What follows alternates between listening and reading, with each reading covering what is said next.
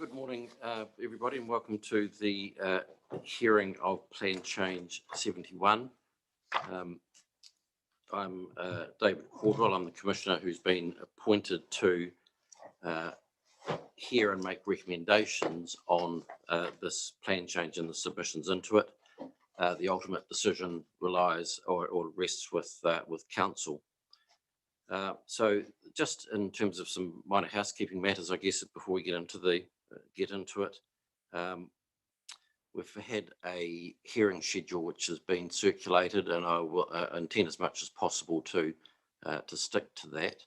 There's a bit to get through in the next couple of days, so I think just sticking to the schedule as much as possible will be helpful. There are some basic rules that most of the people in this room are well familiar with, of course, in terms of the conduct of these hearings. No cross-examination. Questions of clarification can be put through me. I'll try to keep it as informal as possible, but just need to make sure that it is a hearing, so it does have a degree of formality about it, and it's important that any person who's speaking has the ability to do so without interruption. Now, obviously we're in COVID, and I see most of the people that aren't actually speaking are wearing masks, so I appreciate that, and I think that's something we should stick to through the day if we can.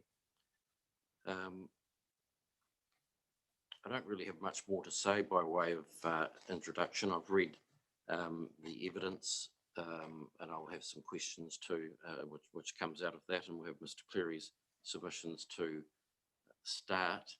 But perhaps if we just do a round of introductions at the moment, if Mr. Cleary, if you can introduce your team, and then Ms. Appleyard at the back I see, and Ms. White, and everybody just identify who they are and what their role is. Yeah, the team will. It's a staggered arrival approach, and we also have Mr. Ballinell by Zoom as well.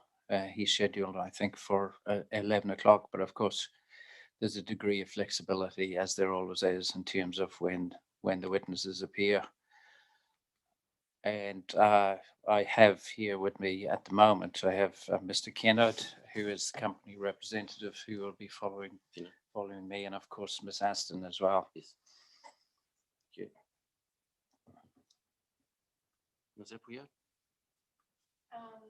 Yes, I'm here to listen to Mr. Cleary's opening submissions this morning, and then I think we might help out the COVID issues by listening as much as we can. I think it's like 5 straight, isn't it? Yes, it is. Yes. I don't know until the organisation may be here for faster, but we're scheduled to appear tomorrow, so we're flexible to get ahead or behind. Just let us know, but otherwise we'll turn up as and we'll indicate. Okay, thank you. Schedule. All right. No, I didn't catch the name. Sorry, and with the mask on it. AMI Hill, HIL. Oh, of course, yes. Sorry, with masks it makes it difficult to recognise. All right. I do have some spare copies, about 10 spare copies of the submissions there. Okay. Ms. White? Yes, I have. Yeah.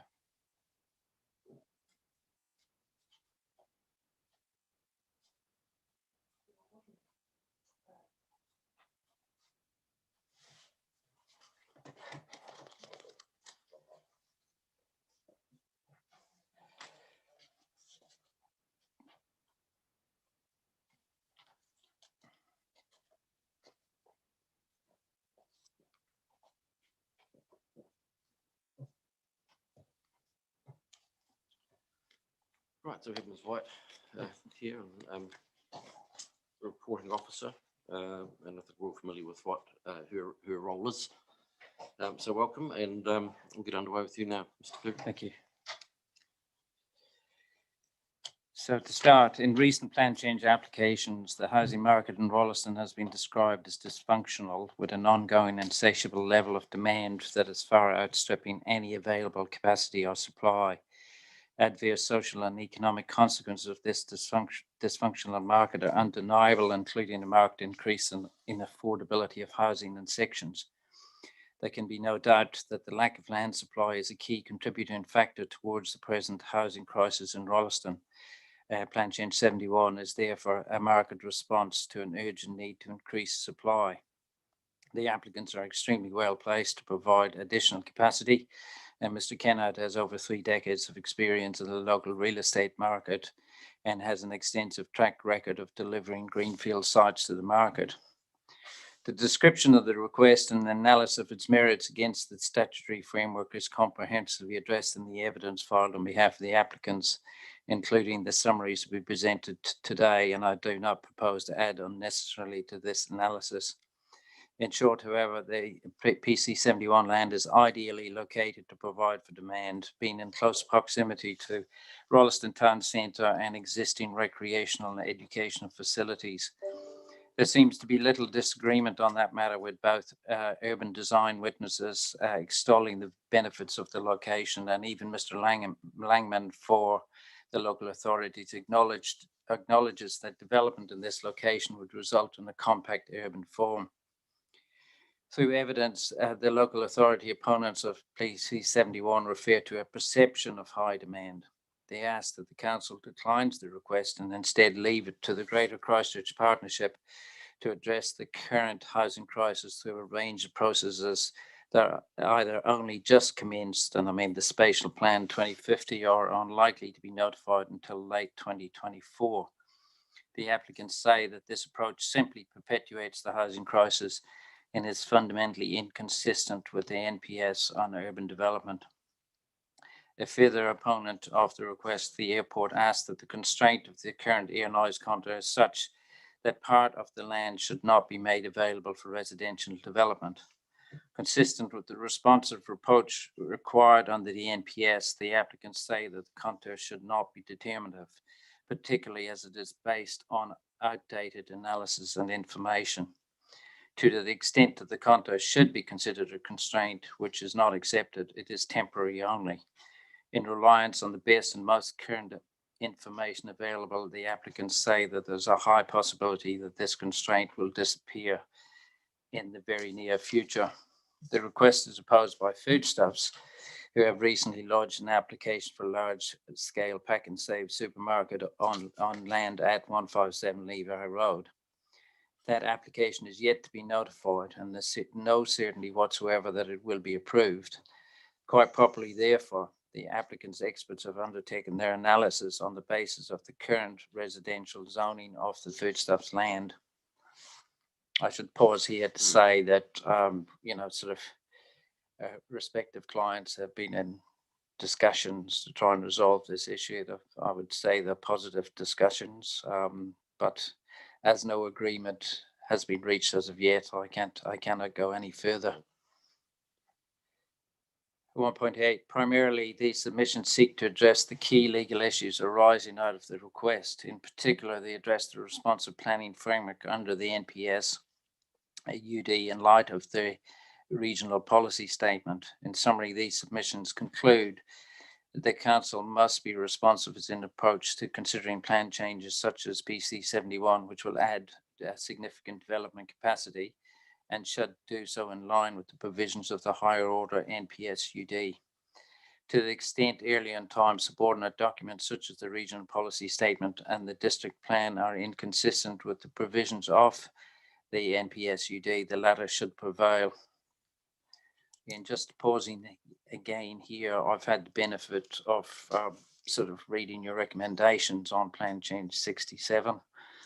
I haven't referred anywhere in my submissions to those recommendations. I think probably for the reasons that you've actually stated, that was an individual plan change, different council, etc. Okay. And plus the fact it is a recommendation only at this stage. But other related matters are addressed in these submissions, including matters such as the meaning of significant development capacity and the appropriate urban environment against which to assess significance. Again, you've had sort of multiple council sort of providing sort of legal opinions on these various matters, including my friend Miss Appleyard for 69 and 73. And I'm sort of wholly in agreement with the submissions she made on these issues, and indeed the submissions that Ms. Semple would have made on Plan Change 67. Just on that point, just what you raised that point, it's something that I've been thinking about. I mean, how much can I take into account matters that have been raised in other hearings? It's a very unusual situation because I'm dealing with not the same issues, but there's obviously the key issues that are the same. And I've had evidence from various people, which has been presented. I've had various legal submissions from counsel, as you've indicated. And it's a question I've just been considering as to what do I do with those? It's difficult to practically it's very difficult to ignore them. Yeah. But it's the degree that I can rely on those matters. And in terms of the actual submissions, our legal submissions, my view is that you proceed on the basis of what you actually hear throughout the course of this this particular hearing. In terms of the evidence, I think it becomes a matter of weight.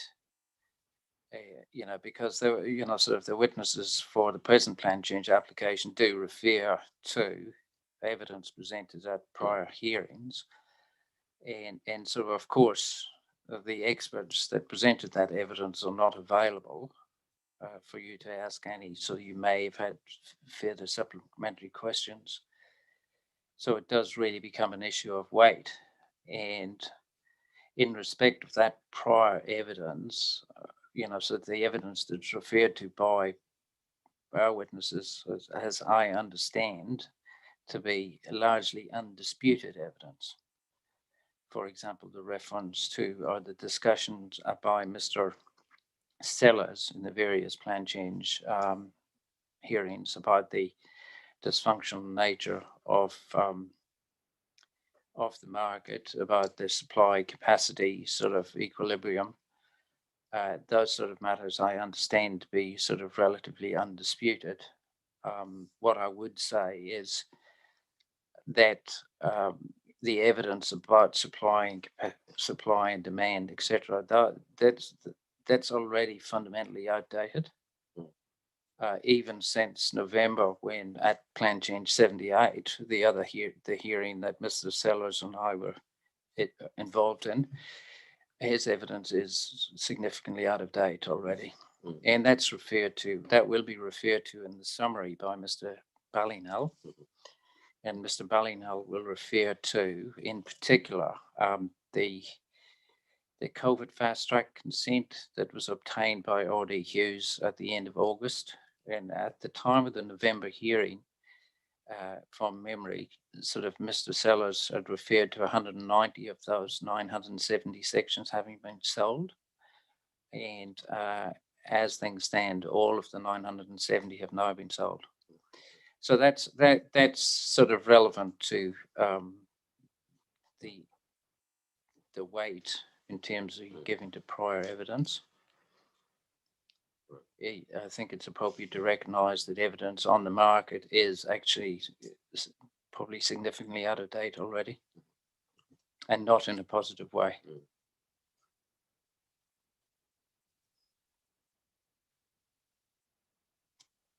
Thank you.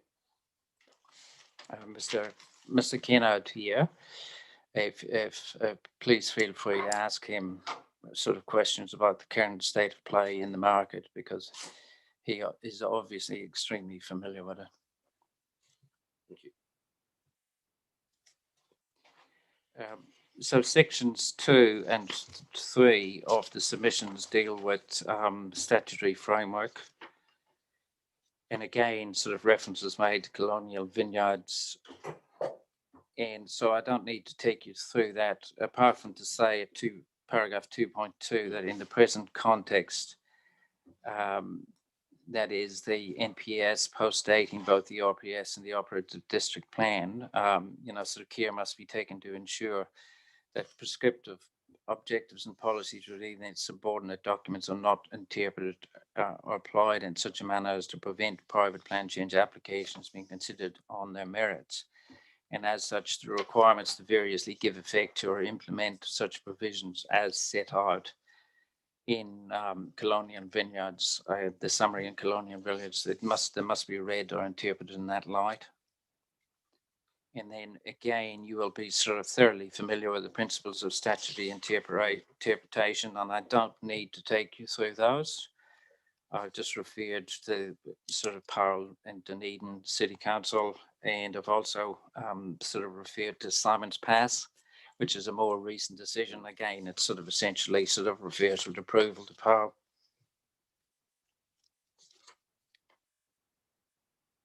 Can I sort of go to sort of perhaps paragraph 4 or the key issue, or? Yes, just have a quick flick through the last 2 years, paragraph 3.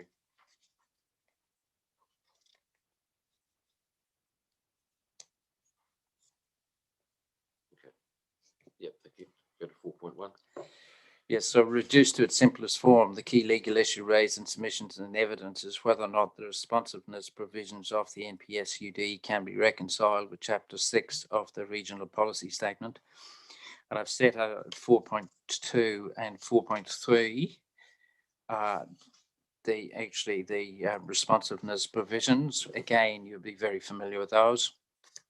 In a 4.4, I say the contest is between those provisions and the prescriptive or hard urban limit provisions in the regional policy statement, and I've set out at 4.5 what those are. Again, you'll be thoroughly familiar with those. And at 4.6, so to say that you will be aware of the history behind Chapter 6, including its insertion in December 2013 into the RPS via Section 227 of the Earthquake Recovery Act. A number of parallel avoidance provisions were inserted into the Selwyn District Plan at the same time, including Urban Growth Objectives B4 3.3 and Policy B4 3.1. And without wishing to dwell on the history behind Chapter 6, it is a matter of fact that its content, including its prescribed settlement pattern and Map A, were never tested against the purpose and principles of the RMA. Instead, its main focus, and quite understandably in the circumstances, was on achieving the recovery purpose of the CERA Act for the period 2013 to 2028. In contrast, the predominant focus of the National Policy Statement, Urban Development, is, as prepared under the RMA, is the housing market, and to a lesser extent, the business market. So while the RPS may provide a foundation for future growth, it is the higher order document which fully articulates how growth in the housing market is to be enabled through a range of planning decisions and processes. And I've set out in the next section some background to the National Policy Statement and its development. I will have referred to some Sorry, I'll just interrupt you. If you don't mind, just in terms of some clarification in relation to 4.7 while it's sort of front of my mind. So, I mean, is it relevant that it was never tested, the Chapter 6, or is it? I think what the more relevant point is that the purpose of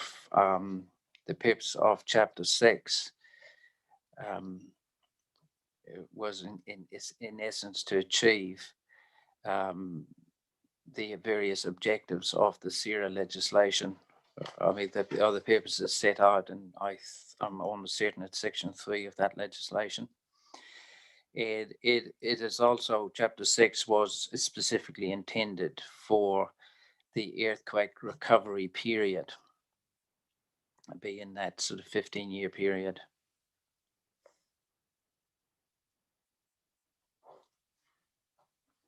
And if you have to pay careful attention to Chapter 6, it's quite clear, and in a number of cases it refers, or a number of instances it refers to actually recovery and rebuilding. which in my submission, it's a fundamentally different purpose to actually growth.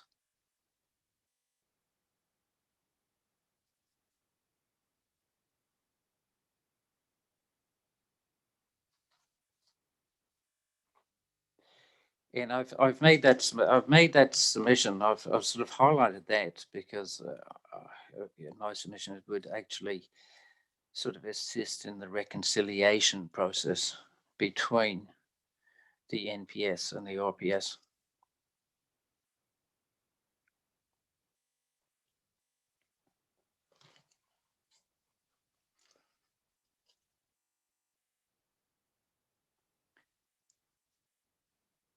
And I've set out my next section from 4.8 onwards, the background to the national policy statement.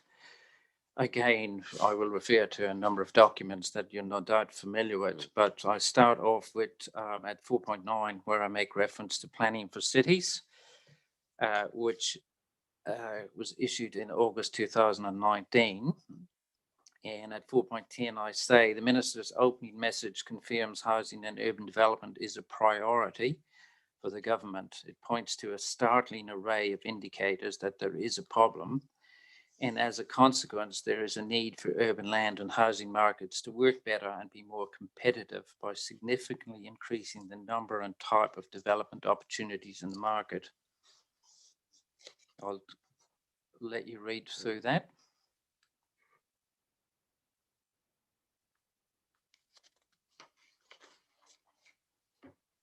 And the discussion document 411 refers to existing urban land markets that do not enable housing development to keep up with growth and ensure land is affordable. And then it talks about the need to remove unnecessary restrictions to allow growth up, intensification, and out.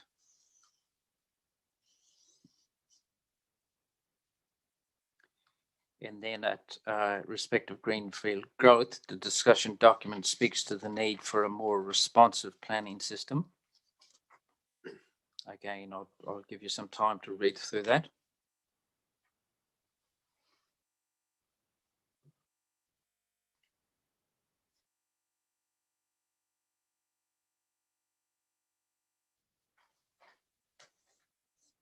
And you would note, sir, that I've highlighted the part where it says existing urban boundaries or planned land release sequences sometimes defended to encourage a particular urban settlement pattern or to manage infrastructure costs. In terms of that first component, that's of course what the local authorities are seeking to defend, the settlement pattern set out in Chapter 6. 413, following public input, the ministries released a decision, and Chapter 12 of that decision addresses responsive planning and analyzes the submissions received on a draft policy that was included in the discussion document. It records that the majority of submitters and the submitters, opposing submitters include the Christchurch City Council, opposed the policy, arguing it would undermine the intent of the NPS, in particular the requirement to prepare future development strategies. And then a key issue identified with the example policy sort of was set out that, and the conclusions reached on the appropriateness of a responsive policy were, and that's at 416.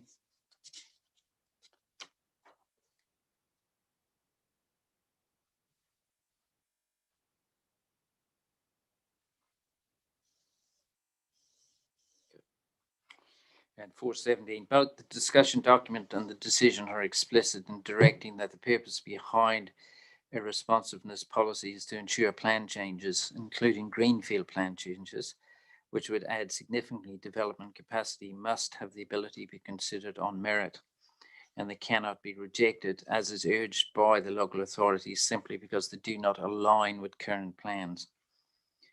And in my submission, the position of the local authorities is represents a blatant attempt on their behalf to undermine the clear intent of the responsiveness provisions of the NPS and to instead entrench the hard urban limit approach in Chapter 6.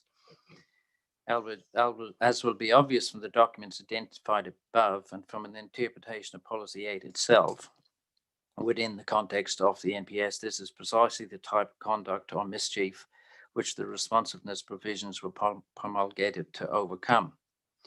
Put simply, it's submitted that a proper interpretation of the prescriptive RPS policies in light of the NPS is that they can no longer act as a responsive veto or barrier to the assessment of private plan changes of the type which local authorities must have particular regard to, i.e. they must be given genuine attention to.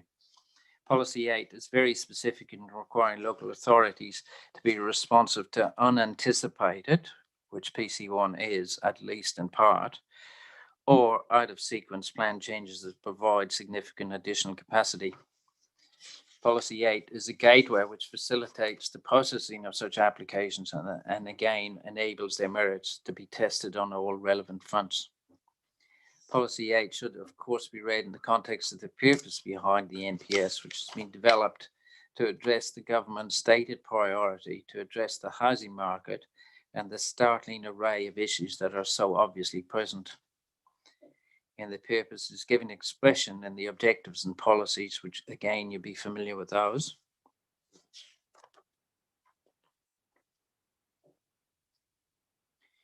And those objectives and policies speak to the enablement of social and economic well-being and to planning decisions improving housing affordability. And they refer to the need at all times to meet the demand for housing. There are various methods within the NPS which direct how the above objectives and policies are to be implemented. And I have referred here to the opinion presented to the Council by Adderley Head. And I've referred to that because the opinion sort of seeks to categorize what I call the temporal nature or the timing, respective timing of the different planning decisions and processes required under the NPS. And I do so because I think those submissions encapsulate neatly how the responsive provisions are to be regarded as a more agile tool for responding to urgent land supply issues. And that's in contrast to strategies and plans, which by their very nature can take many years to develop. Now I refer to the local authority's suggested approach to reconciliation. And so Mr. Langman advances two solutions, which he says reconciles the NPS and the RPS. And these solutions involve two alternative procedural pathways, one of which is for the District Council to request a change to the RPS. The other is an application for a local authority, by a local authority, to seek a declaration to the Environment Court under Section 80 in respect of the latter option. If the question is so important to the local authorities, why have they not taken that step to date? But regardless, there is nothing in the NPS which suggests that approval of private plan change applications should be contingent on an individual local authority undertaking a parallel process or supplementary process of requesting a change to the regional policy statement. And again, as is explicit from the discussion document decisions and as is clear from Policy 8, private plan applications must be considered on their merits. And that's, of course, qualifying plan changes. It should not need repeating that the private plan change mechanism has been a feature of the RMA since its inception and is a mechanism specifically recognised in Policy 8. Okay. Can I just ask you a question there? And it does arise to a degree in relation to the matter that you've just covered. And I don't, I don't need a full answer from you now if not appropriate, but it's just reminded me because it's an issue that I keeps being raised in terms of the plan change proposal and what that enables me to take into account, and comparing that with the more strategic, if you like, using that word in loose terms, planning process, which involves the spatial, spatial planning, and then the changes to the RPS, and then the changes to the district plan. So I keep toying with that issue because private plan change is entitled to be assessed on its merits. Mhm. But I'm just trying to get clear, and I have been throughout, and I think I've got my head around it. But is using a different method. I mean, is that something that's probably within my consideration when I'm looking at here? I'm looking at the appropriateness of whether the rezoning is the most appropriate outcome, if you like. So if I'm looking at that, where does a decision that says, or a recommendation that says that, in my view, the most appropriate method to address these issues is through a strategic process? Where does that fit in with Section 32 and similar? Okay, that may need may need a more considered response. Sort of I expect my starting point would be I would start off by reference to the I think it's a decision of Jackson's in the mid 1990s, Kennedy's Bush development, where the circumstances that were not identical, or there wouldn't not have been too different to here, and there was a private plan change application that was being considered at the same time as the proposed, or the city plan was being had been notified for submissions.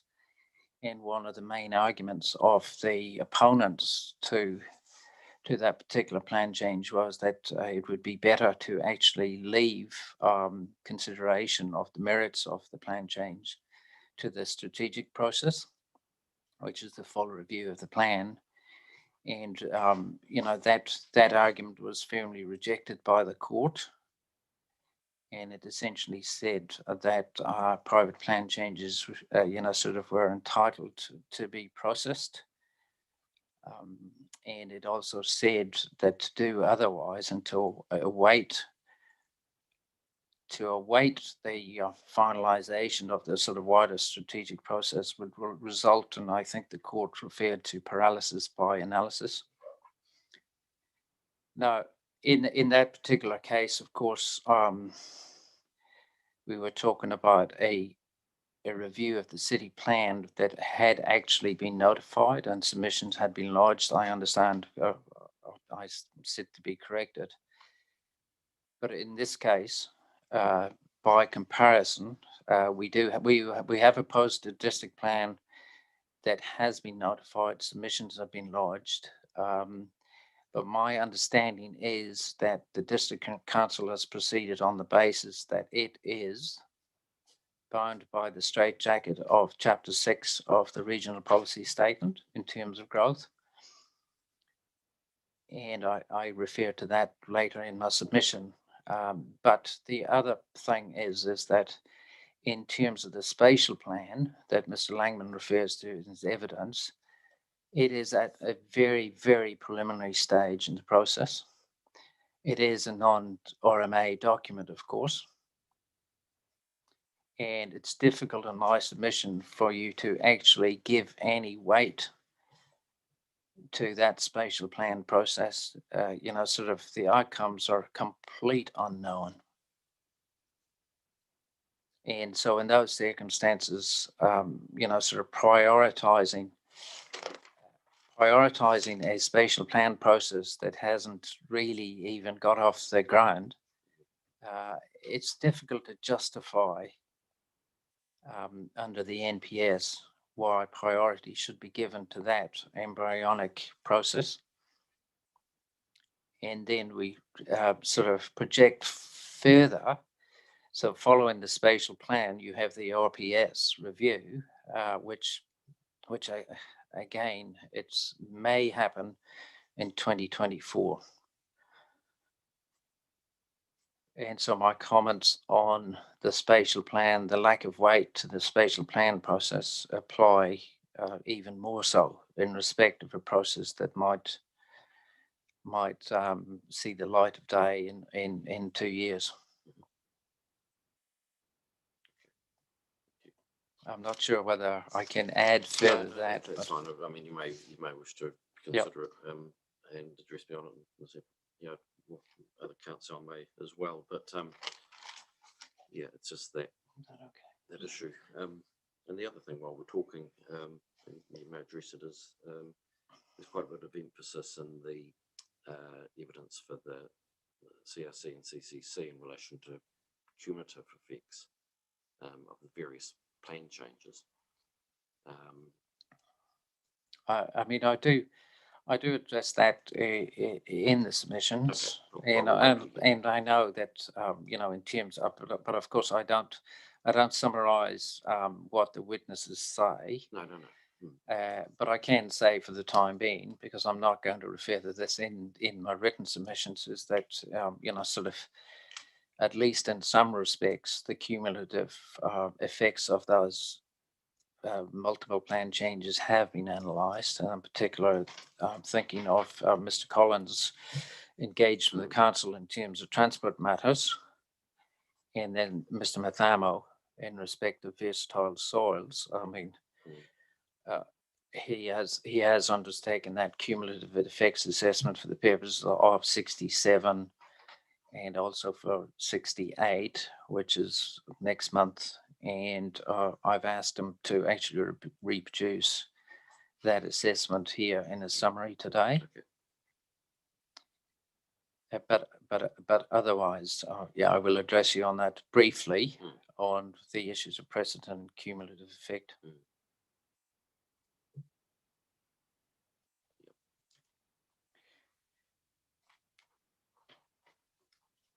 just another topic, and not to address me on now, but again, perhaps for the interests of the council listening and you, but in terms of, you know, picking winners, if you like, from the various plan changes that I've got in front of me,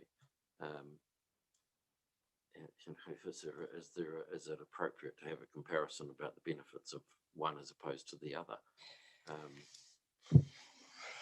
I think you're probably asking me to sort of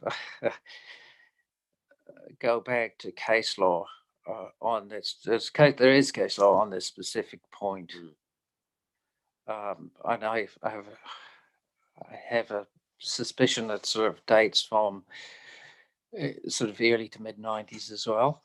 And one of the decisions is certainly in Marlborough. But it in summary, I'm not like I can't. No, and I'll put you on the spot, but it's really just so that my. But it essentially says that sort of comparison between different sites and different plan changes isn't appropriate in the context of private plan change applications. And from my knowledge of the evidence, and I like, again, I need to be corrected on this, from my knowledge of the evidence presented on behalf of the various applicants, no such comparative analysis has been undertaken as to which is best. Like we say, the applicants say that, you know, sort of this particular application stands on its own merits, and because of you know, in particular the reasons, like it will add to compact urban form, it is consolidation. You know, it's a strong positive factor. So the focuses on the appropriateness of that of this particular yeah.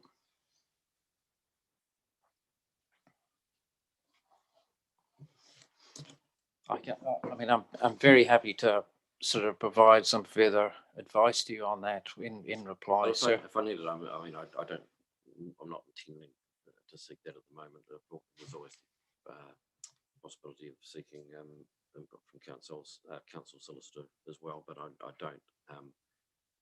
Yeah, Mm. You know, I'm conscious that I should raise these issues rather than going Yeah. off on some sort of fishing expedition myself and coming up with something that isn't, you know, the parties haven't had the opportunity to Respond to. consider Yeah. and respond to. Yeah. So yeah, so I appreciate that, and yeah, appreciate your response. So I'll let you get on with your Okay, submissions. I believe I was at 428, Yes, where yeah. I say it's fully acknowledged that we to determine as a starting point that PC 71 qualifies as providing a significant additional capacity. And that does not necessarily mean the request must be approved under the NPS. So in addition to providing significant additional capacity, policy aid requires you consider whether or not PC 71 contributes to a well-functioning urban environment.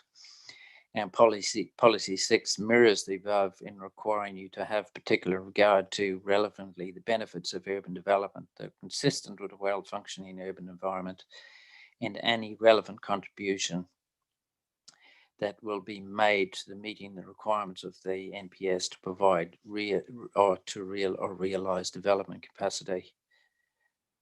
I think the relevant contribution must be sort of read in the context of the reference to significant development capacity.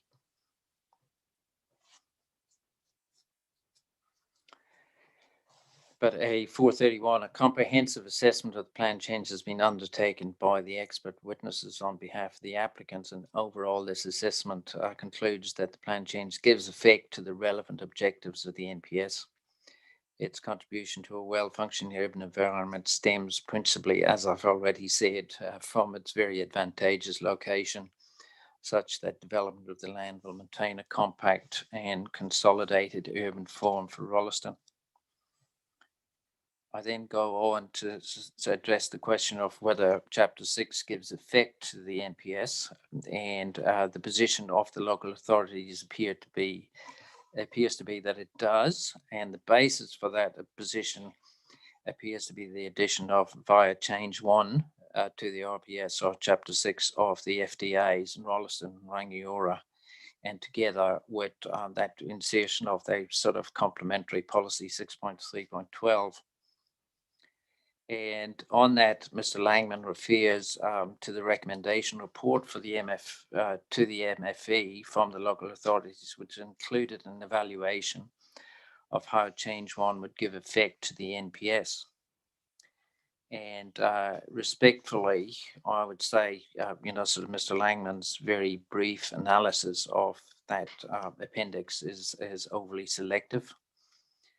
And Appendix 5 specifically acknowledges that Change 1 is not intended to give full effect to the NPS.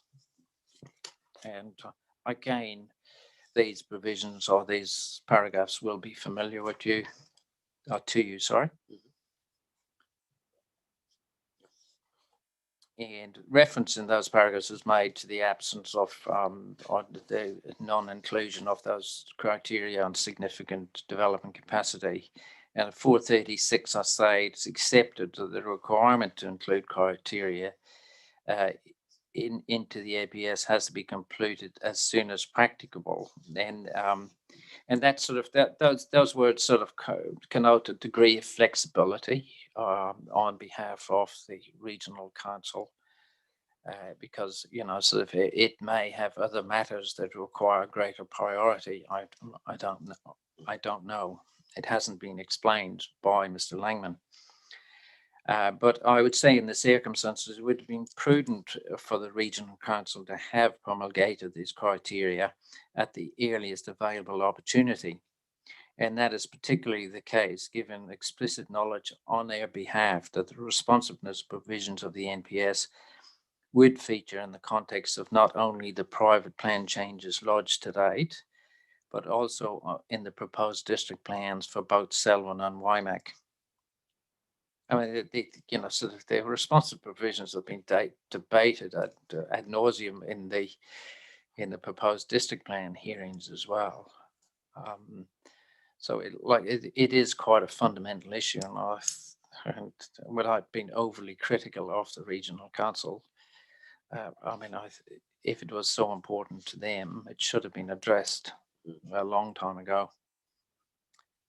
And I say at 437, the NPS is very directive as the requirement. That is, they must include the criteria required by Policy 8. And it's, as I said, it's 18 months since the NPS was gazetted. And the lack of progress on this matter, it's difficult to justify in my submission, sir. But that aside, as will no doubt have been explained in other private plan hearings, FTAs do not equate to either short or medium term plan enabled capacity, as that term is defined in clause 3.4 of the NPS. I would say, sir, from the above, the responsibility and practice for providing short to medium term capacity falls squarely on the shoulders of territorial authorities, such as in the present case, the Selwyn District Council, who are, of course, responsible for the preparation, review, and implementation of district plans. Relevantly, as I've said before, it's noted the proposed Selwyn District Plan has been constrained by the hard limit approach of the RPS. Furthermore, there are many reasons why simply identifying land within an RPS as either a GPA or FDA fails to provide certainty the same land will crystallize into zoning, or indeed that further steps such as subdivision, titling, engineering, marketing, etc. will be taken to develop the land to provide housing capacity. These reasons are touched upon in Ms. Aston's primary evidence, and they include landowners not harbouring any ambition to rezone or develop land, and also intervening events which affect the viability and or appropriateness of rezoning land within a GPA or FDA. Further, given that FDAs are subject to contestable plan change processes, there's no guarantee rezoning will not be opposed, such as the case here for the FDA component for the PC 71 land. And indeed, as I understand in the case of other plan changes that have been on FDA land. And so, but even if approved, appeals may follow, thereby significantly delaying or worst case preventing a rezoning.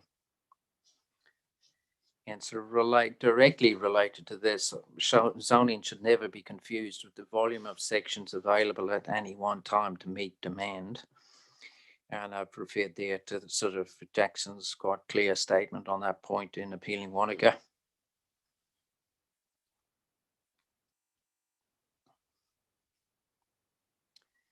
And again, the above is consistent with previous undisputed evidence from on-the-ground real estate agents such as Mr. Sellers and PC 78, who identified a significant area of land within Rolleston, either already zoned for residential use or primarily, as I recall, within an FDA that for a range of reasons could only be considered as providing potential long-term capacity. And as a final point, it is noted the FDAs have been identified as potentially suitable areas for development out to 2028, which of course is consistent with the time frame that the RPS works to. And that's of course less than the requirement to provide plan-enabled capacity in the medium term. That's out to 10 years. I then address quite briefly whether or not the operative plan gives effect to the NPS and whether or not it contains provisions that need to be reconciled with the responsiveness provisions of the NPS. But I start off 444, and as noted above, there are a number of prescriptive provisions in the district plan that essentially mirror the avoidance objectives and policies of the regional policy statement. And for the reasons set out above, such provisions should also not be considered as a veto to a private plan change application. The operative plan, of course, predates the NPS by some considerable time, and I think it's probably around 12 years. And with the exception of the provisions inserted via the LERP in 2013, that there does not appear to have been any significant changes to the framework for urban growth in the intervening years. And in my submission, there are several areas in which the operative plan does not give effect to the higher order NPS, and these include, but are not necessarily limited to, a failure to enable all people and communities within affected urban environments, including Rolleston, to provide for economic well-being both now and the future. And this failure has consistently been demonstrated by undisputed evidence, which refers to the lack of land availability, which has contributed in a significant way to a dramatic increase in levels of unaffordability. Similarly, the plan does not enable more people to live in areas of the district where there's a high demand for housing. At the present point in time, it is the market through property developers which is seeking to achieve this objective. And related to this failure to give effect to the enabling aspects of the above objectives, it follows that district plan does not have or enable a variety of homes which meet the needs of different households and fails to provide for a competitive market in urban environments such as Rolleston. Furthermore, it's evidence that district plan does not provide at least sufficient development capacity to meet expected demand for housing over the short, medium, and long term. This is a requirement that must be met at all times and a requirement which applies to existing and new urban areas. It may be suggested that the above shortcomings could be addressed at least in part, I should say, in the current proposed district plan review. However, it is common knowledge the proposed plan does not rezone any additional land for housing development. And that's in large part because it's constrained by the provisions of Chapter 6. And further, its development remains a significant work in progress and should therefore be accorded little weight. Other matters, and they turn here to the correct urban environment against which to assess capacity, and the question of whether or not the plan change provides significant development capacity. And as with other plan changes, an issue has been raised by Mr. Langman as to the correct urban environment against which to test the contribution towards capacity. And this is an issue which, of course, arises as direct consequences of the failure to actually introduce those criteria. And absent those criteria, it's appropriate for the decision maker to determine whether a particular plan change would add significantly to development capacity on a case-by-case basis, such as here. And I set out the definition of urban environment at 5.2, paragraph 5.2, and again, you're familiar with that. 5.3, Rolleston Township, of course, comfortably meets the above definition. Its population being well in excess of the 10,000 threshold. And the local authority submissions on PC 71 argue that the proper urban environment, and again, this is Mr. Langman's evidence, proper urban environment against which significant additional capacity should be assessed is the Greater Christchurch area. And Ms. White, in her section 42 report, disagrees with this position, and Ms. Aston will refer to the matter in some detail in a summary and response.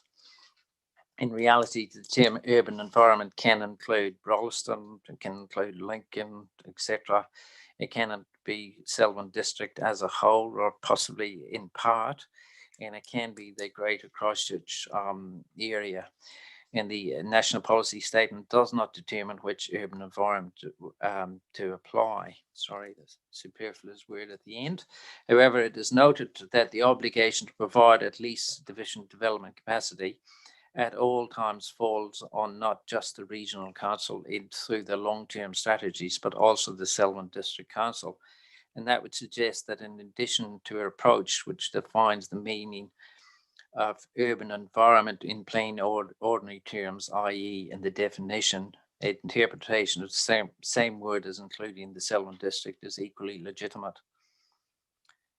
Mr. Ballina's expert opinion is that the number of dwellings enabled by the plan change will provide a significant contribution towards the housing market in Selwyn. And Ms. Aston also analysed this issue in the context of relevant MFE guidance, and again concludes that the plan change will provide significant additional capacity. Now, Mr. Ballina, I'll just say advance warning, Mr. Ballina has adjusted the numbers slightly. Mm-hmm. And the reason for that is, of course, is the acceptance by the plan change proponent that the density of the northern area, it's appropriate to raise that to 15. Mm-hmm. And the consequences of that are, I think it's about 18 hectares without giving evidence. But so that obviously that increases the yield. So he has adjusted his analysis on that basis. Yeah. Yeah, precedent cumulative effect, and again set out Mr. Langman's opinion that approval of the plan change could set a precedent for subsequent decision making without fully considering the cumulative impacts of other requests. And he raises the issue of precedent again in the context of those sort of broader spatial planning exercises. And I'd say that precedent, and of course, is often linked with the issue of integrity of the plans. And indeed, that's touched upon in the Canterbury Fields decision, and I've set out that extract. Just give a minute to read that, actually. Yeah, that's a case, sir, where I can admit that I won the battle but lost the war in that case. And that was the key issue from a legal perspective as to whether or not issues of precedent apply to private plan change applications. I'm very happy to sort of provide you with another 5 pages of legal submissions on that, sir, but I don't think it's necessary. Canterbury Fields, that decision has of course been adopted in a number of subsequent decisions, not only of the Environment Court, but also the Board of Inquiry, I think in the King Salmon.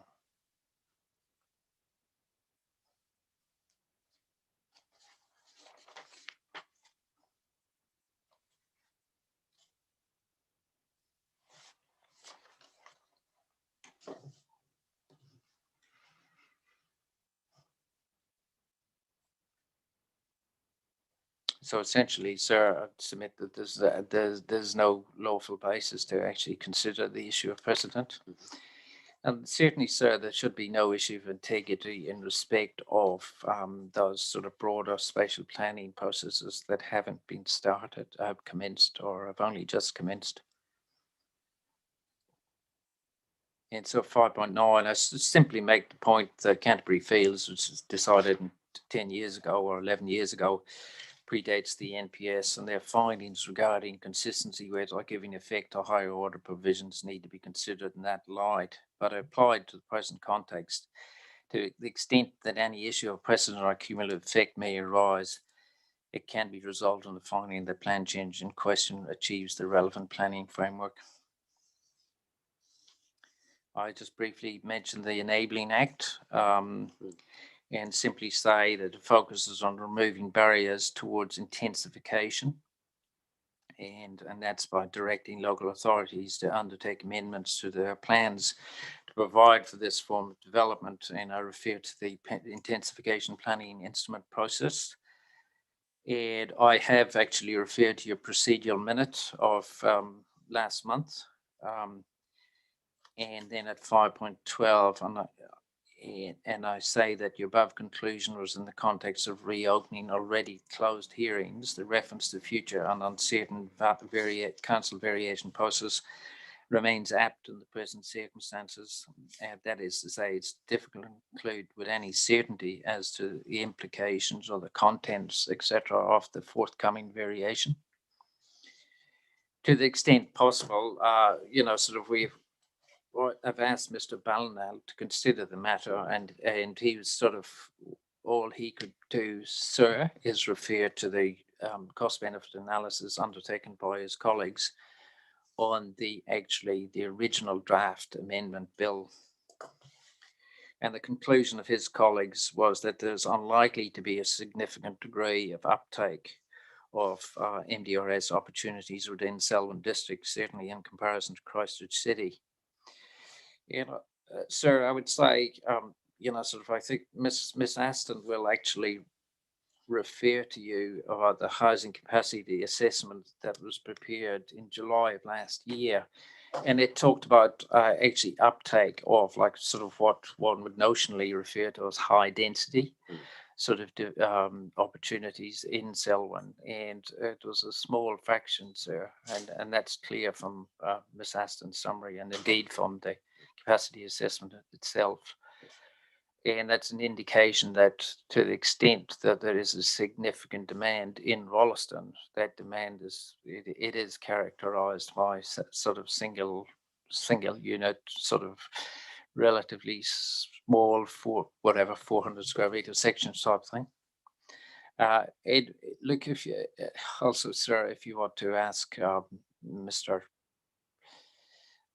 Mr. Kennard about, does he have any particular views as to whether or not that high density development is likely to have much of an uptake in Rolleston? I'm sure you would be happy to answer any questions you might have. But going back to the submissions, the conclusion of that cost benefit analysis was that, as I said, unlikely to be a significant degree of uptake, certainly in comparison to Christchurch City. And so added to this unlikelihood, the development process for the Amendment Act highlighted other external factors, in particular restrictive covenants that ultimately may prevail over any opportunities that may be available to intensify urban locations within the district, and that's referred to in Mr. Langman's evidence as well. But ultimately, the existence of the Amendment Act does not change the requirement in the NPS for the council to be responsive to plan changes that add significantly to development capacity. And the noise contour affected land, and I just asked the question of why is development of this land unanticipated for the purposes of the NPS? And I refer to Ms. Aston's evidence, where she says that the current rural zoning of part of the PC71 site appears to be based on one factor only. That is the location of the land under or within the same cadastral land holding as land under the current and outdated noise contour.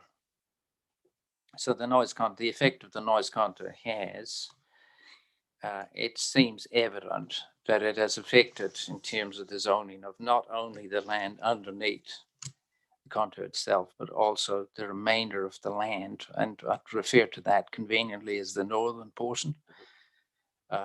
It has affected that land as well, simply because it was in the same certificate of title or the same land, common land ownership.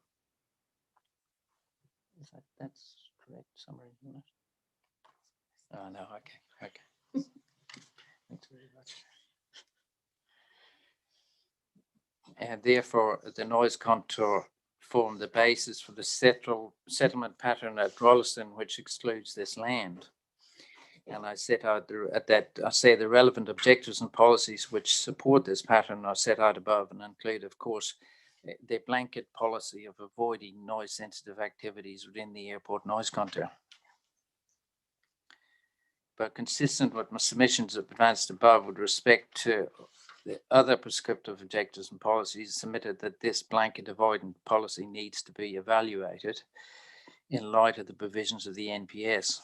It should not, as urged to you by the airport, be determinative of the outcome, as this would render analysis of the application in respect of this part of the land. I should qualify that.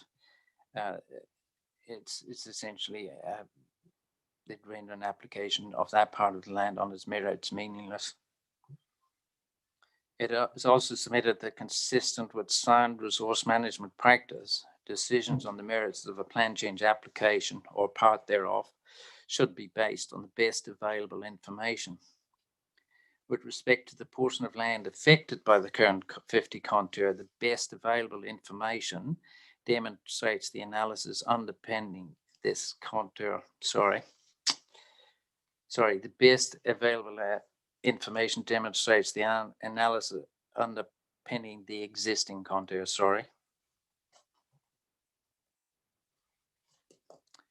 Is out of date, inaccurate, and therefore entirely unreliable.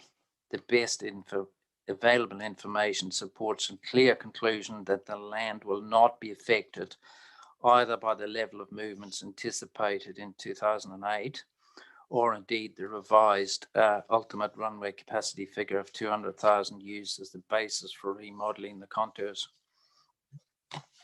Respectfully, in my submission, it does not take an aviation expert to understand that the projections for aircraft movements which fed into the 2008 contour modelling exercise have proven over time to be wildly inaccurate. That is, the level of growth in airport movements predicted by the airport in developing the 2008 contour has quite simply failed to materialise. And to the contrary, as highlighted in Ms. Aston's evidence, there's been a sharp decline, followed by a gradual levelling out and averaging of aircraft movements over the 2010-2020 period I think she refers to. Further, it does not take an aviation expert to understand other factors affecting the existing contour line include flight paths that have been subject to significant change in the intervening years. As a consequence of my submission, there's no evidence future homeowners will have their amenity affected to such an extent that this will lead to complaints against the airport should the land in question be developed for housing. As such, the concept of reverse sensitivity, which underpins the prescriptive policy approach in 6.3.4, will simply not materialise. The airport witnesses do not provide any probative evidence which will lead you to a different conclusion. Rather, they simply rely, Mr. Bonas in particular, on a policy which is based on outdated technical analysis. And in the context of that policy, it has submitted the information, the best available information, established development of the site will not affect the efficient operation, use, development, or appropriate upgrading and safety of the airport. Ms. Aston describes the remodelling process undertaken by the airport, which has taken over 3.5 years to finalise.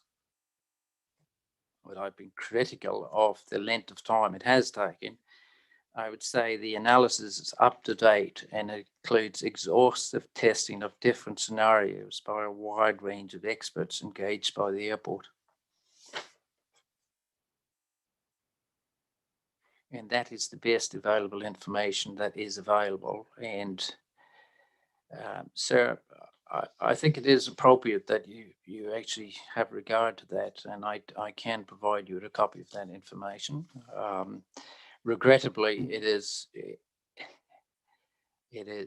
quite lengthy, running to almost 300 pages. But I think it's important, sir, that you at least familiarize yourself with it, because it will establish in your mind the extent of the analysis that has been undertaken.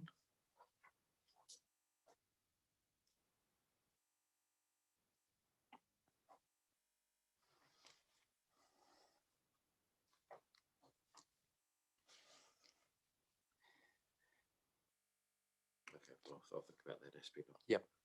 And so the initial approach taken by the applicants towards the noise contour issue is essentially one of appeasement. The deferred zoning was adopted in light of the then information as to the prospects of the contour lines moving.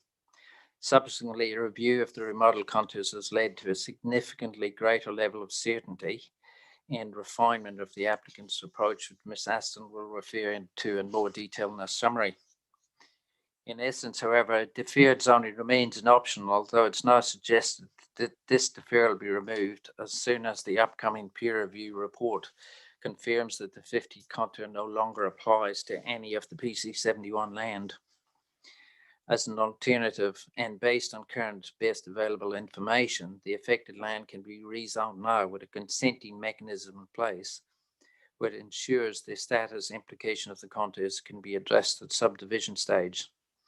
Variously, this could include either non-compliant activity or restricted discretionary activity consent, with the preference being the latter, given the single issue nature of the contour.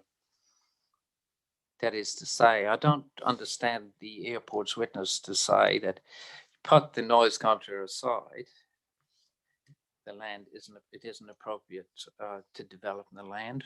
So it is a single issue, sir, and sort of the whether or not I'm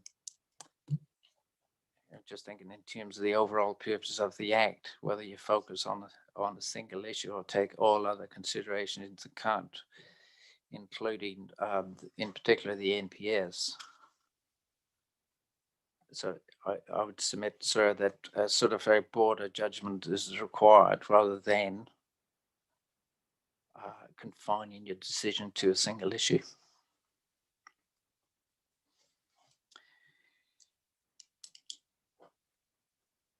But evidence on behalf of the applicant is that either of these options would equate to a more responsive approach in the current housing crisis context and retention of a rural zoning, which at the same time, while at the same time ensuring the interests of the airport are appropriately safeguarded. In reality, sort of the consequences of maintaining the rural zoning is that well, we're going to have to wait a very long time. It's as simple as that.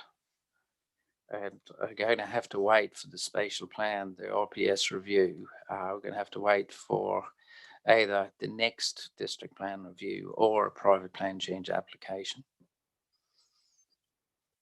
And quite simply said, you know, in section 32.8, or section 32 terms of the most appropriate option, the stark contrast between a positive decision which would enable development in the short term is more appropriate than the delay and extreme uncertainty that would be caused by having to wait for all these other processes to roll out.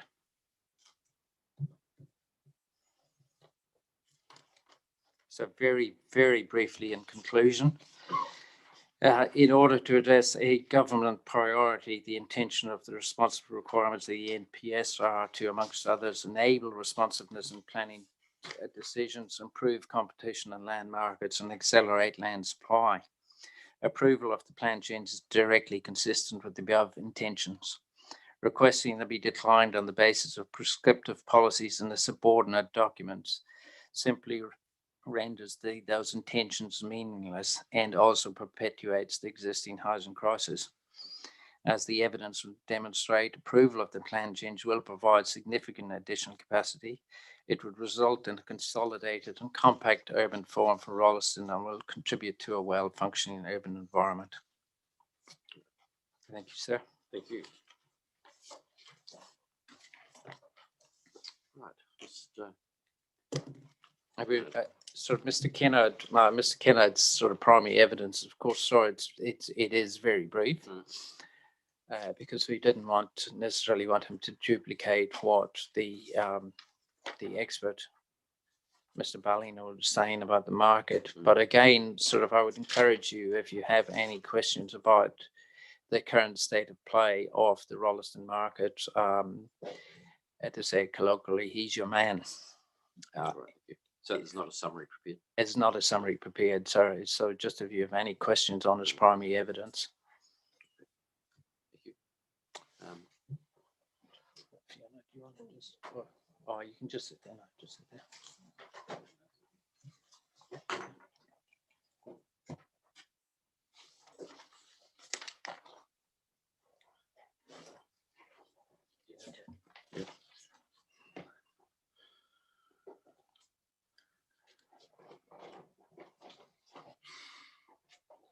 Welcome, Mr. Kennard. Now, I've read your evidence and I have some questions arising from it. Before I go into that, were there any matters in particular that you wanted to raise? Well, my evidence is as you've read, so but just a couple of comments, just market related primarily. In that, I mean, my background starts in 1992 in Selwyn District, and we're party to the very first, in fact, what the town of the future, which was a Norman Kirk phrase, was we grabbed hold of that as a group of about 6 or 8, or 6 of us actually, and developed the private sewage plant at Albert Park. And then we subsequently developed the first subdivision of 320 sections at which was called Rolleston Park, which is effectively the corner of Levi and now Levi and Lincoln Rolleston Road. So, and they started on the market in October 1992. So I do have a wee bit of background to it. And as I've said in my summary, over 1,500 odd sections here in Rolleston. And over the past 8 to 10 years since I moved out of my real estate sales role, have developed probably in excess of 250 sites from a greenfield basis. Primarily, most of that's been in the last 6 to 7 years. Most of that is in response to the clear issue that I could see with Rolleston, with the land holdings being held by a very tight few developers that was currently zoned, or future development areas that were subject to private plan change during that period. And I own 2 building companies that build up to 40 houses a year, and I needed to supply land for them.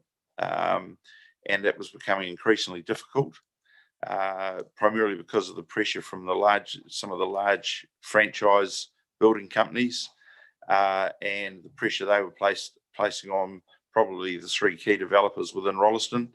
They were controlling the supply into the market, and that's just continued to get worse over the last 5 years.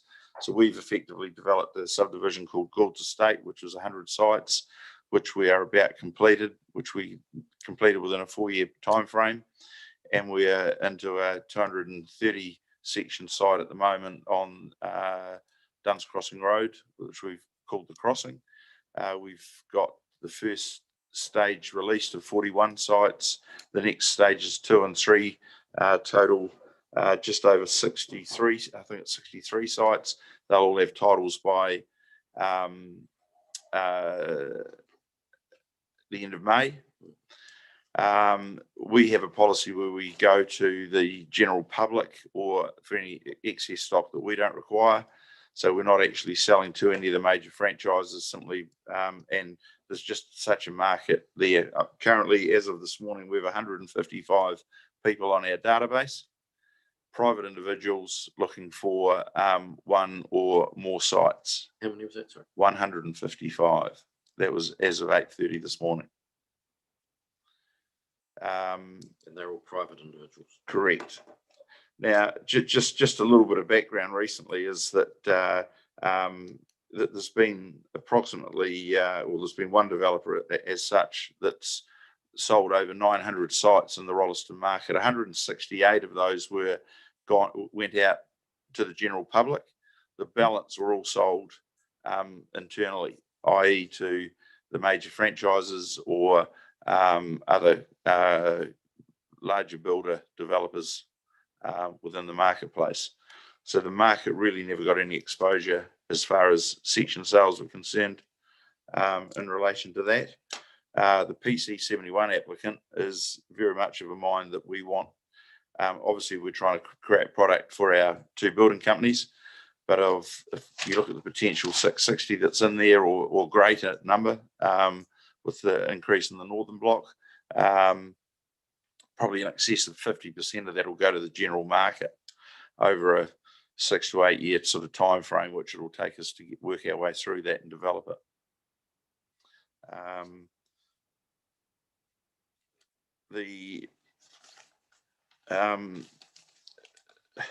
Is it the same? Sorry, is it the same market when you're looking at because you're saying you carry out your own building works, yep, and sell house land package, yep,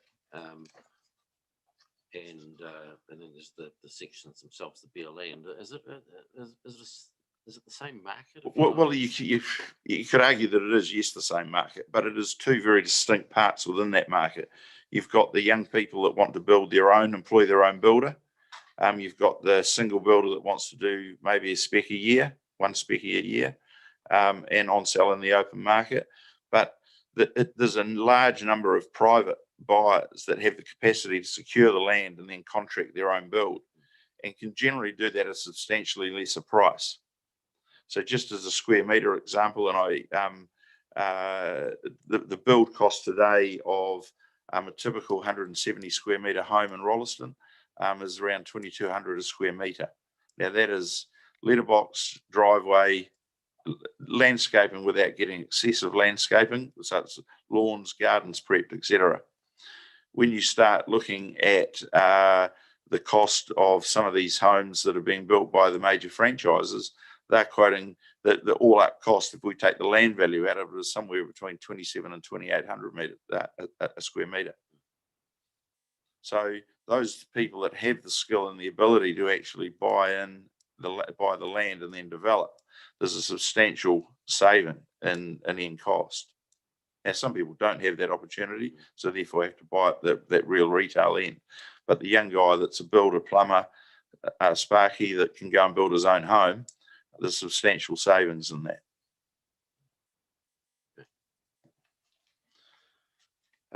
I just want to highlight the point 14 of the evidence that we provide, and I know there's going to be more on this later, but this is real time exercise of our numbers. These are Gould Developments Limited numbers, starting in January 21 to November to January 22.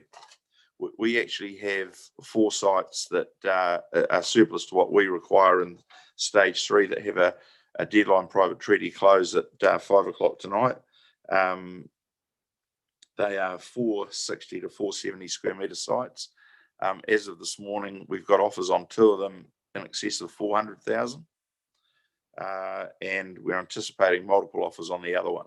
Okay, so where do they fit in with your table? So they're not, these are, well, if you like, stage 3. Yeah. That are the sites that we sold, some of the sites we sold in August last year, that all sold from 380 to 396. And we had this, as I said, there's sites there that we don't require. Right. There's 3 of them, and we put them to the market 10 days ago. That closes tonight at 5 o'clock, and those are the indicative offers today. So you can see that market is still alive and very, very strong. Okay, so just so I catch the indicative offers you're talking about. In excess of 400,000.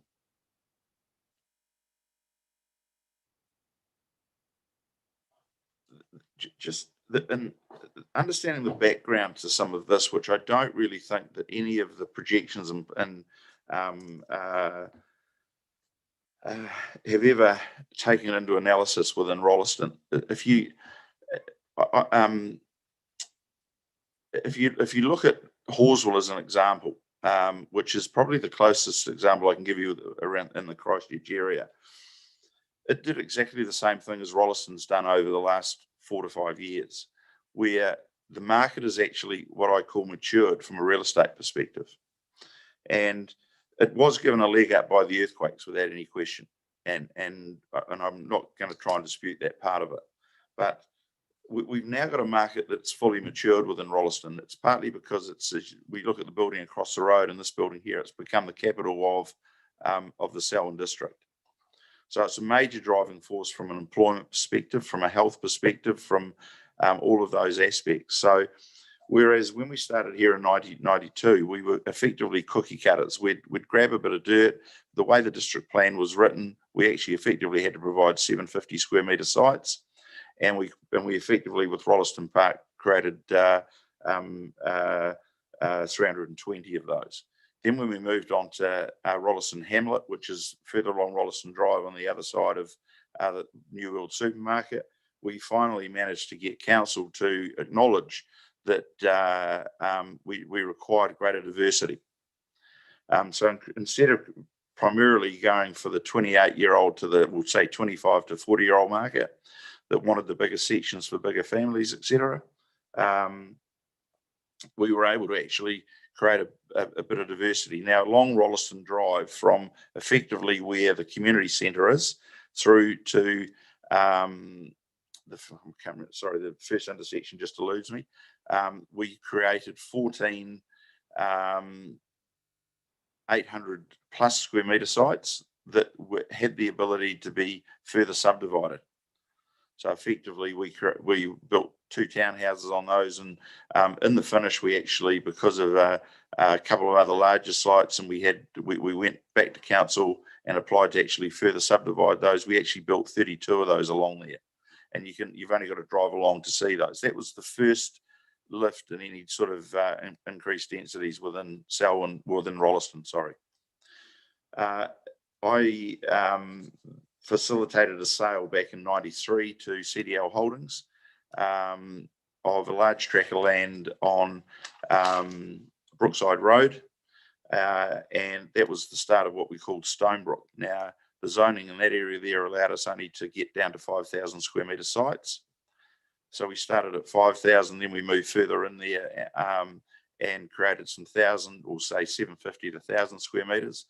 The last 380 that we did there, and that was the last subdivision that I actively sold as my role as with a real estate license, was 380 sites, and those sites there ranged in size from 380 square metres through to just on 700 square metres.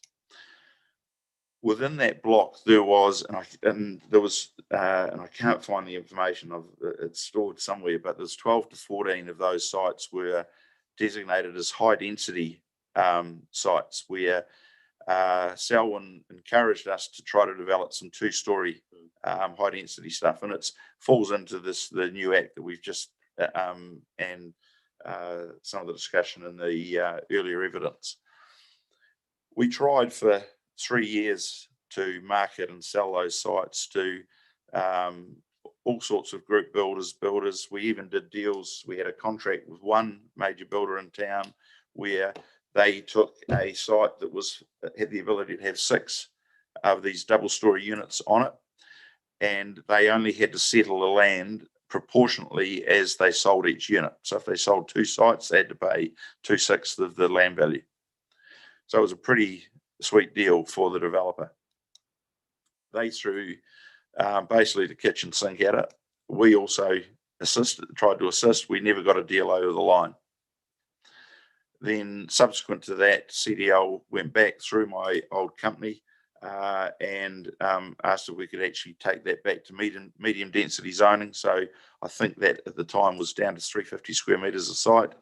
That was approved, and within 12 months they were all sold. So, and the primary reason why that high density and 2-story sites didn't work was the added cost of a 150 square metre build to go 2-story is around 30 to 35%.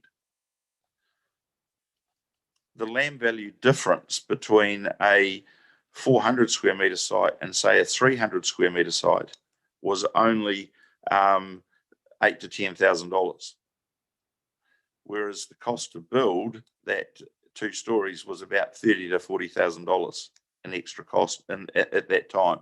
So that's back in 2000 and probably 14-15 period at the latter part of that. So simply the economics didn't work. The cost to build and create that end product was actually way higher than what the single story lot on 400 square metre next door to it was. Okay, so that's back in 2014. What do you think the market is now? I don't see it any different, to be perfectly fair. And I have discussed that with 3 or 4 other key operators within the Rolleston market. So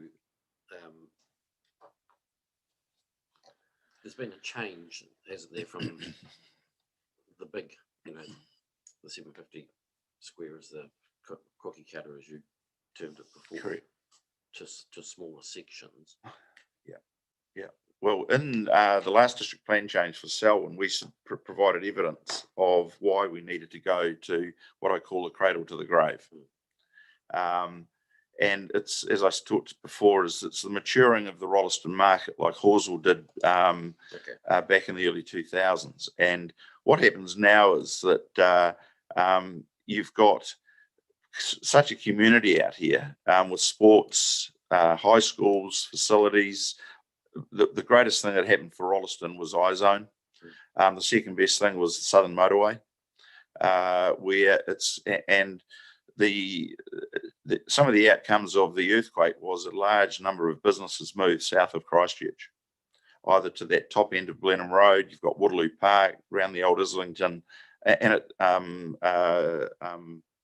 Meatworks. It just keeps going. And so therefore the commutability for employment, not only for the principal wage earner of a family, but the secondary income earner, the access to work from 8:30 to 3:30 school hours type stuff increased. So they weren't having to commute to town. It's available in iZone, it's available locally here through supermarkets, multiple businesses, etc.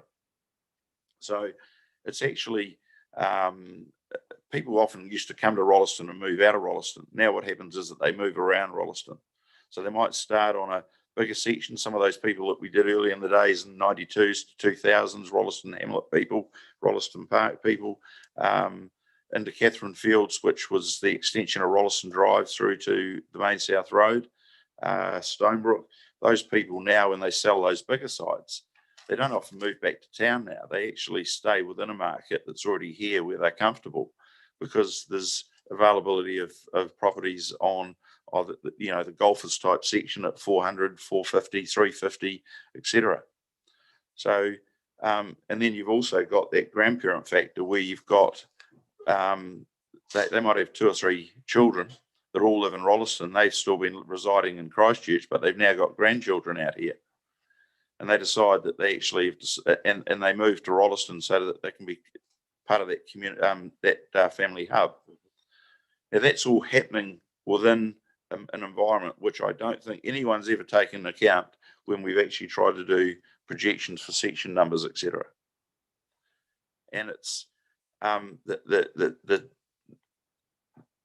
probably the area that scares personally me the most is the way that the land holding is being controlled out here by too few that are limiting the release, controlling price. We've now got these exorbitant numbers, and as a developer, we are benefiting from it from a financial exercise, and we don't shy away from that. But it's not healthy. We were very happy last year in those price ranges that I talk about with stages 1 and 2. I've got kids, I've got grandkids. I want them to be able to have their own homes. The way this is going, with restricted supply, it's not going to be an opportunity long term without a leg up from parents, grandparents. Yeah. In terms of the cost increases, or the sale price increases, are they reflective of an increase in cost you've had to incur? No. Or are they? No, they will be reflected because their wholesale land values have actually increased according to that. So yes, in the longer term, it will reflect that. But if you look at the land that we've been holding for, that we've purchased over the last 2 to 5 years, no, it doesn't. But if you look at going forward, effectively everything that we take out, we're having to reinvest because the wholesale cost of land has increased threefold as well.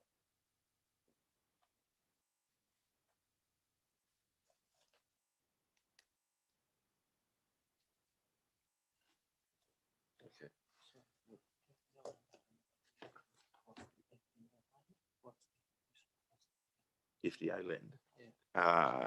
Well, Jared just asked the added cost of the FDA. That was 18 months ago at $33,000 to $40,000 net of GST per site.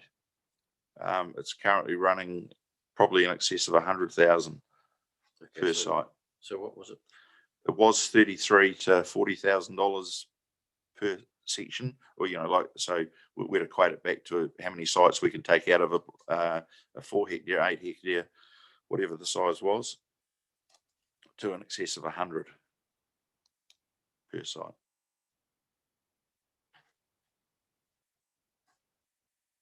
And this is unzoned. This is still future development area land. Doesn't even have a zoning yet. So there's a high element of risk those guys have taken on at that level. Now, we purchased identical to that in 2020, mid-late 2020. We were buying that FDA land at that time for 15 to 18 per site. We could realise $1,000. Sorry, so it doubled very quickly, and then it went up by 3 times. And the 2 of those sales are unconditional but haven't settled yet, so they're not available to the market.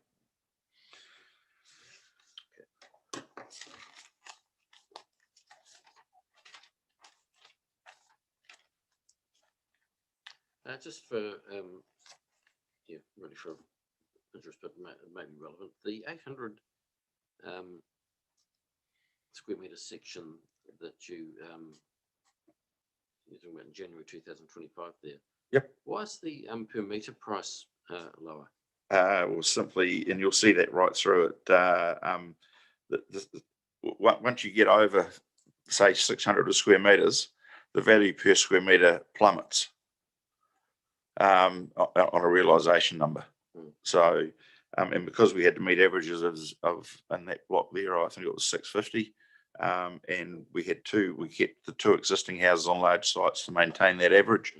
That's we had to. That's why that product was actually there.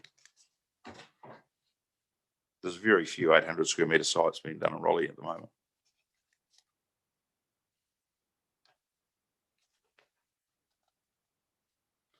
Just one other point that I think we need to understand is that the way that Rolleston was originally subdivided. So if you take Brookside Road and down that's further south you go on Brookside Road, there's a lot of 1 to 2 hectare blocks that have only 30 to 40 metre frontages. So they're actually impossible to actually develop on their own. And even to develop 2 on their together is a challenge to create anything that is actually what I would deem as a good development. You can't create any shapes. You're putting 1 central lane in, you're creating a whole lot of rear lots, or 1 central cul-de-sac. They're just untidy development. So, and that has slowed down some of that part of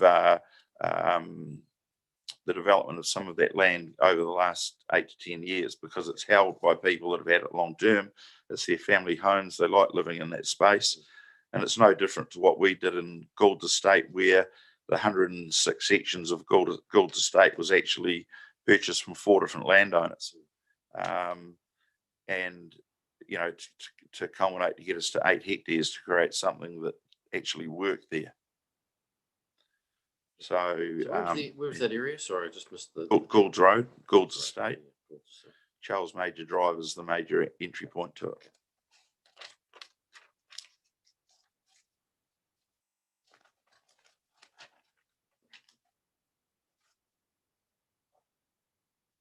Is that what you talk about in your paragraph 11, where you talk about what you describe as lifestyle blocks being, or the land being Correct. used as lifestyle blocks, right? Correct. Okay. Yes. I mean, the people that we purchased off, for example, in Gould's Road, had occupied those properties for between 20 and 30 years. And we facilitated the move, and also the what I call the residential creep towards them also facilitated it, probably more so for one. One had no appetite to move at all. Just the fact was that there was going to be housing right around them, and that's not how they wanted to live, and subsequently moved between Raleigh and Lincoln onto another 4 hectare lifestyle block.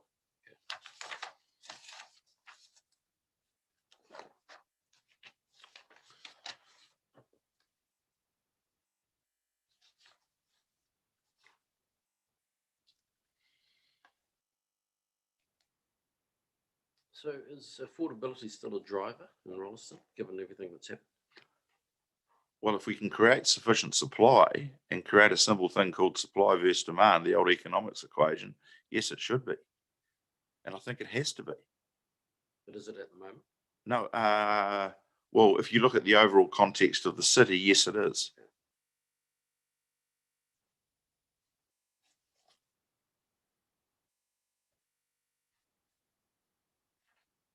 I mean, if you take an example of Horseville, where we're doing 30 odd sites at the moment, a comparison there, a 400 square metre section there is currently 480.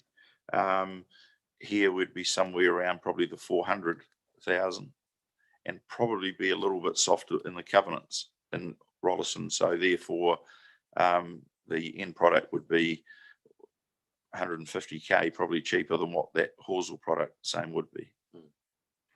End build. The covenants, ubiquitous or I mean, basically they're given on a subdivision in this area. Yes, they are. Well, they're given full stop in the land development market.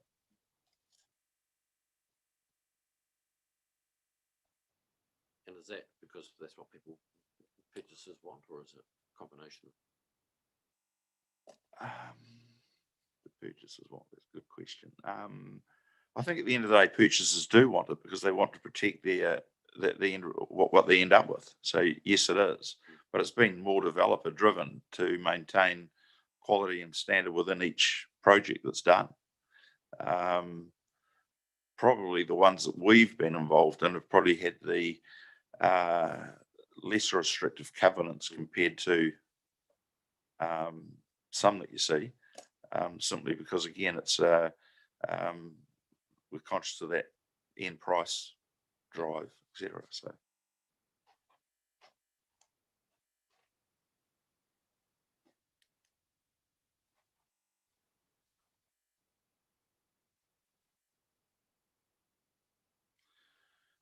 Are there, you talked about both in your evidence and in our discussions about competitive land supply, and you've said in 17 that surplus of available and suitable land can only be a benefit. Are there any difficulties from your perspective if there were to be an oversupply? from our own personal company, probably not. No, because we're funded with that. Sorry, from a developer's perspective, for one. From Gould Developments, no, because we don't carry any debt. So, but from some developers, yes, it would be. But I wrote an example up here last week about this, and this happened in Horseville and back in the late 90s, early 2000s, where section prices, and I laugh at this now, that where they were 150,000. And there was a development called the Stables of about 30 odd sites near Horseville Junction Road. Those sites, because sometime this year or in the next, we are going to run into a brick wall with this real estate scene. It just has to happen. And all of a sudden the tap went off from selling in those days 80 to 150 sections. You know, we were averaging just in the early hundreds in that Horseville market, to selling over the next 2 year period. There was 30 sold 1 year, 27 sold the next year. A major developer and a developer out here in Rolleston as well purchased the land in Milnes Road, subsequently called Milnes Estate. I marketed it, and we had to do it. We needed to do what we call a market reset. He needed to sell 100 of those sites minimum within 18 months because of debt and other requirements. So we reset the market at 99,950. All of a sudden we sold 50 sections, where the guy that was doing the stables was offering a, and I can't remember, it was some luxurious car to try to encourage people to actually buy a site in his development. We just simply said, price is the dictator of this stuff. Let's just get into the market. Right. So the disadvantages are, if there are any, in terms of to the developer. Yes, they are. It's good for the end user, because we're going to see some pull. If the greater the supply, the greater the competition, therefore will reflect back in price. The only reason these prices are where they are today is because there is such constricted supply. noticed any difference, or have you noticed any difference in, since there's been a number of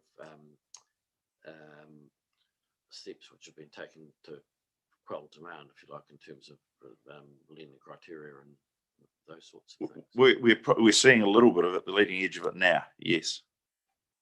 But that can't change what we're trying to achieve here by increasing land supply. Because we're talking about this as an issue for the next particularly 5 years, but more so in that next 5 to 15 year period.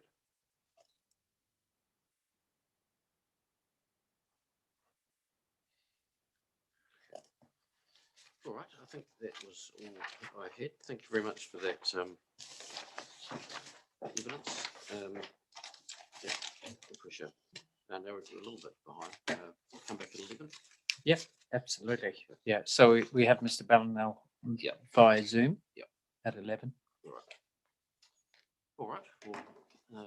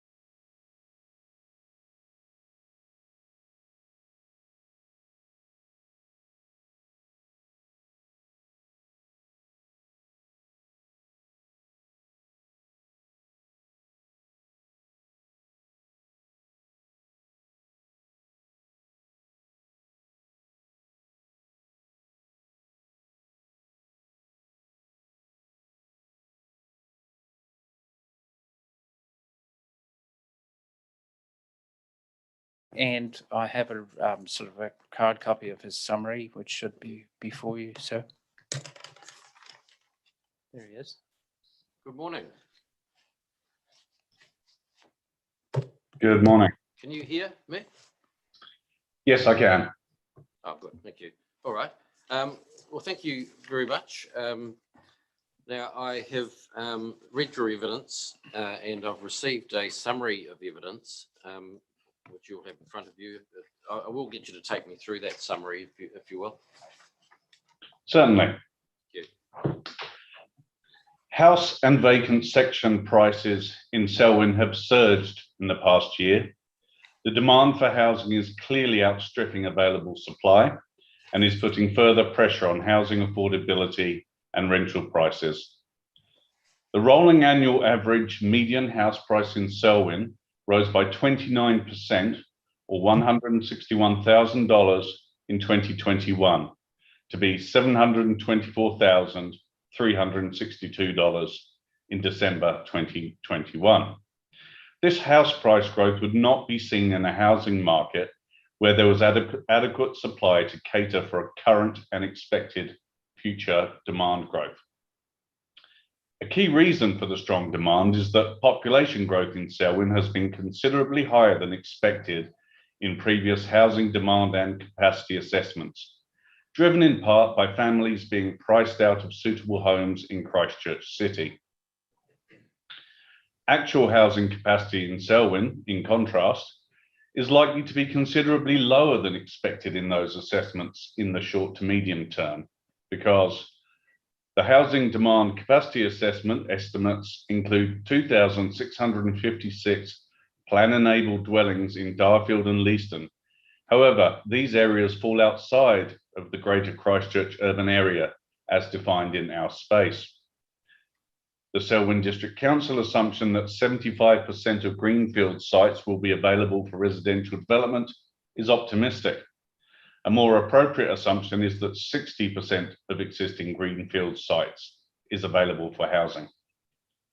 A significant area of future urban development areas, identified land, is considered by Mr. Sellers in his Plan Change 78 evidence to be long-term potential land. Stronger than expected demand and lower than expected capacity point to dwelling shortages in Selwyn becoming more severe than current council projections. Given uncertainties around both housing demand and capacity, I use a range of projections to estimate the housing demand and capacity balance in Selwyn out to 2051, as shown in the figure overleaf. I use a range to demonstrate the point that while experts can debate just how strong Selwyn population growth will be and precisely how much local supply will come on stream, it pays to avoid false precision. Over a 30-year period, all experts will be wrong. It is impossible to make such predictions with absolute confidence. In such circumstances, in my view, council should consider the balance of evidence. That is, under a range of plausible assumptions and projections, does it seem more likely that demand will outstrip supply, or that there will be sufficient supply to cater for demand? In my view, the balance is clearly leaning towards demand outstripping supply. Each column in the chart below the zero line, indicates a combination of demand and supply that will lead to a housing shortage and worsening home affordability. My analysis suggests in the immediate term, the potential balance ranges from a surplus of 526 dwellings to a shortage of up to 963 dwellings. It also indicates a shortage of between 2,089 to 6,920 dwellings for 2021 to 2031, when feuders are not included in the capacity estimates. It shows a surplus of between 167 to 4,961 dwellings for 2021 to 2031, if all feuders are included in capacity at a density of 15 households per hectare, unless the highest demand and lowest capacity scenario occurs, in which case there would be a shortfall of 1,213 dwellings. Finally, it shows significant shortages in the longer term, with demand projected to outstrip capacity by between 8,498 and 19,369 dwellings by 2051.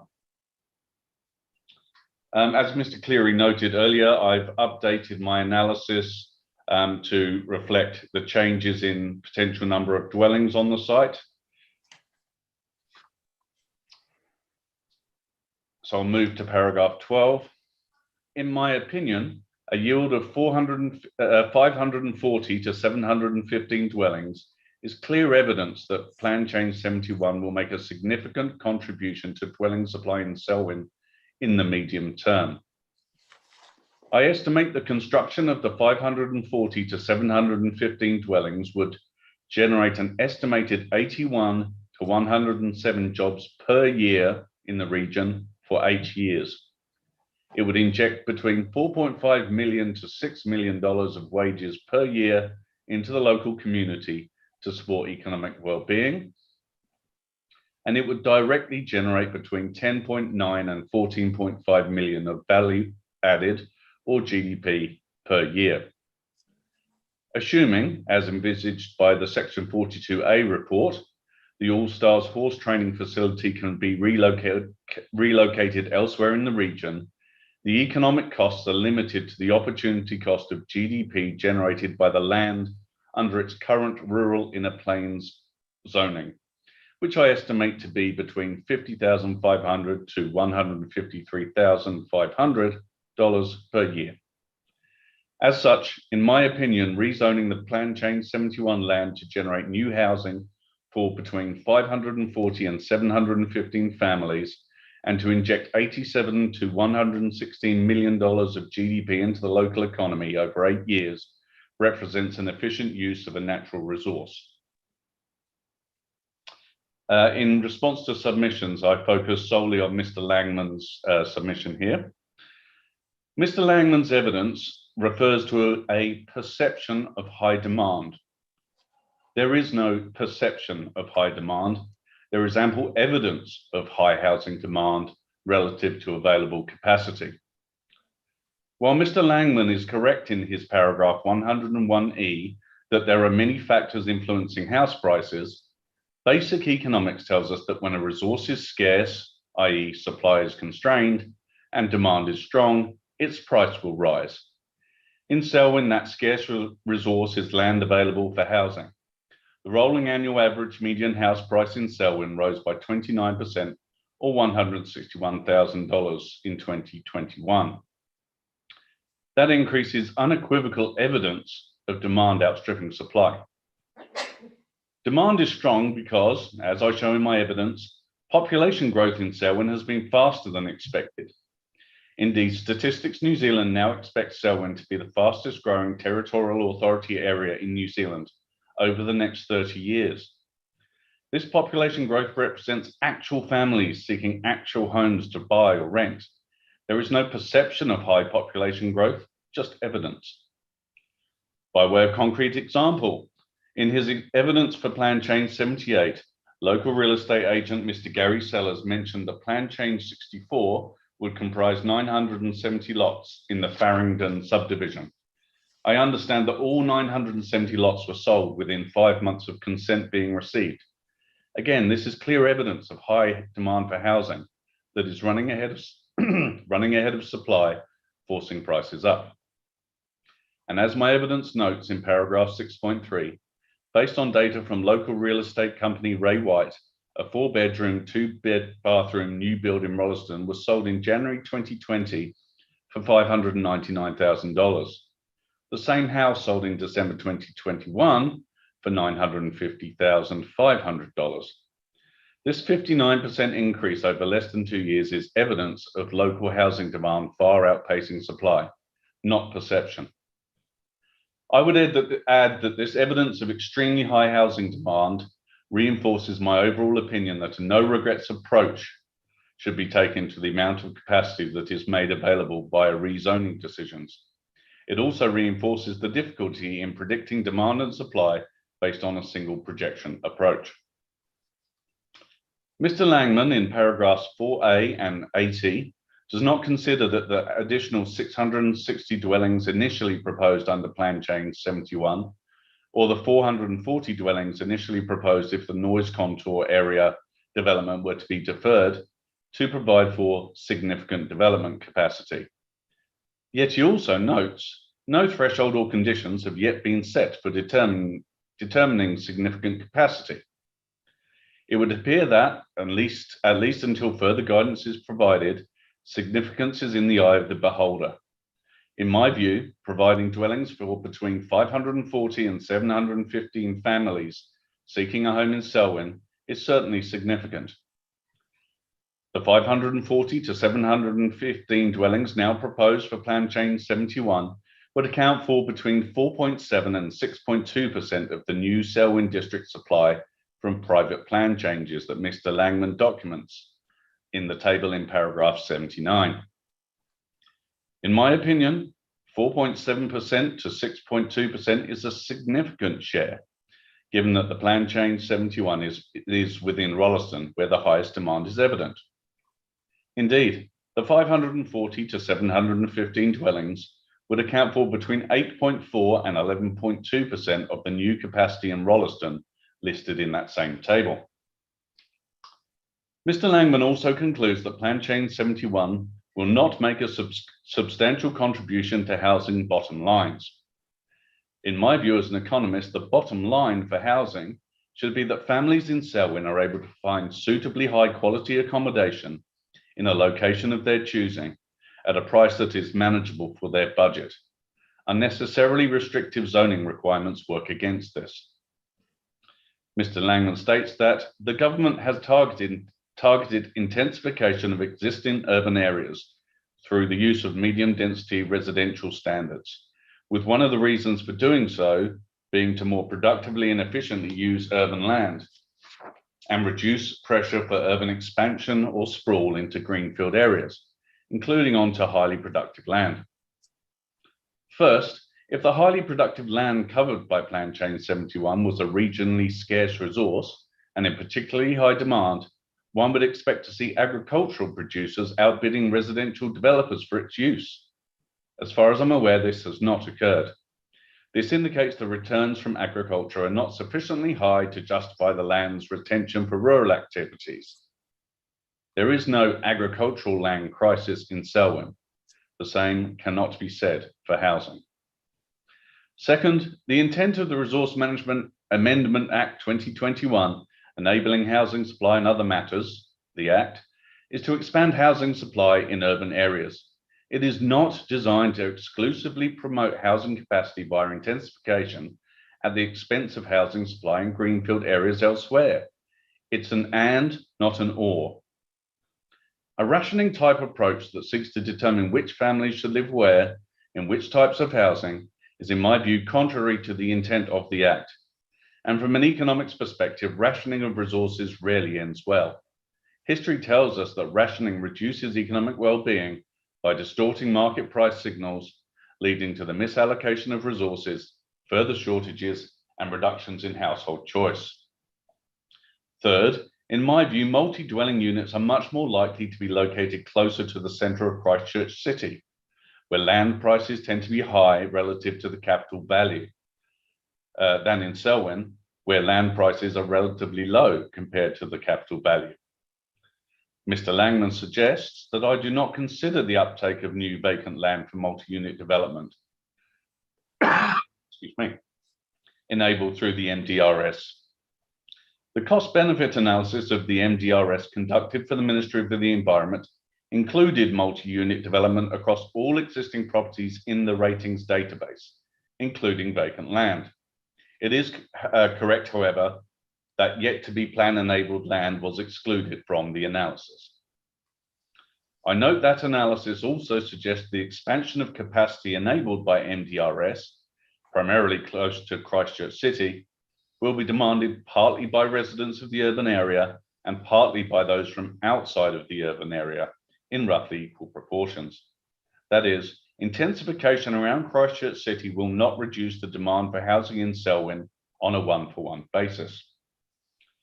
Finally, Mr. Langman suggests Plan Change 71 should not be approved until a new comprehensive spatial planning exercise is completed within the next 2 years.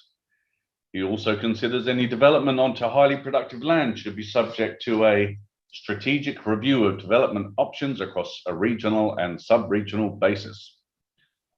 I struggle to see the value from an economics perspective in pressing pause on approving further residential development or alternative uses of highly productive soils for another 2 years at least, while more and more planning exercises are prepared. The housing crisis is here now, and it is real, not perceived. In my view, sensible flexibility rather than rigid adherence to prescriptive policy provisions is needed to address the housing crisis. Taking a precautionary approach to Plan Change 7, as per Mr. Langman's paragraph 4C, risks worsening the problem of excess demand for housing in the Selwyn district, making housing increasingly unaffordable and damaging economic well-being. Thank you. Just some questions arising from your summary, and I'll probably the first one is you in your paragraph 34, you say sensible flexibility. What do you mean by sensible flexibility? What I mean by that is that we've got some pretty clear direction from this government and from planning statements that we should be looking to encourage housing supply wherever possible. And I think where there is some latitude to do so, even if it's not strictly planned under a plan that was developed some years ago based on out-of-date projections that missed the mark, then we should be doing so. I would argue that we should take a no regrets approach. Unless there are really obvious reasons why land shouldn't be rezoned for housing, I struggle to see why we would want to keep it as zoned for agricultural land when there is no agricultural land crisis, there's a housing crisis. So what would really valid reasons, what sort of thing would you be looking at there? Oh, if there were significant environmental impacts, or if the transport links were absolutely no good whatsoever and that would cause problems, if there were enormous burst sensitivity type effects, the normal things that can be taken into account. But in this case, none of those seem to apply based on the evidence of other experts. There is no particularly strong demand for the land in its current use. And there is clearly very strong demand for additional housing.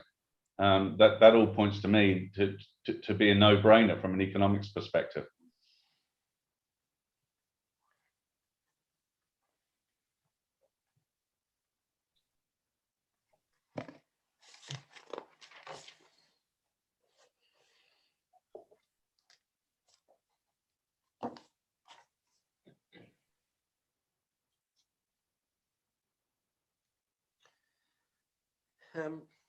Just in your paragraph 31, just so I understand, I'm sure I understand what you're saying properly. Just can you just explain that a bit? You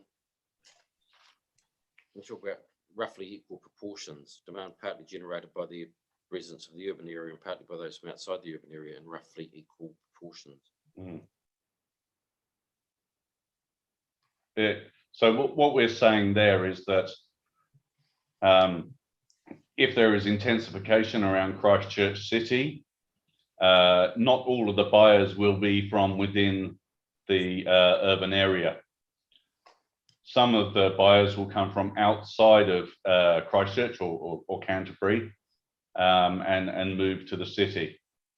So what we're saying is that if there is intensification, if there's 100 multi-unit developments in Christchurch City, that doesn't mean that 100 fewer families would be demanding housing in Selwyn. So the demand for the additional dwellings in Christchurch City would be partly met from within the region and partly met from Auckland, Wellington, Dunedin, wherever you like. And based on the analysis, in that cost benefit analysis, they assume around a 50-50 split. So it's not a one-for-one substitution between Christchurch City and Selwyn District.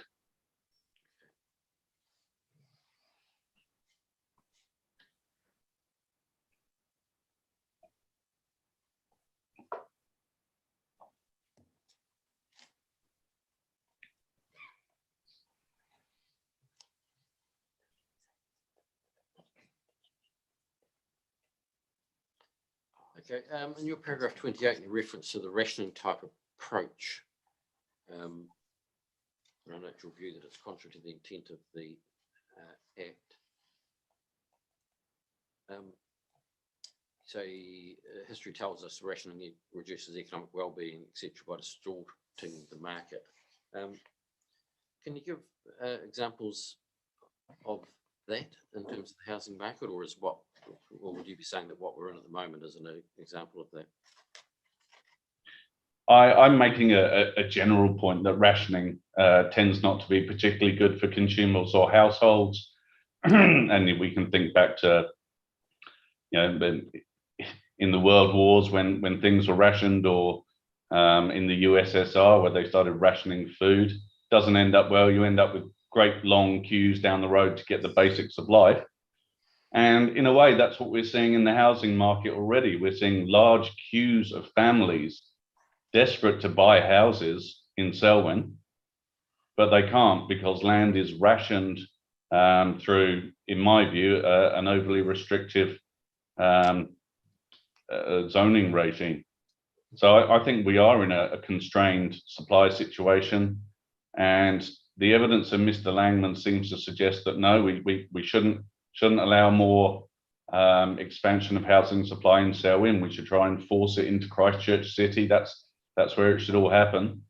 But that's not where everyone wants to live. There's clear evidence that people want to live in Selwyn because they can get a larger house for a relatively lower price. And for me, it seems bizarre that we should have the council, or Mr. Langman should suggest that we should just let it go in Christchurch City, don't do anything anywhere elsewhere, and it'll all be fine. That to me is a rationing approach, and it's very poor for economic welfare, and it's really poor for the families who are desperate to buy a house in Selwyn.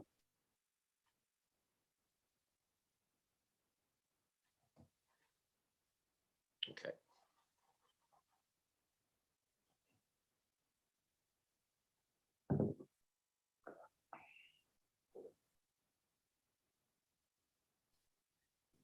All right, and again, just clarification in terms of your paragraph 27 of your summary. So it's the intent of it is to expand housing supply in urban areas. And so not designed to exclusively promote housing capacity via intensification at the expense of housing supply in greenfield areas or elsewhere. So it's not an and or an or. To clarify, what I'm saying there is the intent of the Act is to both have intensification where it makes sense commercially, and we've heard that it doesn't necessarily make sense in Selwyn. That's what the cost benefit analysis modelling shows, and what you've heard from Mr. Kennard this morning. So enable intensification where it makes sense, which is going to be close to major centres, and enable supply elsewhere in urban areas, which would be in this case Selwyn. So it's intensification and further greenfield development elsewhere, not intensification or greenfields development. It would be perverse if if the Act had the outcome of encouraging intensification but restricting supply elsewhere in an urban area. That would make absolutely no sense at all, from my perspective.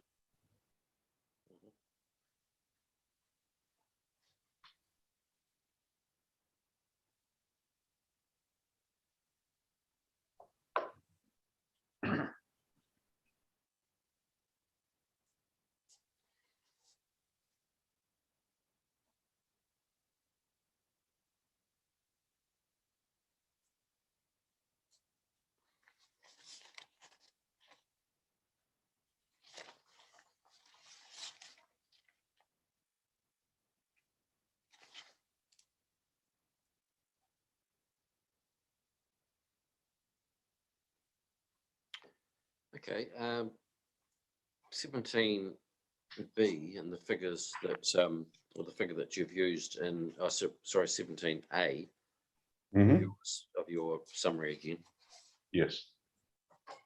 Right, so you talk about 29%, 2021 to 21 December.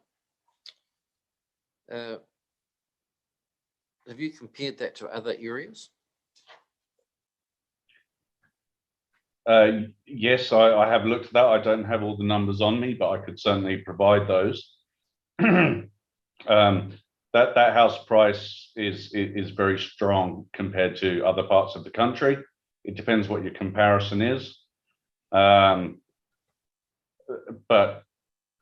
the fact that there is strong house price inflation, widely across New Zealand in urban areas,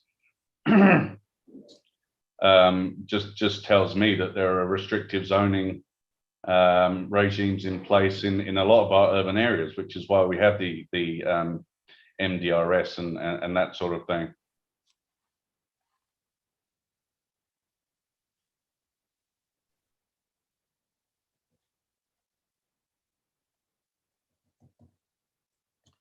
Okay, so the Enabling Act and the MPSUD seems to focus on the supply side.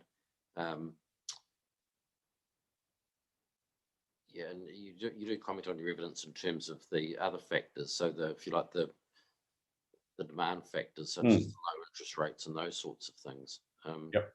Yeah. Is there a, I mean, is there a split in contribution in your view, or is it? Oh, in terms of the demand and supply factors. Well, I mean, clearly, clearly the demand side factors are relevant. We've had fairly cheap credit over the last 18 months after COVID. That's certainly true. But I'm not sure how helpful that is really in thinking about it. If supply is constrained, any increase in demand is going to lead to an increase in prices. Now, you could argue that perhaps when interest rates start going up or financial conditions tighten, maybe house price growth would drop to 20% or 15%. But to me, that's irrelevant.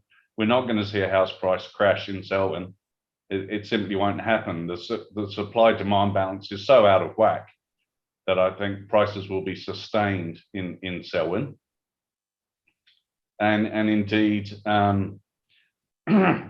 if house, well, yeah, I'll leave it there. I think house prices will continue to be sustained in Selwyn, despite increases in interest rates and tightening financial conditions, simply because supply is not available to meet ongoing demand, which is expected to grow by, excuse me, an average of, population is now expected to grow by an average of 2% per year out to 2051, according to the Statistics New Zealand projections that were released in December 2021, that are referenced in my footnote 3.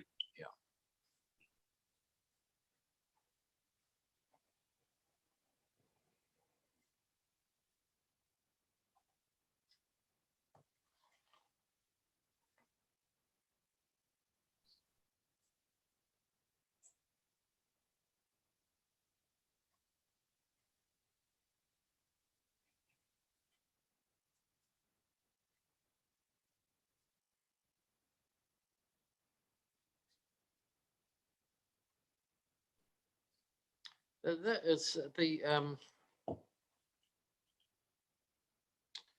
document you've footnoted.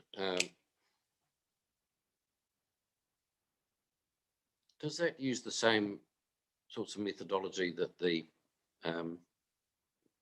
that's used for and the general high prediction rates? Same methodology, or has there been a change in methodology? No significant changes in methodology. So the housing demand and capacity assessment starts with these numbers it wouldn't be, clearly these were only released on the 21st of December 2021, so they're an update on what's been done previously. But yeah, that would be their starting point. And there are a number of different series that you could use. So Statistics New Zealand varies the key drivers of population, such as the birth rate, the death rate, and makes some assumptions around migration. And there are various different permutations you can consider. But yeah, any housing demand capacity assessment will start from these numbers and potentially make adjustments as required. Mhm. Okay. Right, moving back up again to your economic or contribution in paragraph 13, contribution to GDP and et cetera, et cetera. Yep.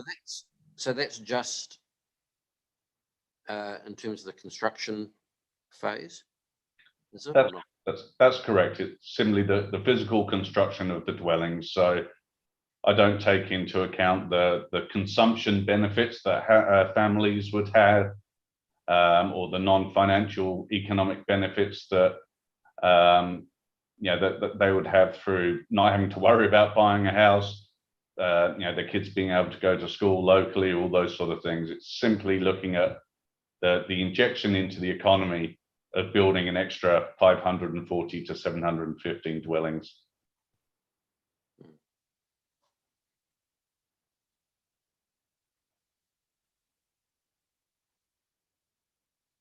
Is that and it's limited to that because you said that's the most relevant, is it? That period, the construction period. The 8-year period was based on advice from Mr. Kennard, yes.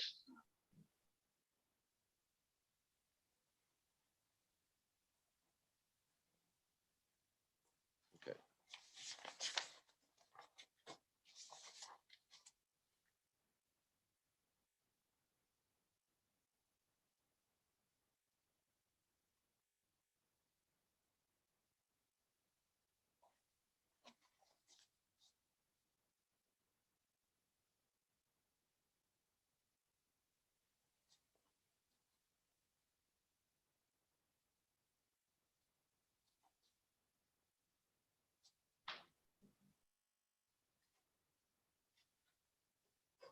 Okay, and your again from your summary, but your discussion about this avoiding false precision.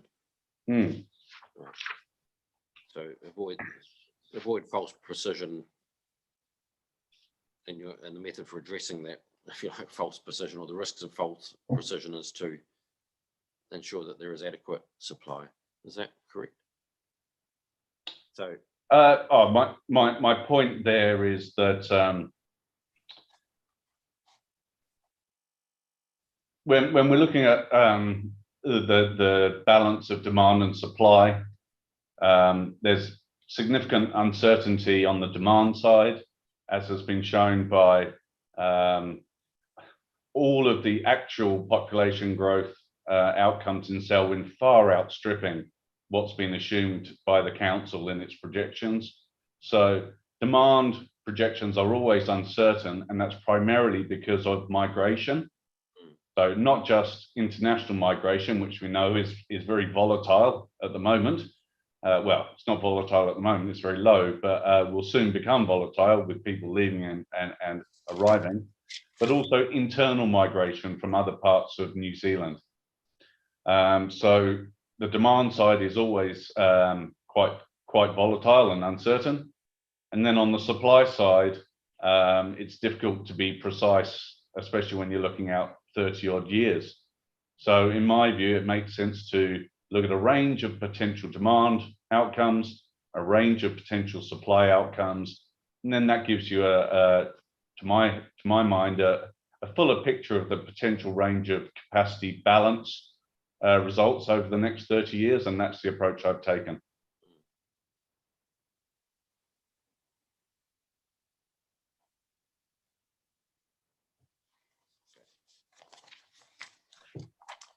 right, thank you for that. I'll just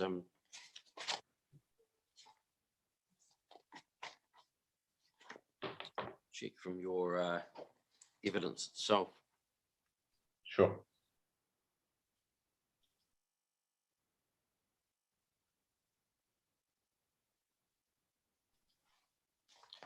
And some of these matters we've discussed previously, so I don't propose to necessarily to repeat all those matters.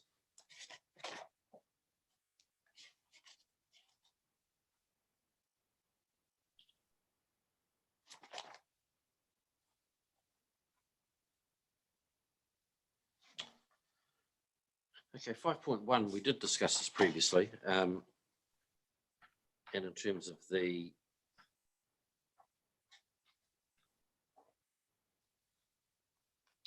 marginal benefits of an additional unit of activity equal the marginal costs after accounting for externalities. And I understand what you mean by external effects. I mean, yeah, I just want to be really clear that I do understand that, and I know it's a basic concept, but I want to make sure I'm clear on it.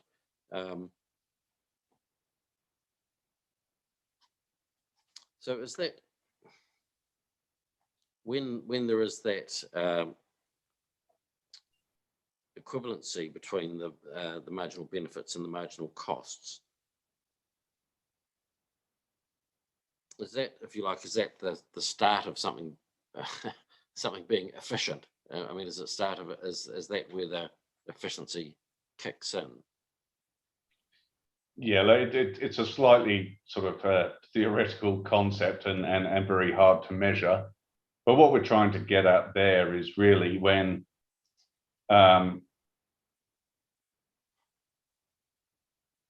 let's just take the plan change 71 land. At the moment, the potential costs of changing that land to be residential are relatively low, but the potential benefits, as I've demonstrated in my estimates, are significant and in my view large. So really what you've got is that it's another way really of writing demand outstrips supply, but you've also got to take into account external effects. So it's not just market-based effects. So all we're really trying to say is that you've only got a certain amount of land, you need to use it where it's most demanded, and where it delivers the most well-being to the community. And I would argue strongly that at the moment, leaving it rural in a zoning, rural in a plain zoning, is not maximising the benefit that you could get from it in terms of supporting economic well-being in the community. That land would be much better used, would be a much more efficient outcome for the region if it was zoned to allow housing for 540 to 715 families.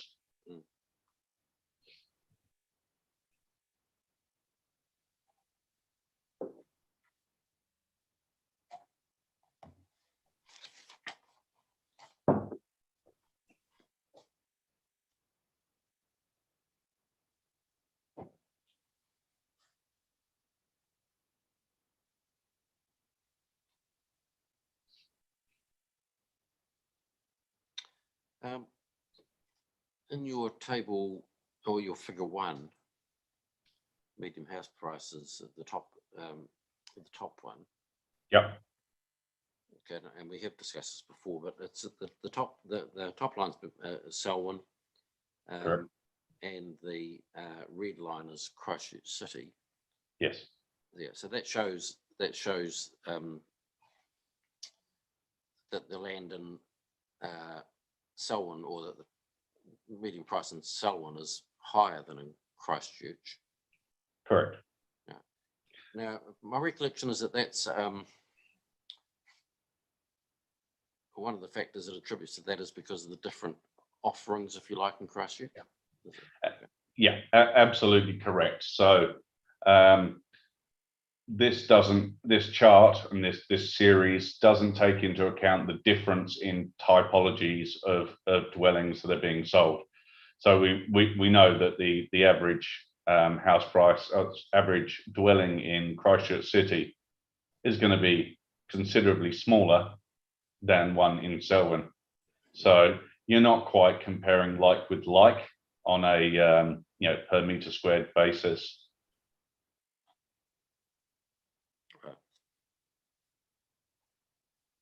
So you get more bang for your buck in Selwyn in terms of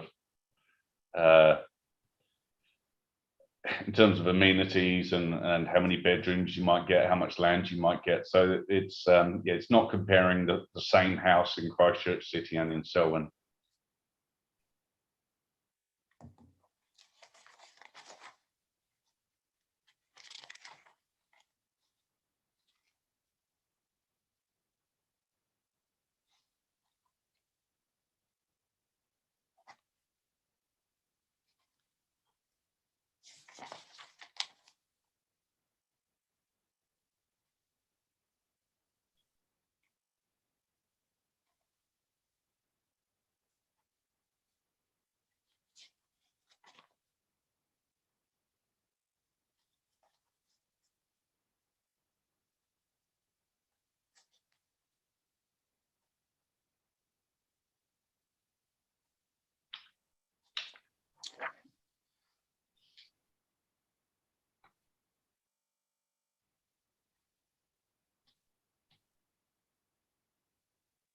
The footnote that you have on your page 3, footnote 3.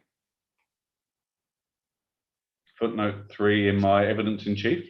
Chief, sorry, page. Yes. Okay, so that's the record of the median price for Rolleston itself, not Selwyn District. Correct.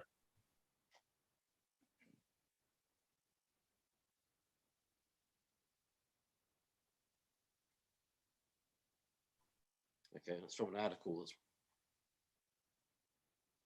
that's footnoted as where for areas where house values shot up by 550,000 last year.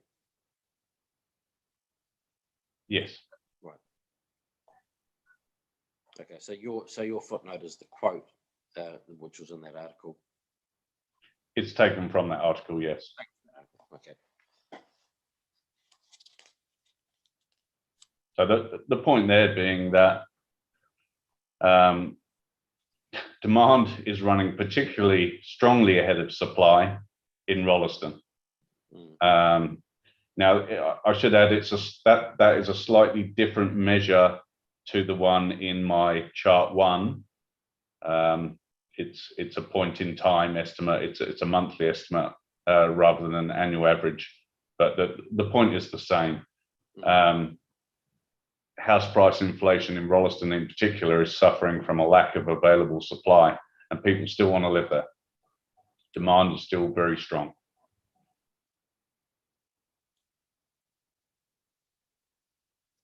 Okay.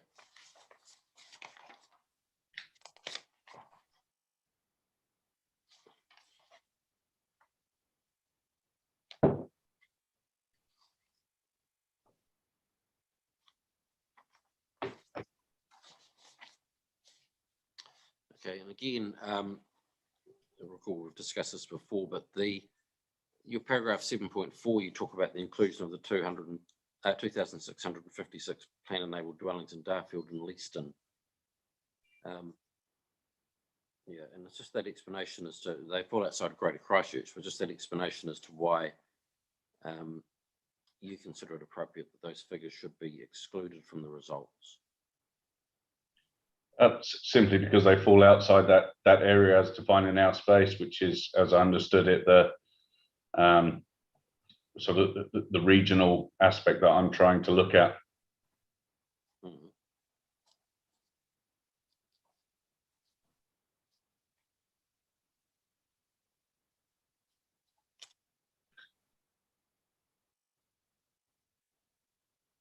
But I mean, as my analysis showed, almost regardless of what precise assumptions you make around supply and demand, that long-term capacity picture is ugly, and there are various combinations of demand and supply that lead to shortages in the shorter term as well.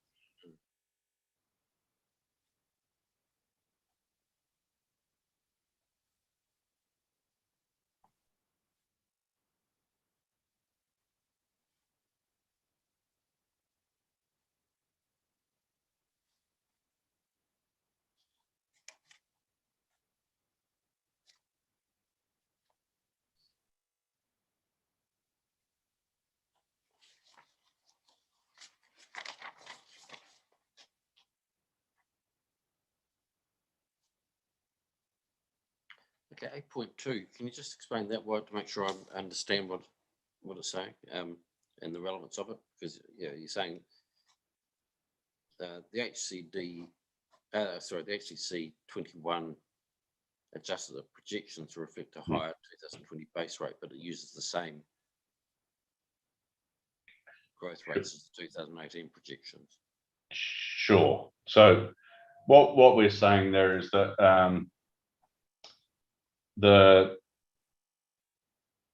until the set of population projections came out in December 2021, which I footnoted in my summary of evidence, the previous release was in 2018, or was based on a 2018 start date.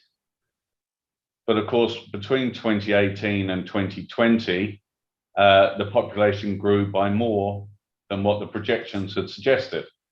And to the credit of the council doing the projections, they adjusted the starting point for their projections to reflect actual increases between 2018 and 2020. So they changed the starting level to reflect what's actually happened, but they didn't change the growth rates, which determine future demand from 2020 onwards. And those growth rates have been shown consistently to underestimate what's happened in reality.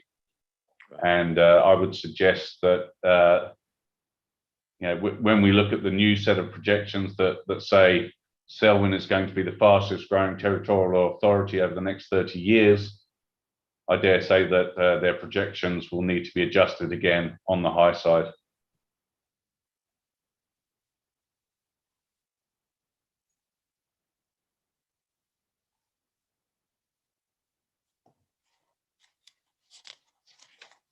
I think this really highlights the problem of doing these sort of set piece demand and supply exercises once every 2, 3, 4 years or whatever it may be.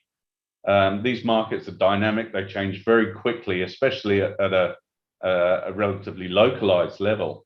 Demand can change very quickly compared to a set of projections based on assumptions from a few years ago. So if we're interested in providing adequate housing at all times, I think that points to the need to be flexible and not stick too slavishly to a set of demand projections and supply projections that are almost out of date the minute they get printed.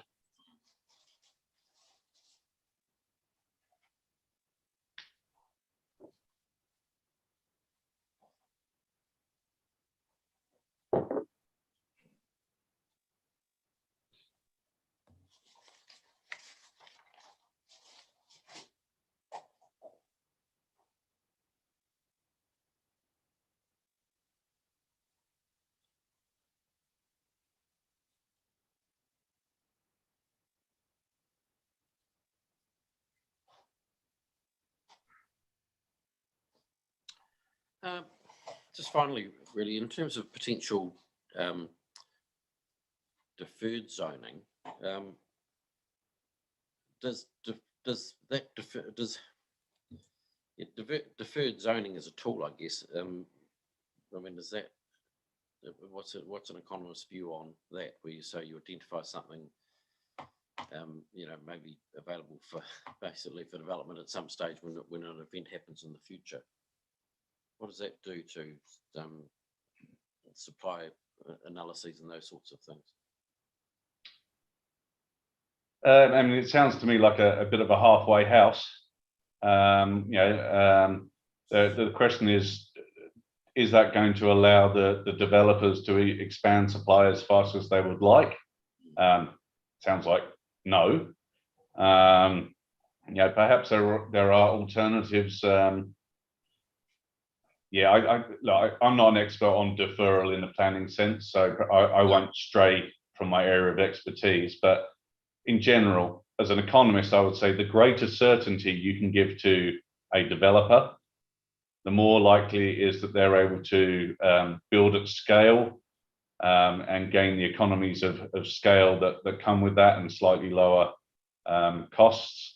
So if there are degrees of flexibility within that deferral, I would be, from an economist perspective, leaning towards the more flexible end to encourage certainty, to reduce the chances of things getting stuck in ongoing hearings, and to allow that supply to get on as quickly as possible to families looking to buy and sell one.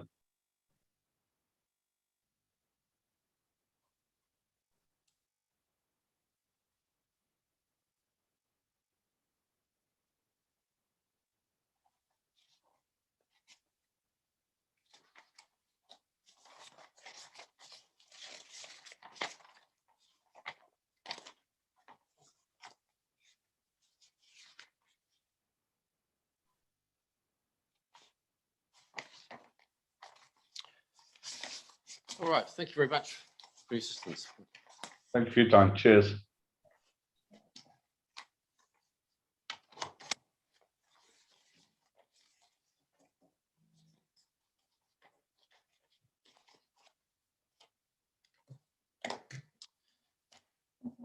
Right, brings us to traffic.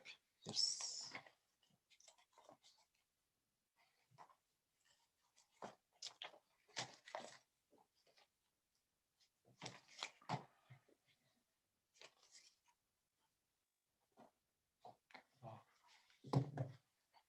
Oh.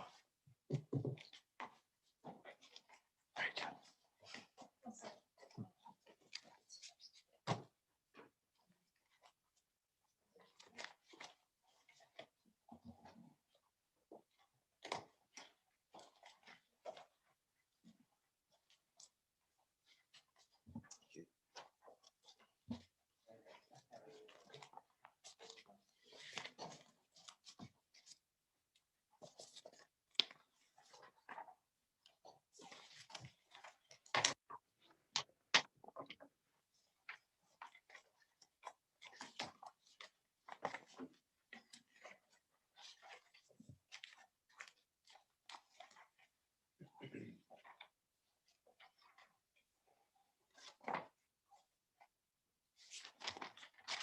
Good morning, Ms. Williams.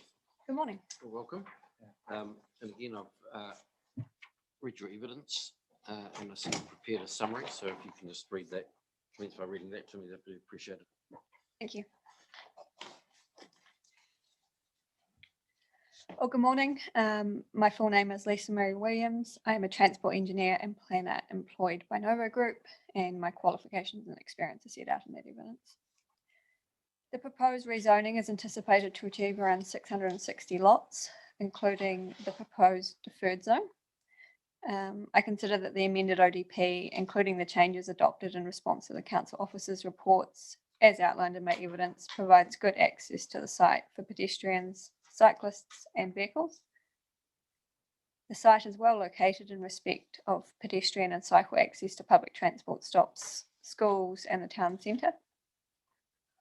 The proposed transport network and frontage upgrades are able to be well integrated with the existing and planned road network in the vicinity of the site. The proposal is generally consistent with the transport-related objectives and policies of the Operative District Plan. It also achieves the extension of a primary road through the site to the future district park, as indicated on the Rolleston structure plan. There is broad agreement between myself and the council officers on the transport effects. The transport recommendations have generally been addressed by either amendments to the ODP or amendments to the ODP narrative, and those are set out in my evidence. There's some references there for you. It is my understanding that the only points of difference in respect to the transport related recommendations of the Section 42A report relate to whether a rule is required in respect of the extension of Broadlands Drive and staging. And whilst I've considered and offered a potential threshold in the event that such a rule is considered necessary, I've left discussions on the appropriateness of that or other options to manage it to others. Second bullet point there, I consider a shared use path, and that's so pedestrians and cyclists, on the eastern side of Lincoln Rolleston Road would offer little additional benefit, noting that there's an existing shared path on the western side, and that provides two-way flow. The amended narrative also includes that crossing points are to be provided, which would enable access to the existing path. Based on that, I have recommended a footpath on the eastern side of Lincoln Rolleston Road. The third bullet point, the timing of planned council upgrades to the Lincoln Rolleston Road, Levi Road intersection is likely to supersede the need to provide an upgrade of pedestrian and cycle crossings as part of the ODP Area 14 development. And as such, this matter has not been included in the ODP narrative, and I've provided some more guidance on that in the evidence in terms of timeframes, etc. None of the submitters provided evidence from transport experts. However, Mr. Langman raises concerns as to cumulative effects, and Mr. Collins has provided an assessment of cumulative effects in sections 3 and 4 of Appendix B to the Section 42A report. And I agree with Mr. Collins that the planning and coordination of the road network improvements to accommodate the cumulative growth is a matter to be considered by council through the long-term plan and development contributions. I note the evidence on behalf of Foodstuffs includes objection to the provision for the extension of Broadlands Drive across ODP Area 4 and the provision of two indicative secondary routes between ODP Area 4 and 14. In respect of the Broadlands Drive extension, this is understood to represent an important connection with Rolleston, and the connection of this across both ODP Area 4 and 14 to the future district park is consistent with the Rolleston structure plan. Mr. Collins has discussed the positioning of this road in sections 5.6 and figure 6 of the Section 42A report, Appendix B, and I concur with the rationale for that location. I note this also allows for sufficient intersection separation distance between the future Broadlands Drive intersection with Lincoln Rolleston Road and the existing intersection of Reuben Drive with Lincoln Rolleston Road. And again, some references to the further assessment of that in the ITA. In respect of the indicative secondary roads, should residential development on the ODP Area 4 eventuate, these would be necessary to provide integration and access between the residential areas. So in conclusion, having considered the matters raised in the submissions and the council officer's report, I consider that all transport-related effects can be adequately managed such that the proposal can be supported from a transport perspective.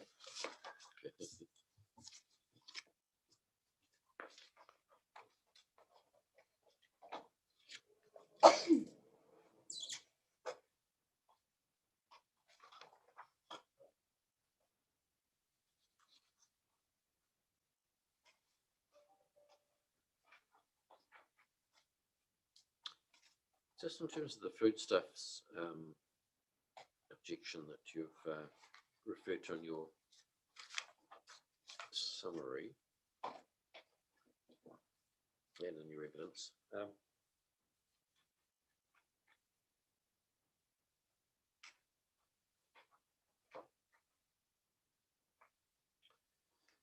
yeah, obviously it's a matter, it's a legal issue as to what we take into account in terms of what's what forms the environment, etc., etc. But I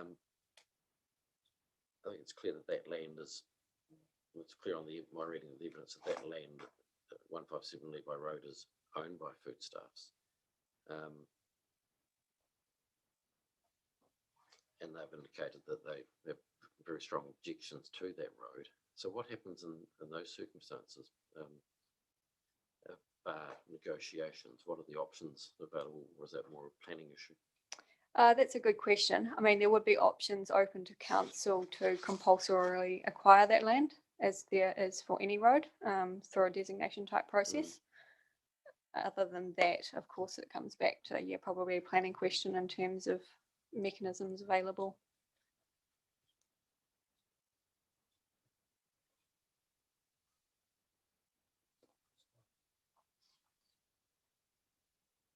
Do you want to jump in?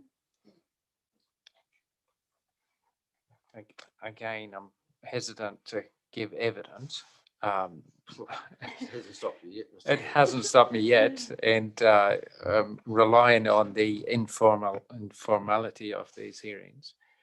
But my understanding is that the supermarket, its location on the site, it is at the Levi Road end, and so it doesn't touch on the area where the Broadlands Drive is going to go. Right. I have- Sorry, I can't No, really and I think say it's a any question- more. No, it's a question I can ask them with Foodstuffs, obviously, but it seemed to me to be an important issue on their evidence that they did not want that connection going through their property. And I guess the question for you, Ms. Williams, is if that eventuated, I mean, how important is that connection from a traffic perspective? There's probably two aspects to that answer. There's obviously the importance from a wider and strategic level in terms of the roading network in Rolleston. And the council have indicated pretty consistently and in the Rolleston structure plan that they consider that to be quite important. In terms of the residential rezoning proposed, there would be opportunities to service that via a road in a different location if it came to it. So that possibly answers your question.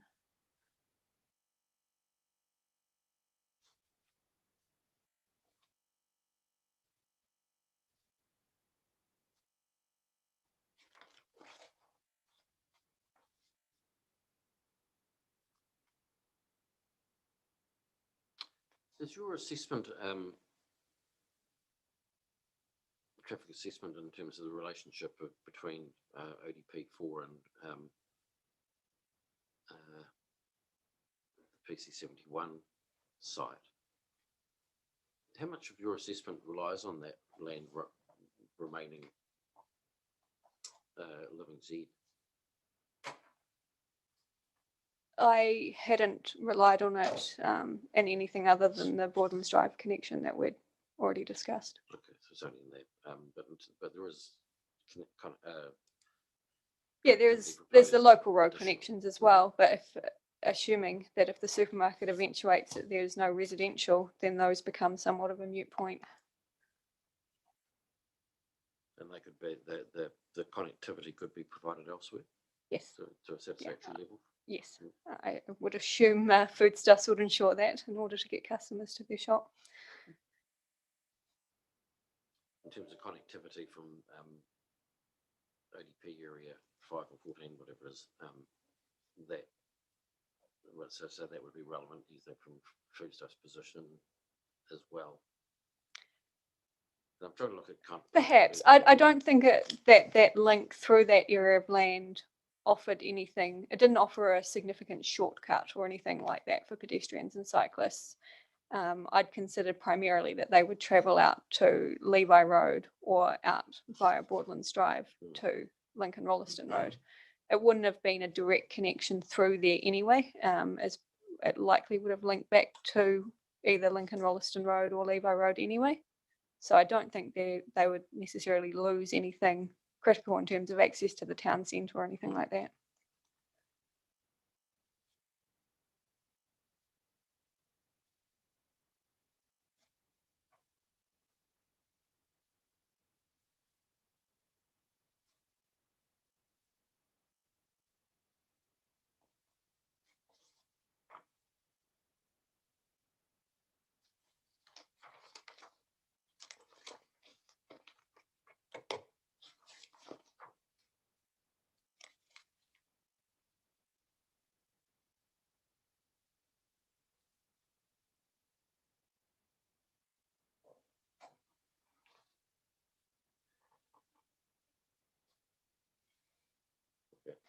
And again, this is in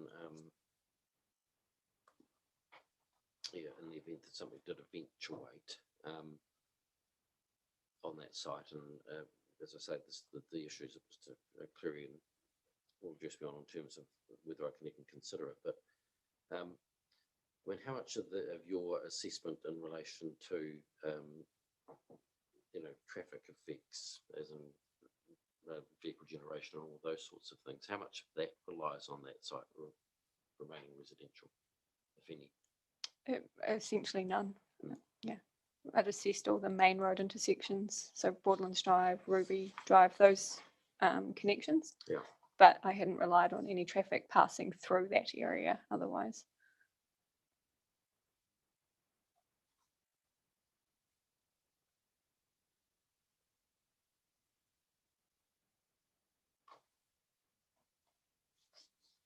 I suppose the supermarket, if it were to eventuate, would obviously affect traffic generation in that locale and impact on intersections and those sorts of matters. But that would be something that would be addressed at that time, would it? Yeah. I assume that's what's been addressed through the resource consent that's with council.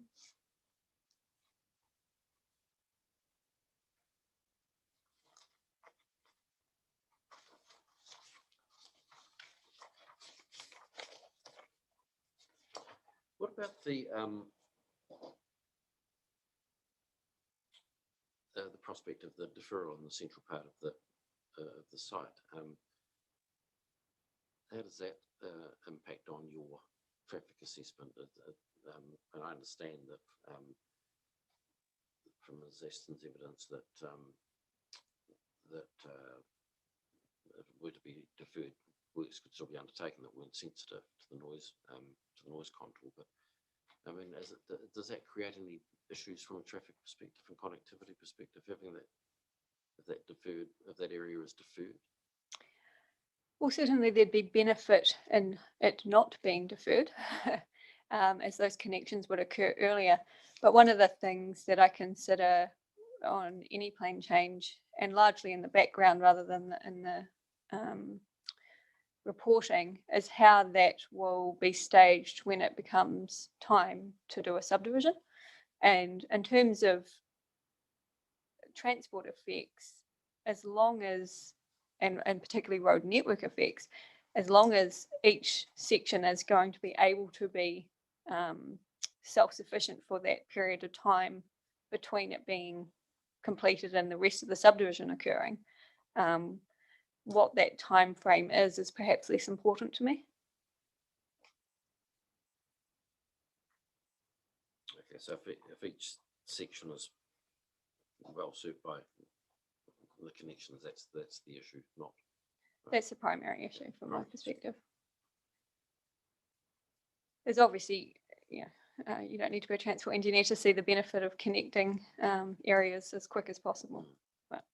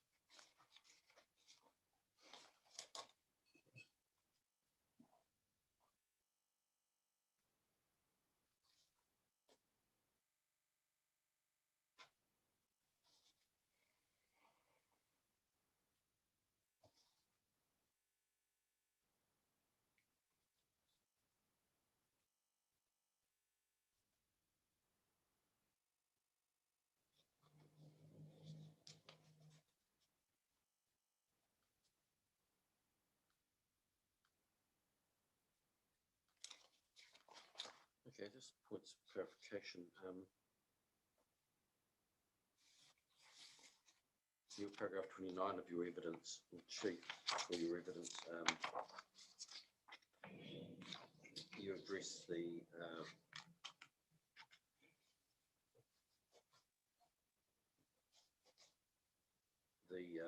amendments to the ODP narrative proposed by the 42A report. Why do you consider that's best undertaken at this time of subdivision? refer to it being ample scope to achieve this. Yeah, so that's the normal process. To date has been a determination of road carriageways and design at subdivision stage. So whether that's most appropriate to be per the collector road standards or the arterial road standards, or sometimes some combination of both if it has a particular function. And that level of detail is something that's just better undertaken when you've got the time and you've got a layout of lots and you've got that greater level of detail available to you. I think particularly in this case, there's already a reasonable indication of what that would look like, given there's existing sections of that road built, and you would look to achieve some consistency as you brought that through. So if there was something unusual that I felt needed, it to be specified, then of course that would make sense, but I didn't consider that to be the case here. Okay.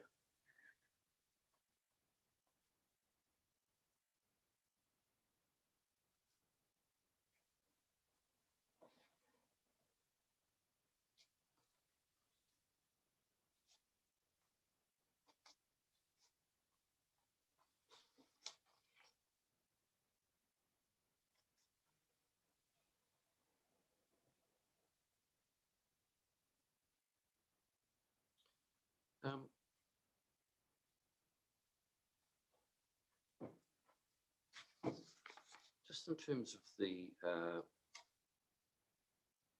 your paragraph 33, when you address the recommendation of an additional road intersection to Levi Road. Mhm. So is your primary concern there that could become a rat run, or is that? Yeah, correct. That's what we want to avoid. That becomes, if you're coming down Lincoln Rolleston Road and you think that you might be able to shortcut through and out to Levi Road by the shortest route, that you may end up accidentally channeling traffic off the arterial route and through a subdivision. So we want to avoid that. And I think we can readily achieve that while still providing that connection for local property access and pedestrians and cyclists. And that's primarily through design. So again, it's something at detailed design stage, at subdivision stage, that we can look at to make sure that that's achieved.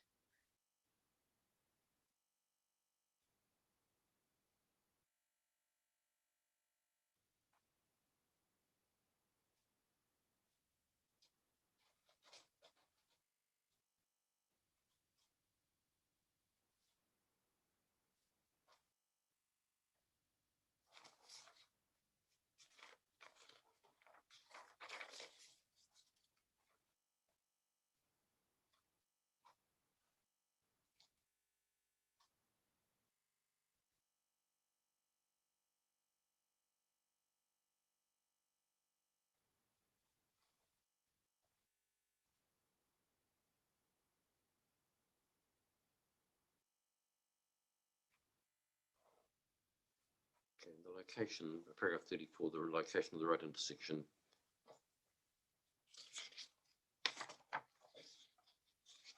Needs to be carefully considered. Again, would that be, in your view, appropriately addressed at subdivision stage?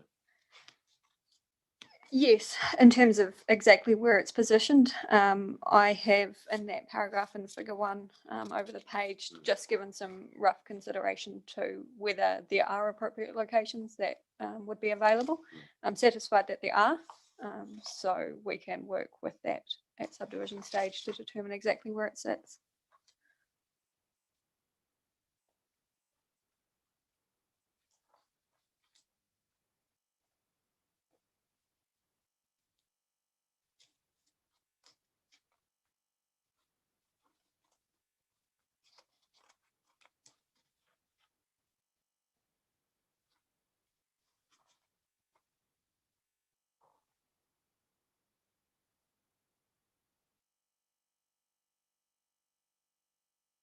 Do you have any concern with the changes, we're now proposed in terms of the boundary treatment, if you like, of the roads, the frontage treatment, or the individual individual accesses? Was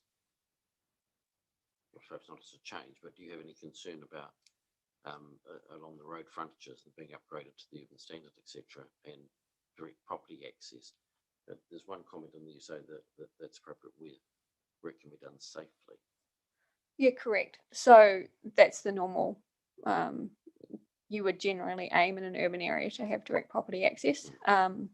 The one exception might be somewhere if you're on close to a corner, that you might take access from a road within the subdivision rather than the arterial road.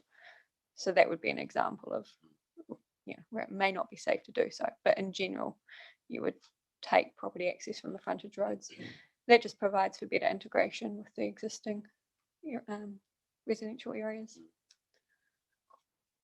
It also assists with reinforcing those urban speed limits.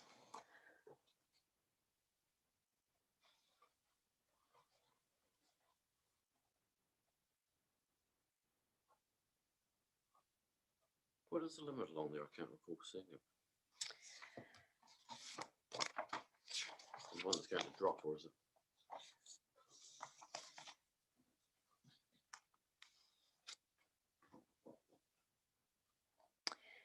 So at the moment it's 60 kilometres per hour until just south of the intersection with Noberlin Drive, where it raises to 100. Okay. So again, it's something that you'd normally consider at subdivision stage and coordinate any changes to the speed limits through the council's bylaw at that point in time. But it may well be that that drops to 50 kilometres per hour.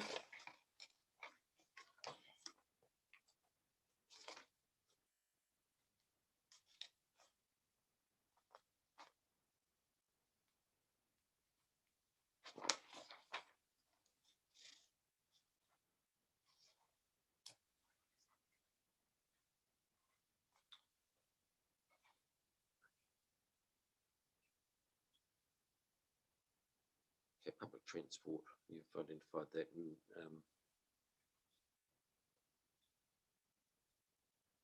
your paragraphs 15, 16, 17.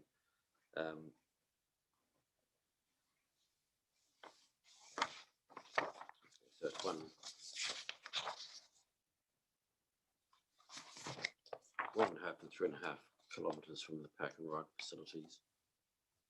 Mhm. Okay. And you talk about the collaborative approach which is needed at the time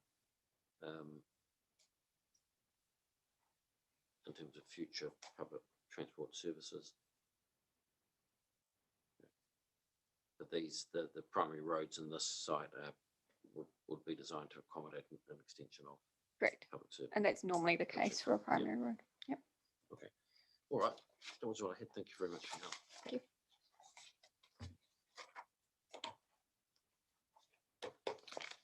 Right.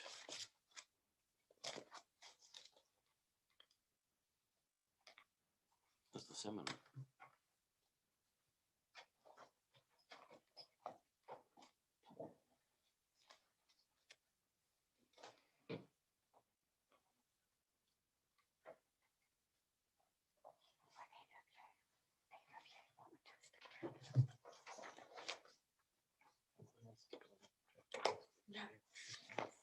No, it's fine. As long as it's fine with you. Yeah.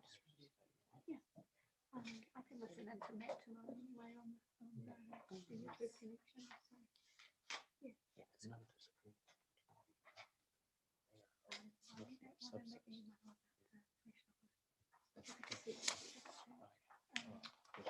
Good afternoon, Mr. Salmon.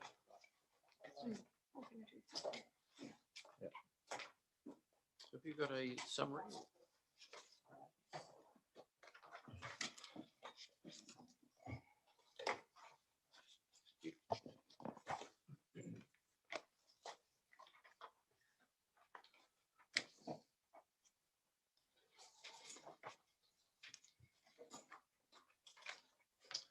All right. Well, if you'd just like to take me through your summary. Hello, my name is William John Grant Salmond. I'm a land surveyor employed by Patterson Pitts Group, details of which are outlined in my evidence. The scope of my evidence covers servicing of stormwater, wastewater, utilities, power supply, and telecommunications. Stormwater will be collected from roofs and discharged to ground. Stormwater from hard sands and eroding will be collected and discharged to ground. Resource consents for the collection, conveyance, and discharge of stormwater will be sought from Environment Canterbury. There are no issues that would cause the regional councils not to issue a stormwater discharge consent. Wastewater, Selwyn District Council has confirmed that there is capacity in the local sewer reticulation to convey flows from the site. There is also capacity at the Pines wastewater treatment plant to treat and discharge wastewater to land. Selwyn District Council has confirmed that details of the connection to the existing network can be dealt with at the time of detailed design stage when engineering plans are submitted as part of the resource consent. Utilities, I have liaised with electricity and telecommunication utility companies. Providers were able to confirm that electricity and telecommunications could be provided by extending capacity from their existing networks. In summary, there are no issues with providing stormwater, wastewater, and utility services to the site. Okay, thank you.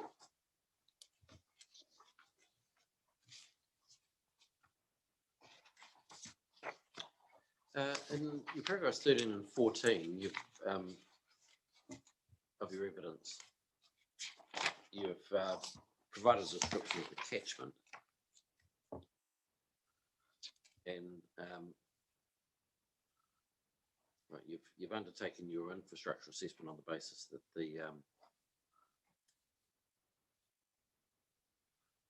whole area is developed. Yeah. Does the deferral that sort of central part create any difficulties from an infrastructure point of view? Not particularly. Obviously, the land grades from Levi Road down towards Nobeline Drive. So the northern portion it wouldn't affect at all, but the southern portion, we might have to upgrade some pipes for future capacity to accommodate that mid-block when and if it does eventuate. But it's just dealing with upper catchments and things like that, which is what you're going to do with your downstream from them.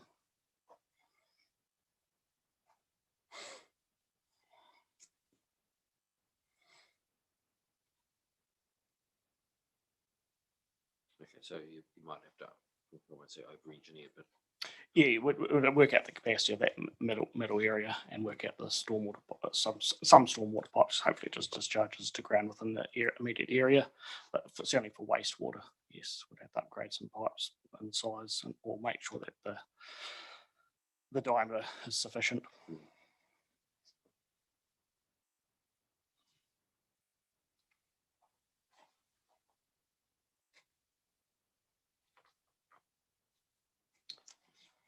okay, in paragraph 22, you talk about the secondary flows from individual lots and roads. And you also talk about building platforms being set up 300 millimetres above the 200-year. Is there any displacement issues that might arise from that?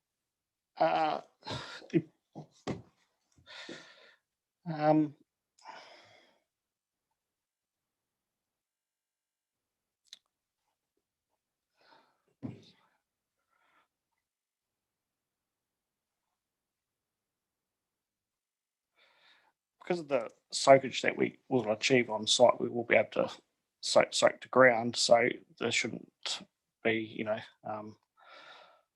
large displacement issues. And the 1 in 200 is an event which goes outside the realm of what has to be designed for a residential subdivision.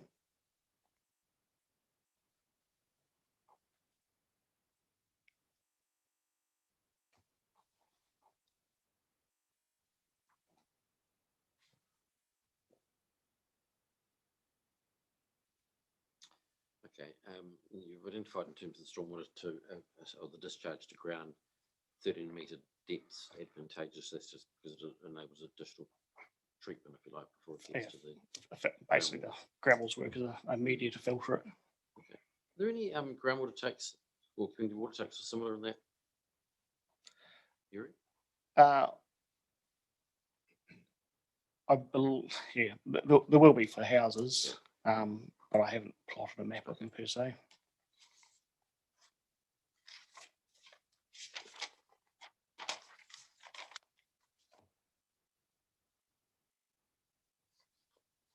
Okay, in terms of wastewater discharge options, you've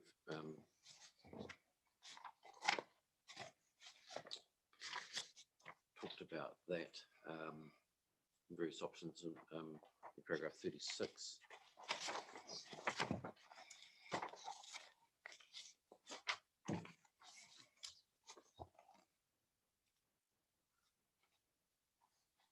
Okay, so there are options available, feasible from an engineering point of view. Yes, yeah. So at the time of detailed engineering design, and as we start that process, we already have further conversations with Selwyn District to ensure that we're all working complementary together. Yeah, just in terms of the wastewater treatment capacity at the Pines, it's an issue which has arisen in a number of plan changes, and yeah, my understanding is that it's starting to approach capacity at the moment, and that's potentially causing some issues. So it's approaching capacity. It's consented for a certain number. I don't know whether you read any of the evidence of Mr. Langman on behalf of the Regional Council. Yes, but I've also read the evidence of Mr. England, and then there's paragraphs 27 and 28. You know, they've got consents in place to go up to 120,000 people, and that's for the urban community of Selwyn as opposed to the rural, which obviously have their own septic tanks and the treatment on site. They don't actually have that consent. That's a process to be undertaken. Okay. In terms of the 120. Okay. Well, he's got all remaining in compliance with the existing resource consent conditions. So, okay. Yeah. Right. Okay. So you did read Mr. Langman's evidence in relation to the structural issues. Yeah. Did you have any comment on his concerns? No, because I guess we would fall back to Selwyn's evidence and work with that evidence, which is they're the one who'll permit an acceptance to the Pines. So from Mr. England's evidence, it's that he doesn't see it as an issue. So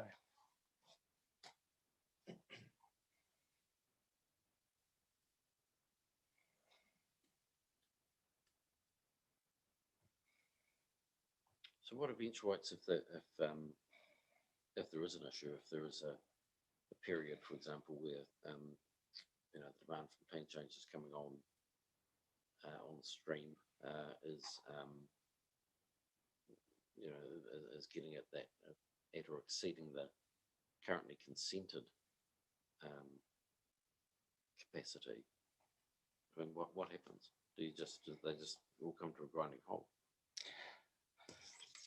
It's not something that I've encountered before, but to a degree, it goes through the consenting process of resource consent and then detailed engineering for approval. And I would expect throughout that process that will be, discussions with Selwyn would allude to that, and they would advise as to how that they're going to strategically work through it with the various parties. Okay. Is it uncommon in your experience to have to be relying on infrastructure that might need mainly consenting in the future, or is that just a normal part of development?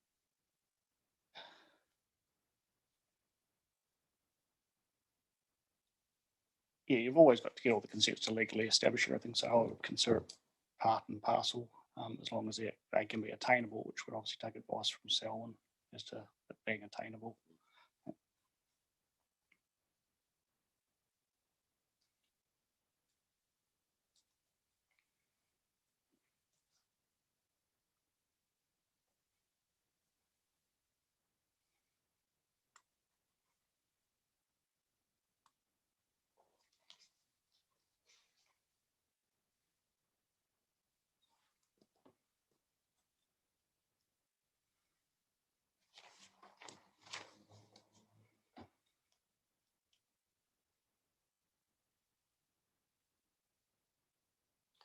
In terms of the options, just finally in terms of the wastewater discharge options, you've listed a number of them.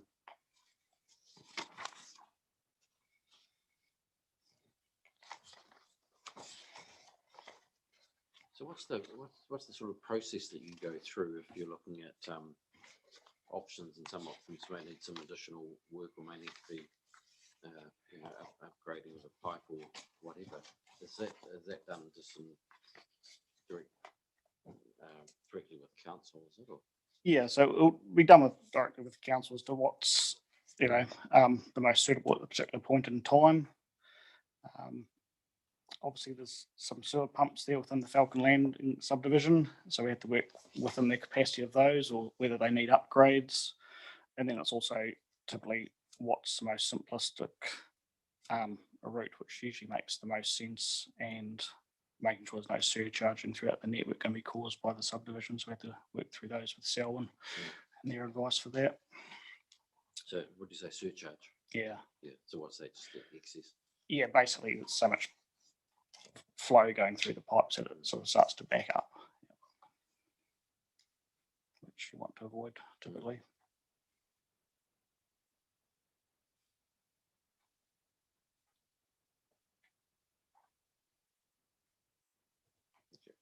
So you engage early with council in terms of those issues? Yes.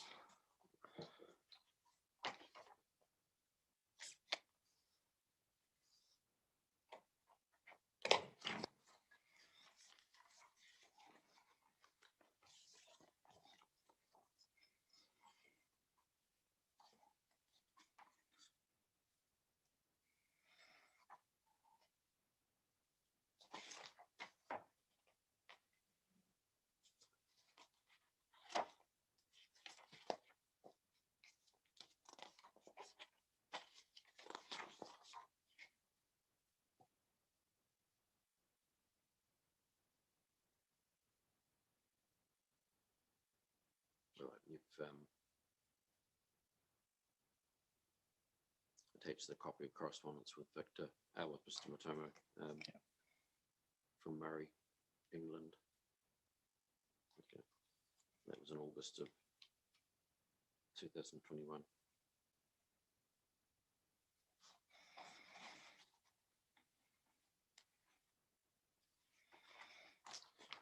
All right. Thank you very much. Thank you.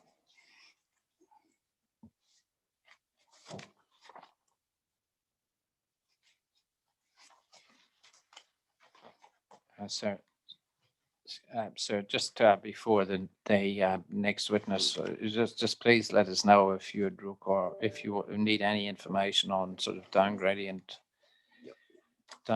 wells. We're happy to provide that analysis to you. Okay, I'd certainly we'll certainly do that. We didn't discuss reply in our initial chats, but I'd certainly, if I was going to do that, I'd be making a formal request before the hearing was closed. So yeah, appreciate that. Thank you, sir.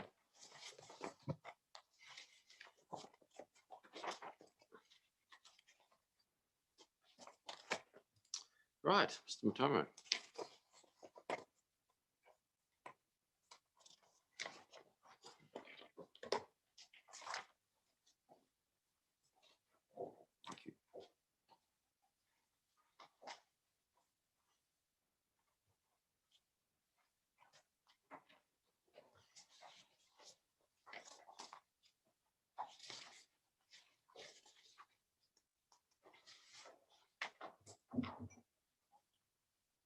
How are you? I'm good, Commissioner. How are you?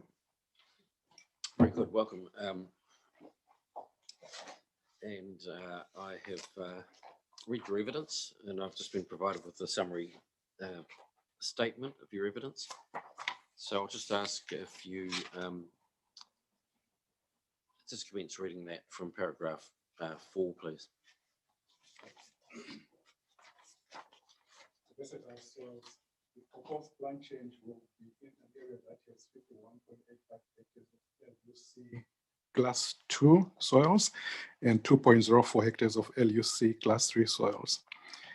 The predominant soils are Templeton silty loams. These are over 85.75 5% of the PC-1 area.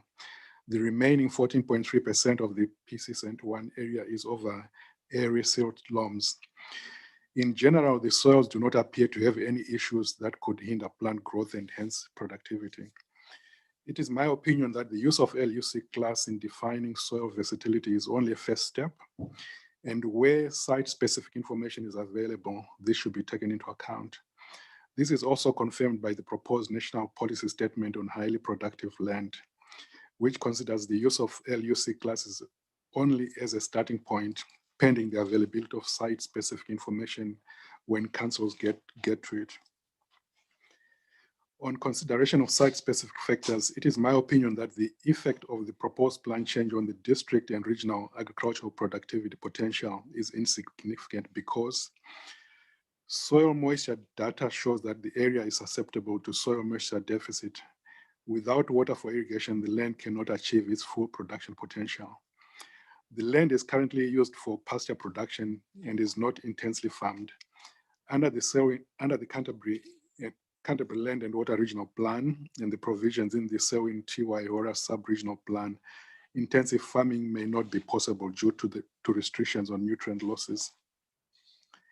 Assuming there were no other constraints, e.g. water availability, advances in technology and farming techniques over the years have been such that the removal of 53.89 hectares is unlikely to result in any significant loss in production, as this may be made up for elsewhere in the district and even on soils of lower LUC classes. The developable area in the context of the total LUC1 and LUC2 soils in the district and the region is very small, 0.0064% and 0.038% respectively. Furthermore, 17 hectares of the 51.85 hectares has been designated as an FDA, which means that 1.85 hectares of LUC2 class soils would be the total new area which would be potentially lost due to the proposed plan change. The developable area in the district and on a regional basis becomes 0.042% and 0.025%. The site is already bound by existing subdivisions and lifestyle blocks. There are potential reverse sensitivity issues associated with intensifying agricultural production in such an area, and I have discussed these in detail in paragraphs. That area, there should be paragraphs 99 to 101 in my evidence. For completeness, I assess the total LUC1 and LUC3 soil class losses within the district. I searched through the Selwyn District Council and Canterbury Regional website for land use consents that would also result in potential losses in versatile soils between January 2018 and the 10th of November 2020, which is when PC-1 was lodged. I've listed the relevant ones in attachment 1, which is at the back. In summary, the cumulative potential loss in productive soil since January 2018 up to November 2020, when PC-171 was lodged, is 0.53%. This is summarized in table 2, which is part of attachment 1. The reduction in LUC3 soils in the region resulting from the Selwyn District LUC 1 to 3 changes is 0.089, again, which is provided in table 3. It is therefore my conclusion that any concerns regarding cumulative effects would be overstated. Water supply. A third of the PC-1 area is part of the Rolleston Structure Plan, which is the FDA, in the regional policy statement, and the potable water requirements associated with this area are included in the Selwyn District's planning. I estimate the potable water requirements for the other 2/3 of the PC-1 area is 96,360 cubic meters per year, or 45 liters per second instantaneous flow. Firefighting requirements can be met from the potable supply allocation. There are options available or highly likely to be available to meet the demand for the PC-1 area, including the provision of a new community water supply tech on the land, and or purchasing and transferring a consent from other sites. New text for community water supplies are a restricted discretionary activity under Rule 5.115 of the Land and Regional Plan. With respect to the transfer option, SDC is happy with a consent transfer as a solution for meeting the water demands for the PC71 area. The Canterbury Land and Water Regional Plan has rules which enable consents to be transferred from site to site. Therefore, there are no statutory reasons the proposed solution cannot be implemented. Currently, SDC has a total consented volume for the Rolleston scheme of just over 7 million cubic meters per year. Over the last 3 years, the average annual use has been 3.3 million cubic meters per year. The difference between the consented volume and the demand is 3.8 million cubic meters per year, which is a significant existing surplus. While SDC prefers the applicant to provide either consents and the new community supply or a purchase and transfer and establish water supplies outright, there's a possibility that the surplus capacity of 3.88 million cubic meters per year can be used to meet the 96,000 cubic meters required for the 2/3 of the Plan Change 71 area outside of the FDA. This arrangement will require the applicant to fund future replacement of this water when it is required. I recommend further future discussions with the council on the two options relating to the timing of the water supply to the development. Overall, it is my view that the balance of the PC71 outside of the FDA can be provided with potable water supply at the time of the development. In her Section 42A report, Ms. White recommends a rule that will restrict subdivision until water supply is provided. Given my opinion that potable water can be provided to the PC71 area, I do not see the need for the proposed rule.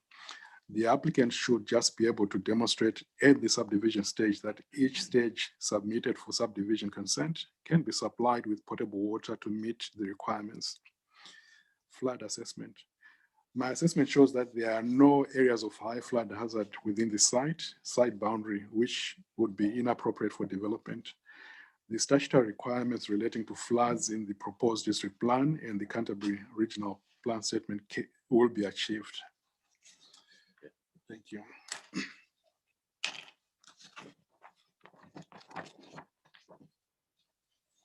Okay, so just some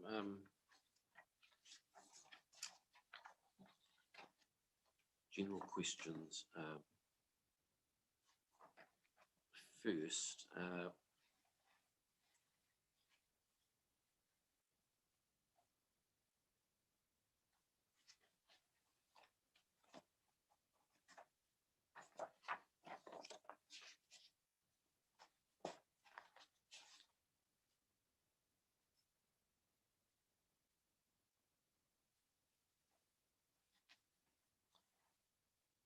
the documents you refer to, and you probably don't need to go to your evidence, but it's in your paragraph 50 of your evidence, primary evidence, and the references to the SDC statutory documents.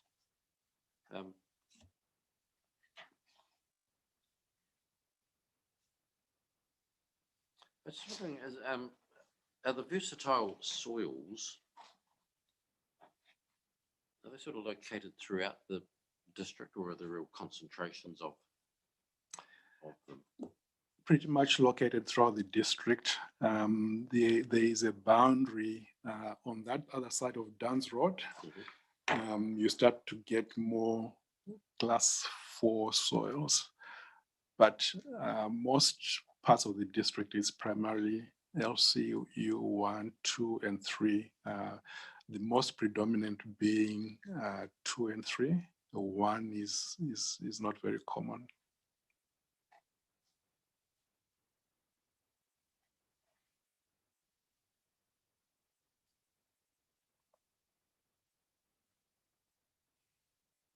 Is the one in the deeper soils? Or?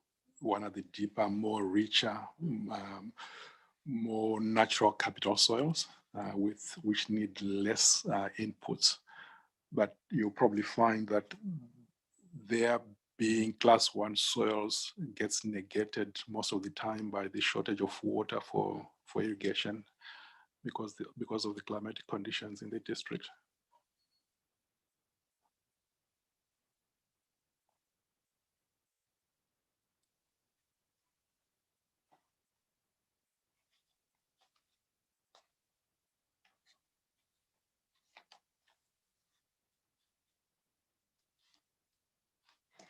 So around Rolleston, there is variations, and there's some areas surrounding Rolleston that don't have the.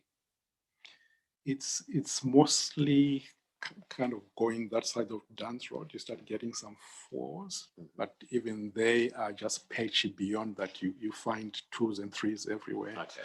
Yeah.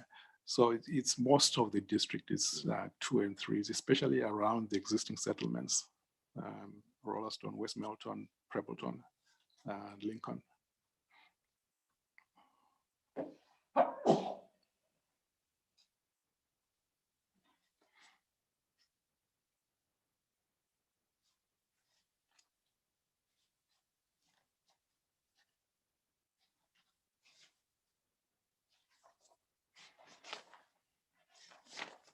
Okay, and just clarification in 63B, you talk about the high level soil properties being ascertained, and soil properties are subject to,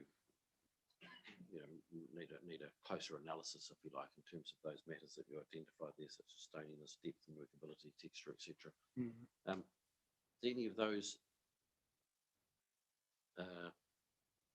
limitations that you've outlined there apply at this site in terms of those physical characteristics? Not to this site, no. And I mentioned that in my summary and in the evidence itself. If we were to go back to Judge Treadwell's table, which is table 1 on paragraph 56, probably the most relevant from that table would be availability of irrigation water and effect on the neighbors. Okay, we'll just move on to that in a minute. But so in your summary, you're saying generally the soils do not appear to have any issues that could hinder plant growth and hence productivity. So that's those. That's correct. That's yeah. reference back to 63B. That's right. Okay. Yeah. All right. So you were going to talk about the table. I was just reinforcing the point that the factors that would hinder productivity on this site in that table would be availability of water for irrigation and the effect on the neighbors. But then this table was done in 1997. So since then, there are other statutory issues to take into account, which I highlight in my evidence. For example, nutrient losses. There are limitations to that. So you can actually produce beyond what's being leached at the moment. So that's a restriction. Yeah. And that's a pretty broad restriction in the Selwyn district. Exactly. Yeah. Yeah. It applies across the district. The intention is to reduce nutrient losses, which eventually reach down to the lakes. Yeah. Yeah. Okay.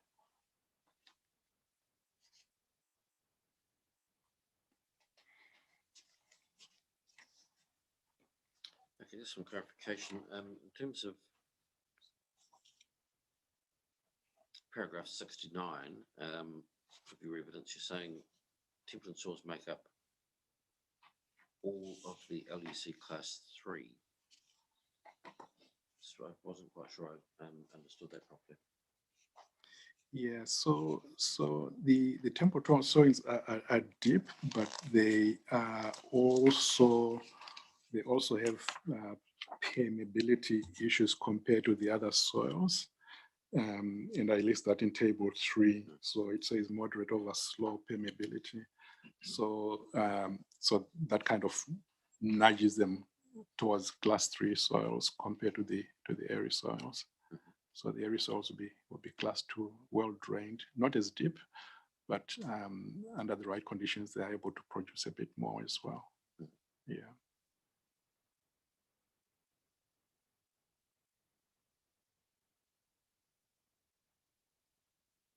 Okay, so as the Templeton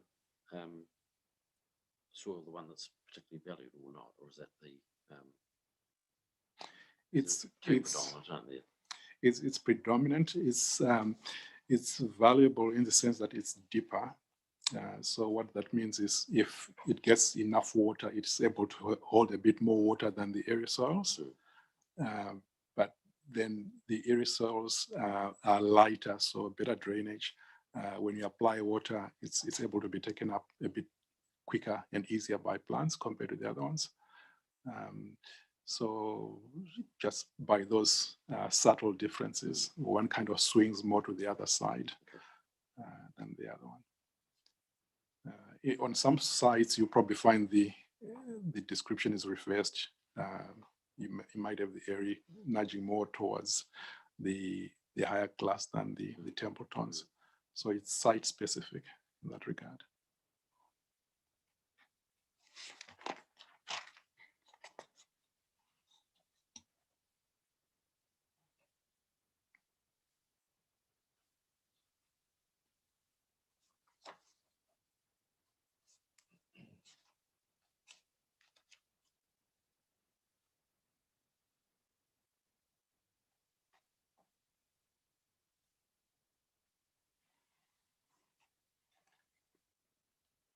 Have you spent some time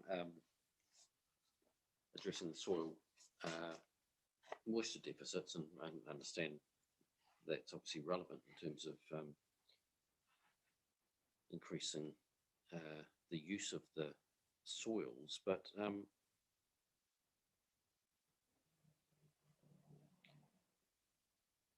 mean, what sort of uses is this type of land put to without irrigation? What sort of range of productive uses are there?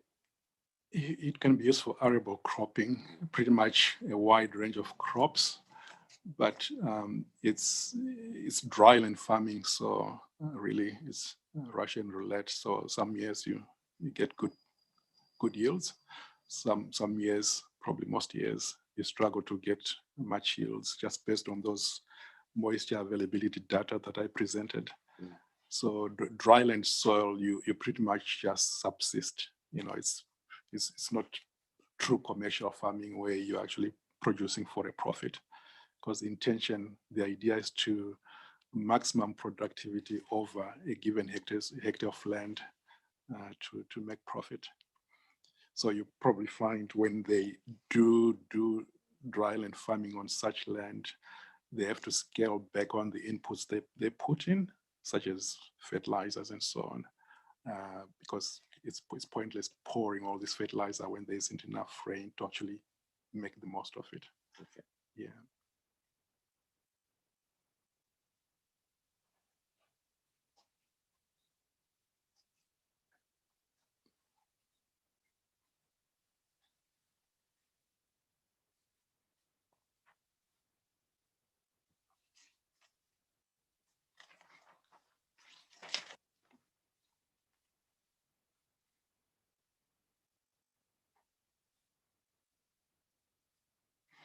Yeah, we're just talking about that productivity issue and irrigation, etc., and the aim to get the most that you can out of the land.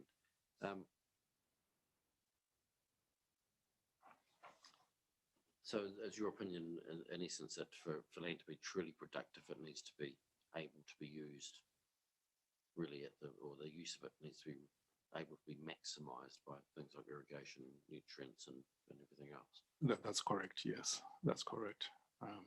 Do the soils have like an inherent value though? Because it's, I mean,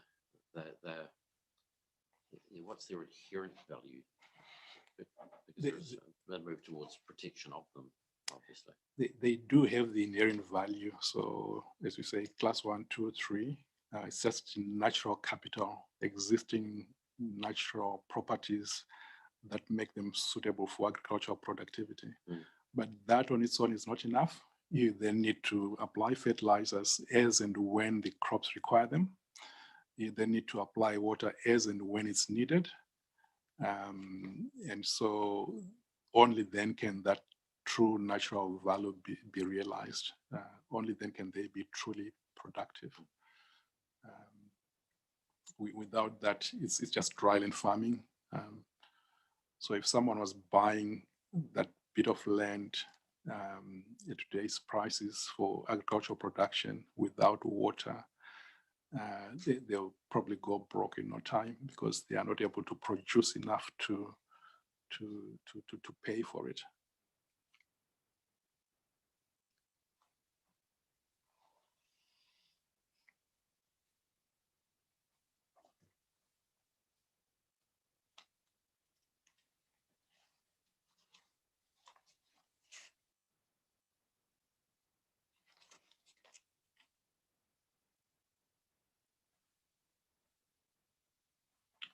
Could they irrigate that land if they could obtain water, or is it? Yes, it could be irrigated if they Okay. obtain later water, but they won't. No, they won't be able to get a new consent, maybe a transfer consent to the site, Okay. Yeah, and sounds then reasonable. that costs money. So it adds to the cost of production, and that affects profitability. So if someone has got money, they are better off to buy elsewhere than buy at that site. Mm. Yeah. Okay, and as you've put out in terms of trading and consents, or Yeah, moving consents as for irrigation purposes is a reduction of 50%. that's correct. Yes. But Yeah. not for community use. For community use, it's 100% transfer. Yeah. Yeah. Yeah. But we probably don't want to take these things in isolation. So they could transfer consent to the site, but then you start getting those other limitations now. So nutrient losses becomes an issue. They can't actually produce beyond a level that matches the current nutrient loss at the site. So the fact that it hasn't been highly productive over the last many years, that actually puts a cap on the level of production in future. And then you've got issues to do with reverse sensitivity with the neighbors. So someone starts farming or puts a dairy farm in, you can imagine the kind of excitement that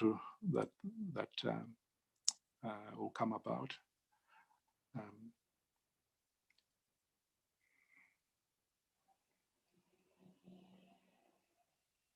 Have you experienced or had experience of those reverse sensitivity effects arising around the townships in Selwyn in particular? I couldn't point you to a specific example, no, but certainly I am aware in general terms, as urbanization increases, you're starting to get more and more people unhappy with that happening. I've done quite a few of these plan changes, and I only have to read some of the submissions to know that it's things that people are concerned about for these kind of developments, let alone if it was intensified agricultural production. I think that would even be worse in terms of concerns.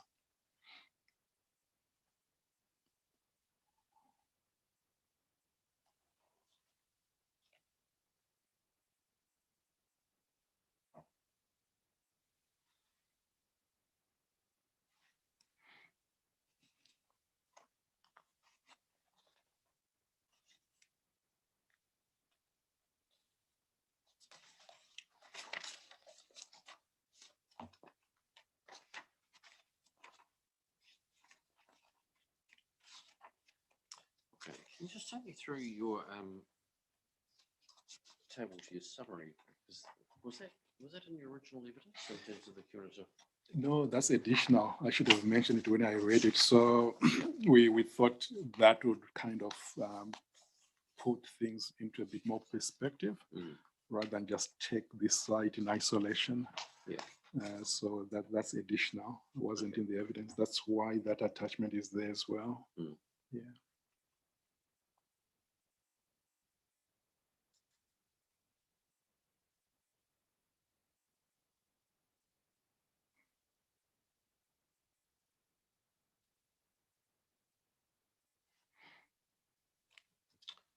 Okay, so that's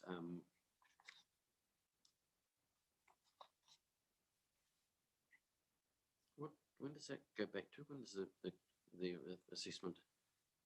I'm So sure we've basically discussed this starts before, but what's the date? And sort of when does it start? Is it around 2018, 2018? 2018, yeah. Which also coincides with when the council document was produced on versatile soils. So this counts from that point coming forward up to when this plan change was lodged.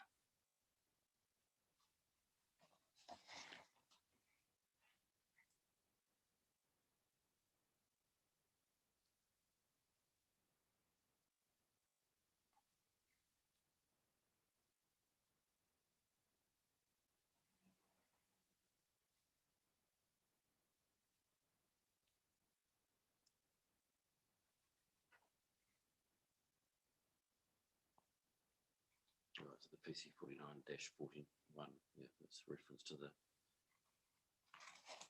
back to 49, PC 49, so that's from that date, Yeah, around 2018. that's correct, yes.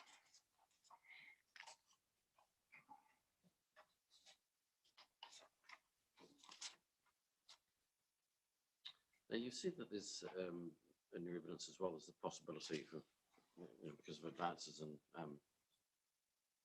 technology, that the productivity elsewhere, even on land that's not necessarily LEC 1 or 2 or 3, could be increased. That's correct, yeah. Okay. But there would still be restrictions on that around the Selwyn area with the planning framework that you've identified. Yes, so the nutrient losses would be something to take into account, but you probably, when I had in mind areas that could be higher LUC, say LUC4, that already have water, are irrigated, so their losses are actually higher already. It could be a place that's being used for dairy farming and then converted to arable. So dairy farming nitrogen losses will probably be in the 70 to 100 kgs per hectare, and taken into arable farming, that could be brought down to 30 to 40 kgs of nitrogen per hectare, but with more intense farming compared to this.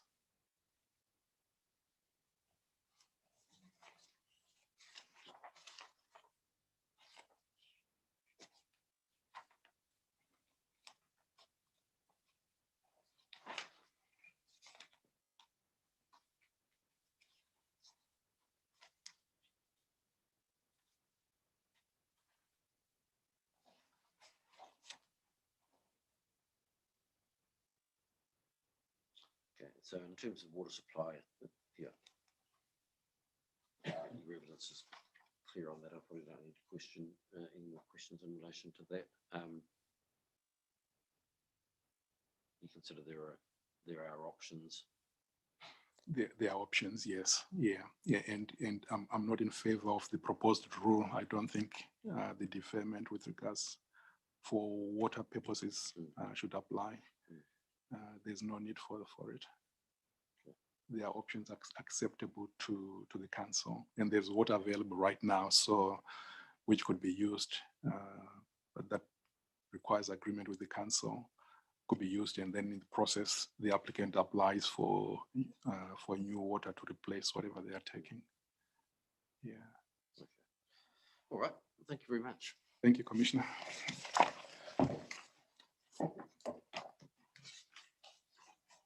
All right, we'll take the lunch break.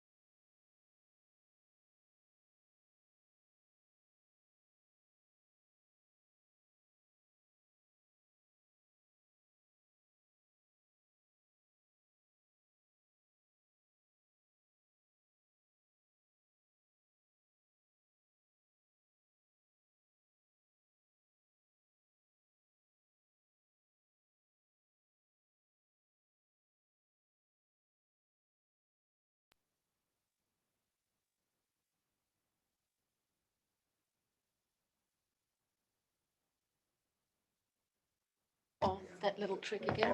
These are copies.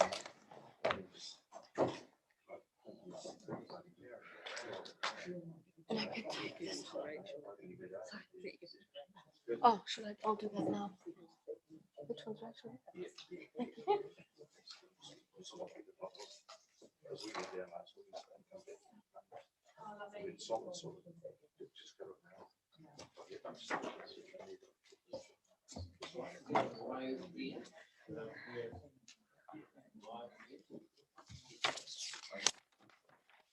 I'll get underway again, so we're recording.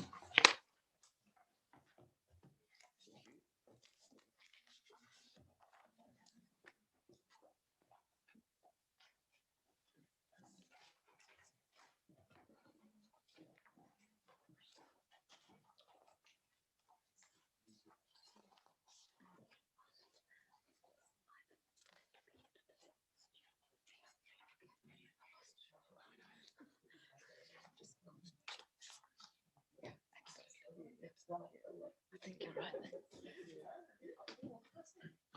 Right, we'll start. Good afternoon, welcome. How are Thank you.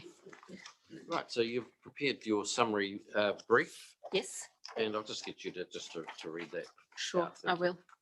will. My name is Nicole Lauenstein. I have the qualifications and experience as set out in my main brief of evidence. Section 42A report. In response to the Council's recommendations, the applicant has provided an updated ODP Area 14 for the Plan Change 71 site and the adjacent ODP Area 4, accompanied by updated narratives. The updated ODP 14 is underpinned by a revised indicative layout for the site. With regard to urban design, movement and connectivity, the report makes the following recommendations, which have all been addressed by the updated ODPs and or the related narratives. One topic it raised is the increased density to a minimum of 15 households per hectare within the northern part of the site. I do agree with Mr. Nicholson, that is the urban designer who worked for the council on this project. I agree with Mr. Nicholson that the northern part of the site is a suitable location for a minimum density of 15 households per hectare due to its proximity and walkable distance to the town centre, recreational facilities and schools, and is capable of absorbing the potential effects. To facilitate this increase in density, a second green space has been added to the ODP in a central location within the northern part of the site. Similar to Mr. Nicholson, I also support the removal of the low density strip on the eastern boundary of ODP Area 4 and recommend it be developed into a minimum 15 households per hectare density to be consistent with the minimum density on the northern part of the ODP 14 area. And although this is not requested by either Mr. Nicholson nor the planning officer, I would further recommend that in the interest of consistency, the entire ODP 4 area is developed to a 14 households per hectare density. Not only would this achieve coherence in development density and residential character across the entire northern area, north of Broadlands Avenue extension, but also increase the overall capacity. Layout and connectivity. The underlying design has been slightly revised in response to some of the Section 42A recommendations and provides a very similar level of connectivity as that achieved by the gridded layout proposed by Mr. Nicholson, but in a slightly more site responsive layout. The location of the open spaces has been retained as per original application, as they are in very similar locations as those proposed by Mr. Nicholson. However, the proposed twist to the configuration of primary roads is a key structural element of the design, as it directs pedestrian and cycle movement towards and through the northern open space, elevating the importance of the east-west green corridor and key walking and cycling connections over vehicular through routes. The remaining parts of the site have a mix of gridded as well as more organic layout in direct response to the noise contour overlay, the integration of existing dwellings, and the alignment with overarching view shafts to the Port Hills. So in a nutshell, the design has gridded components, but it is a very site responsive design. Hence, there are some differences to the suggested layout by Mr. Nicholson. The additional connection to Levi Road has been added to the revised ODP in a suitable location as specified by Ms. Williams, and that was covered earlier in evidence, and is intended to be a short local road with low traffic volumes. It will provide vehicular access to properties located within the northeast corner and facilitate easy pedestrian and cycle access into the site and the internal pedestrian cycle network from and to the northeast. Road frontage upgrades. Levi Road, Lincoln, Rolleston Road, and Nobeline Drive all require road frontage upgrades to bring them up to an urban road standard pursuant to the Southern District Council requirements. And this is confirmed in the accompanying updated ODP narratives. A separate shared pedestrian and cycleway and related dedicated crossing points have been added to the Levi Road frontage upgrade to facilitate safe cycle movement. This has been identified on the ODP, and relevant text, that's the narrative, has been added to the ODP narrative. A shared two-way pedestrian and cycleway is located on the western side of Lincoln Rolleston Road, and I agree that for that reason only a footpath is required on the eastern side as part of this road frontage upgrades. Dedicated crossing points should be provided at the key intersections with Levi Road and Broadlands Avenue to provide a safe and continuous network. And I understand that would be part of intersection layout design anyway. Each road has a slightly different character, traffic volumes and orientation, and therefore different requirements for residential interfaces, and any further design details such as visual displays for driveways, facing shared pathways, fencing and screening, and placement of street trees, on-street parking, traffic calming measures, pedestrian cycle crossing points, etc. All of those should be resolved at the subdivision design stage through covenants and in dialogue with the relevant experts and council. So really, this is a matter of detailed design. It's very difficult to provide all of that detail at an ODP level, and it would be inappropriate. Okay, so none of those matters you've identified there are, in your view, critical for this stage of the process? No, I don't consider them critical because all of those, from experience, are either part of the frontage upgrade requirements and standards and come with that anyway. There may be here and there in other projects, there have been requirements for these to be added to an ODP. For example, there's a rail trail present, there's a unique circumstance that requires something to be elevated to an ODP level. But within this particular project, I would say they're all pretty standard solutions. No, I wouldn't necessitate it to be in the ODP. Okay, thank you. That leads us to urban design outcomes. In my opinion, the updated ODPs and narratives for Plan Change 71 achieve good urban design outcomes and are consistent with good urban design practice and principles. With regard to consolidation of the urban form of Rolleston, the proposal will contribute significantly to a well-functioning urban environment by consolidating the urban form of Rolleston and retaining its compact form. The proposal can be considered in parts an infill development and in parts a greenfield development within an identified future development area. It is consistent with the Rolleston structure plan in principle and extends its key structural elements into the site. Similar to Mr. Nicholson, I consider the proposed Plan Change 71 development an important part to complete a gap in the urban form of Rolleston, as it will link the existing Rolleston township with the proposed district park to the east. The proposal also balances the constraints of site geometry and the issue of the noise contour line with a design strategy that ensures each part of the development can stand on its own merit, as well as grow into a combined residential area that provides a cohesive, compact, well-connected residential environment. With regards to connectivity, the proposal will provide very good external connectivity by extending a green corridor through the site and logically linking to existing neighborhoods, as well as future-proofing links for future development to the south and east. It enables a variety of transport modes and good access to parks, commercial areas, and community services at Foster Park and the town centre. In particular, the east-west green corridor extending from Broadlands Drive through the site and connecting the Foster Park recreational area with the future district park will be a significant contributor to the wider green network and urban connectivity of Rolleston. With regards to appropriate residential density and variety, Plan Change 71 can deliver a diverse residential development at a minimum density of 15 households per hectare in the north and 12 households per hectare for the remaining site, and provides a variety of residential house types. It will be able to respond to demographic changes and the social and affordable needs of the district. With regards to character and amenity, Plan Change 71 promotes social interaction and neighbourhood cohesion through the inclusion of a variety of public open spaces and neighbourhood reserves. The integration of the green corridor and other green links further contributes positively to the character and visual amenity of the streetscapes. Sensitive responses are proposed along the interfaces with both existing and future adjacent development and with the future district park.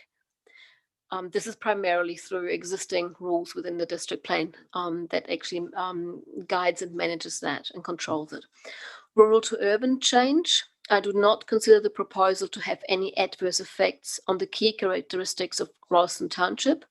The proposal site is currently zoned as inner plains. However, it is bounded on two sides by urban residential development and on the other two sides by rural residential land and a proposed future district park. Residential development extending into the site can therefore be anticipated. I acknowledge that such change will have localized effects on immediate neighbors, but the wider rural character to the east of the site at the edge of the township will be maintained. With regards to the noise contour, I understand that all indications so far are that the noise contour will shift and ultimately be completely removed from the site. However, should the noise contour line remain and/or development of the site occur prior to its removal, the northern and southern portions of the site are suitable for urban growth by themselves, given their proximity to the centre of Rolleston and adjacent residential areas. However, the success of the future district park does rely on its connection to the urban fabric of Rolleston. Providing a variety of vehicular, cycle, and pedestrian access points is important, but for a park to be safe, it requires active edges with an urban interface to provide passive surveillance.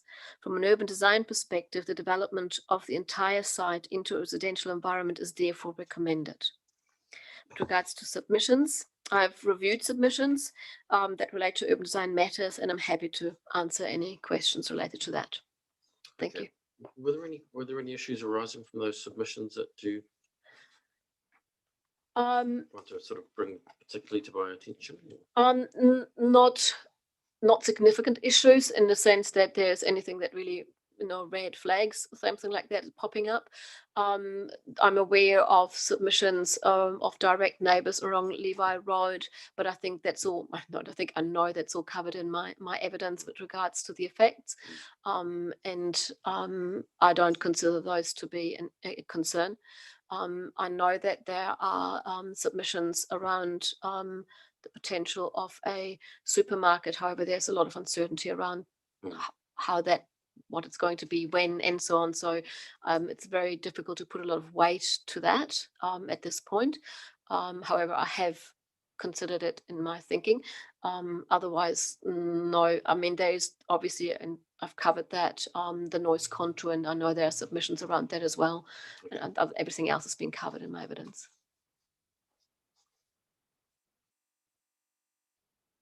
All right. Well, since you've raised it in your summary in terms of the, or in your discussions now in terms of the potential supermarket, and it is just a potential, et cetera, et cetera. But how, if that were to eventuate, how much of an impact would that have on your urban design assessment? Supermarkets are an integral part of any urban environment for starters. I mean, they are there because the people are there. So it's a matter of how they're integrated. It requires a dialogue between the neighboring areas and the supermarket with regards to the detailed design, connectivity, amenity, and all of these things normally are covered through the resource consent. And I am aware that there are always discussions between applicants and neighboring communities as to how these can be managed. With regards to the bigger urban design picture, as I said, they are an integral part of an urban environment. It comes down to whether that is a suitable location or not, and that has far more complex Yeah. It's not issues. so much about in terms of the appropriateness or otherwise of the supermarket, because that's a matter that's obviously subject to a completely separate process. Correct. But it's in terms of, for example, you talk about the ODP area 4 being developed to 15 households per hectare density. How much do those sorts of things that you've discussed in terms of residential development on PD4? I mean, how much do they, if that was not to eventuate for any reason, why would what impact would that have on your? My comment with regards to ODP 4 being 15 households per hectare has nothing to do with the potential supermarket or not. It's really about having a continuity and cohesiveness. Yeah, and that's what I'm saying. So if that for some reason that cohesiveness between the two blocks from a residential perspective didn't eventuate, what impact would that have on your assessment of the remainder of the Plan Change 71 site? If that was not to occur, and it would remain as prescribed as 12 houses per hectare, or would become a supermarket, it wouldn't affect the Plan Change area ODP 14, because that in itself is of a size that can actually coexist at adjoining other areas. It's not like it's a little slither that would then be living in isolation. It has good connectivity to Levi Road, and also was a supermarket the result for ODP 4. It probably wouldn't occupy the entire ODP site. I would expect there to be some buffer areas, potentially some other smaller residential along the edges of the supermarket to come through to then actually integrate with ODP area 14. I mean, I'm not privileged to the design, but that's what I would expect it to be. With regards to a supermarket, the advantages is having that service for the community. Some of the hurdles or matters to overcome can be connectivity, because it's a large structure. But again, people want to be guided, or the supermarket provider would actually want people to come to the supermarkets. It is the back of house and service areas that are the most problematic potentially, but there are good examples for supermarkets where that has been addressed accordingly. So it's a matter of good dialogue between the two ODP sites. Okay. So your overall opinion is not dependent on that block being developed to 12 or so PD? No, I think it is not reliant on it. The remaining part of the Plan Change Area 71 is not reliant on that being developed. No.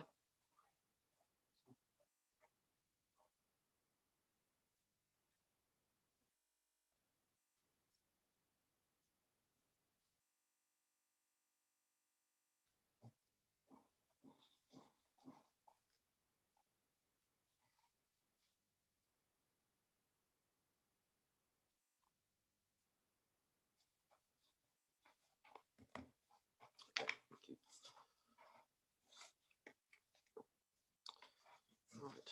Now I'll just ask you some questions in terms of your evidence and in terms of the application too. Now, as you've acknowledged, there's not much disagreement. And I'm not quite sure if any really disagreement will remain, but yeah, I still need to be satisfied as well. So just asking some questions, and some of them are just really in terms of clarification.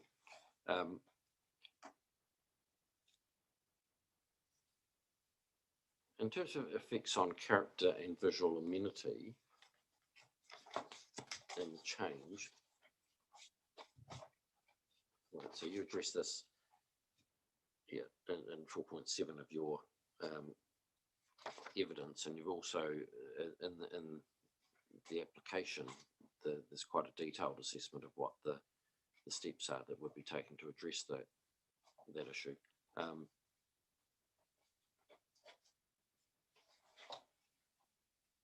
Right, so you've addressed that, as I say, in particularly in terms of the RFI response. You've got 11 mitigation methods to address those sorts of issues. Yeah, what is that a package? When we do a visual assessment, mitigation measures are a raft of things, and some of them are covered through, for example, upgrading roading standards. So you'll find that in itself already is an upgrade in the amenity and the facility in the surface treatment and so on. So some of them are they come as a default position if this kind of development happens. Then the same happens with the requirement for street trees, for example, with part of roading upgrade. So I've listed them as part of the mitigation, but then they come automatically. Then provision of green spaces is another part that's mitigates and breaks up the density and build form. Again, they are required as part of the development. You have to provide some green spaces. So some of them are mitigating factors, but they're not necessarily on top of something that if you were not to put it in the ODP would not eventuate. So, and a lot of these mitigation measures fall into those categories. Then sometimes there are mitigation measures required around rural residential interface. However, with this, the rural residential interface here actually sitting within a future development area, I would consider any accentuating of that character change, anything that remains long term, like large setbacks or providing larger properties or things like that, to be inappropriate, because you can expect there to be further intensification on that still rural part of the neighboring land. So I would not recommend any specific mitigation measure there that is there in perpetuity. Any mitigating measures there would be landscaping, soft kind of landscaping measures, and they can be done through covenants. They are already partially existing on the neighboring properties, because the rural properties tend to do that around hedges around their properties. So it's very much a matter of detail. So does that sort of clarify that sufficiently? Okay, so you don't want to you want to avoid one of the problems that's happened in other parts of Rolleston with large lots. Yeah, I want to avoid the permanent measures that then become a real hurdle for connectivity and integration. If these areas have already been identified for future development, then we really would like to avoid those.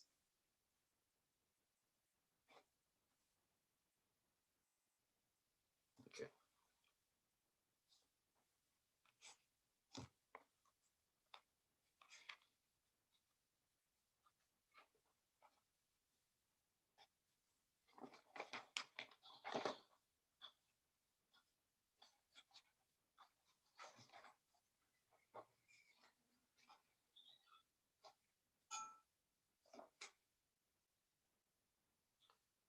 You've put some weight.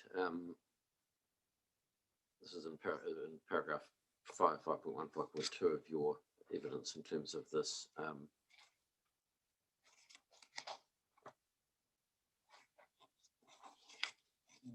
In terms of the east-west green corridor extending from Brooklands Drive through the site. So that's a major, is it, from your perspective? I think it's a very important one, because it goes beyond the actual site itself. It is something that if it doesn't come through, it will create a larger disconnect within the wider urban fabric of Rolleston. So it is sort of a responsibility of the site to provide that connectivity. And because it connects from park to park, and it connects to schools and recreational facilities in Foster Park, the nature of that connection in detail needs to be very strongly oriented towards pedestrian and cycling movement. So hence, yes, I put an emphasis on that connection. It is the quality of the connection, as well as ensuring that for pedestrian and cycling, it is as direct as possible. I'm very comfortable with the vehicular connection to be one that is slightly longer than the pedestrian and cycling connection, because that actually emphasizes cycling and walking over vehicular.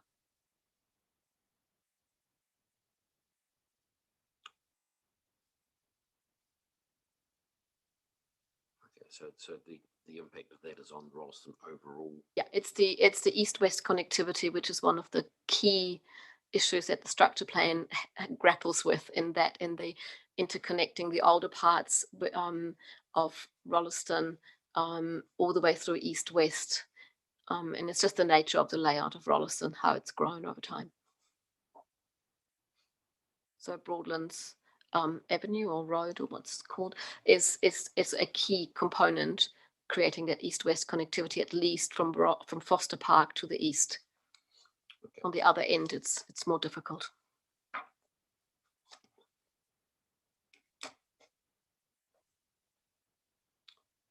And the just so clear my own mind, but that's there is issues from foodstuffs perspective in terms of that connection, isn't there? I don't know. I would be surprised if it was, because it would sit, you were talking about ODP area 4, it sits at the very low, sharp end, and I see it becoming quite difficult to have any supermarket related functions. Supermarkets want to be, a big square blob with car park and building and so on. That's not very, very good urban design talk here, but in reality, yeah. Would the are there alternatives available that would provide that or a similar east-west connection? Avoiding ODP area 4? Hmm. No. I would say a straight no. Okay. I think that it needs to be a visually very legible, strong, direct connection into the district park and Foster Park. So trying to move that, if it has a little bit of a wiggle, I think that's manageable, but trying to find a replacement for it somewhere else, no.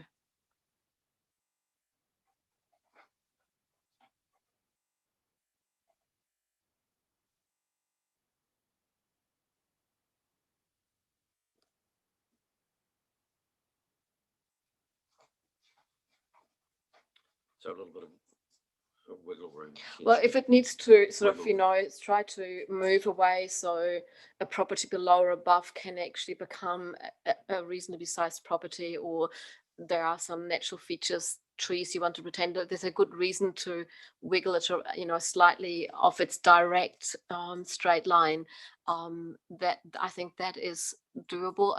With pedestrian cycling connectivity, it's really important to see where it's leading you. The legibility of connections is really important. And the directness is important, the shortest as the crow flies, ideally, for walking and cycling, because this is cycling to school and high school, to sports. These are like the young person's daily commutes, and that's how we should really facilitate them.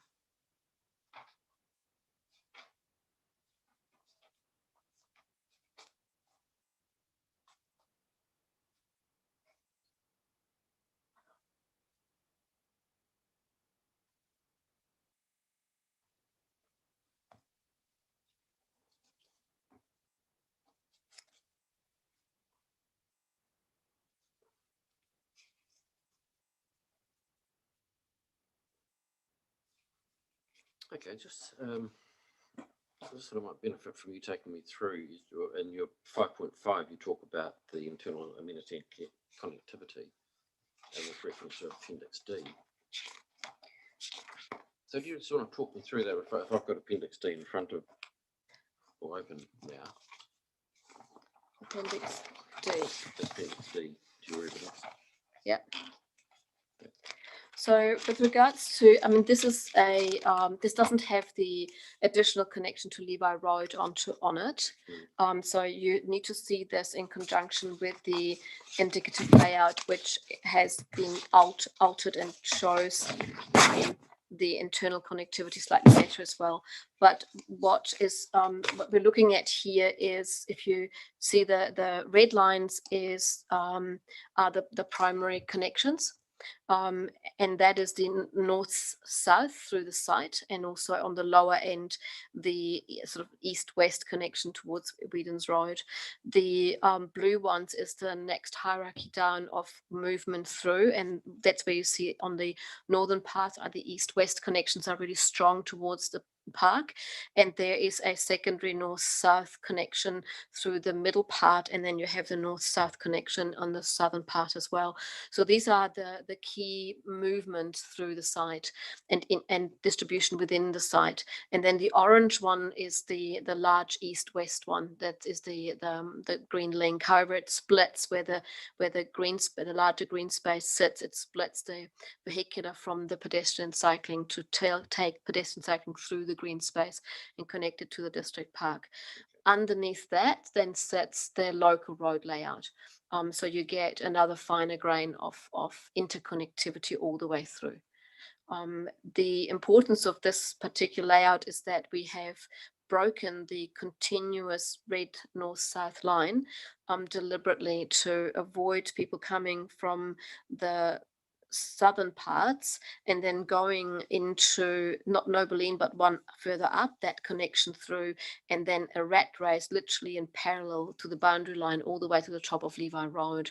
We've always tried to, even by offsetting the red arrows, the north-south arrows, by offsetting them in the northern part along Broadlands Avenue, we are actually making it harder to just have that continuous rat race through. That's a very deliberate move, and in conjunction with our traffic engineer to do that, to keep that, let's call it commuter or through traffic on Lincoln Rolleston Road and Levi Road, because they will be set up for that speed and also for the amount of traffic flowing through.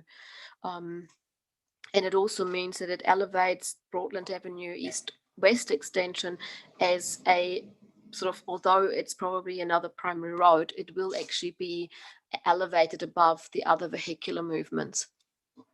So there's a subtle little design tweaks in the layout to ensure that we create an environment internally that is very well interconnected, but does not facilitate fast, easy through traffic.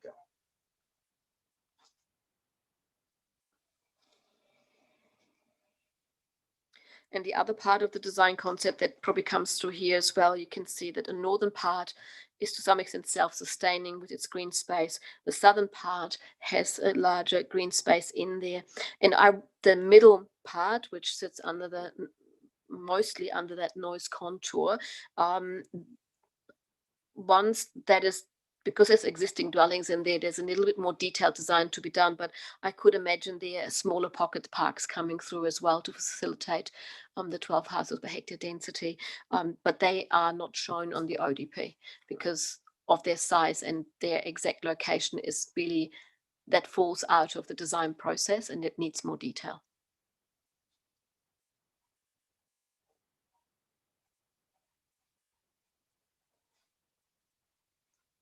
And the location of those is not that.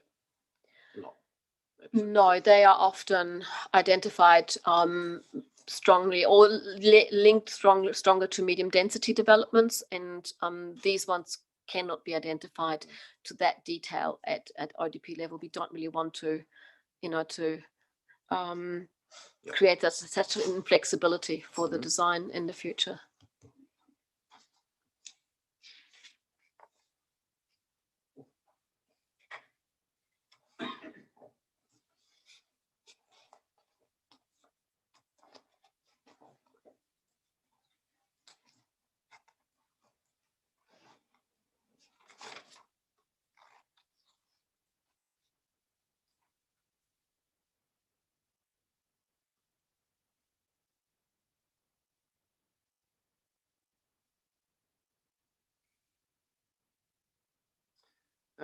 In terms of your 5.6 in your discussions about high densities and consolidation,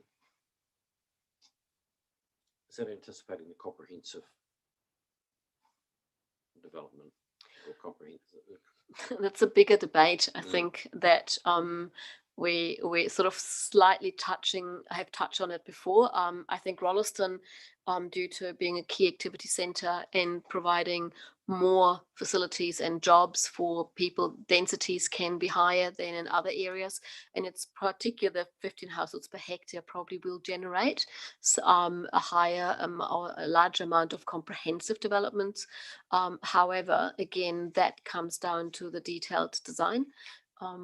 Comprehensive design, medium density comprehensive versus medium density small lot, they are very different in their nature and what they require. Comprehensive developments need a larger lot that then comprehensive that gets designed through to actually make sure that any possible effects of privacy and overlooking are addressed. And for that reason, you need to have house designs in place to be able to assess that because of the density you're creating. Versus small lot, medium density sort of gets away due to the nature of the lot still being just large enough to go with the standard sort of design approach of a single dwelling per lot, and the setback rules and so on, and other medium density small lot rules within the district plan will safeguard privacy and outlook and amenity and things like that. However, when we go into medium density comprehensive, we're sort of jumping over a particular hurdle that then requires more attention to detail. And that's normally illustrated on an ODP as areas that are there are areas that are proposed for the comprehensive. They can be, but I think it's been they used to be, but it's been found to be quite dogmatic and not very flexible, because comprehensive designs they really rely on good orientation, and that is something that is dictated by a design you're coming through. Otherwise, you get the situation where you have one type of comprehensive design development and you just do the cut and paste and repeat that over and over and over, because you know this one works, has this orientation, and then everything around it is dictated by the comprehensive design, and it does not necessarily fit the remaining layout of the subdivision. So as a result, nowadays we tend to not identify them and take care of that amount of detail within the detailed design. It's more, once you go 15 households per hectare, you probably can guarantee that there will be comprehensive medium density in there to achieve that.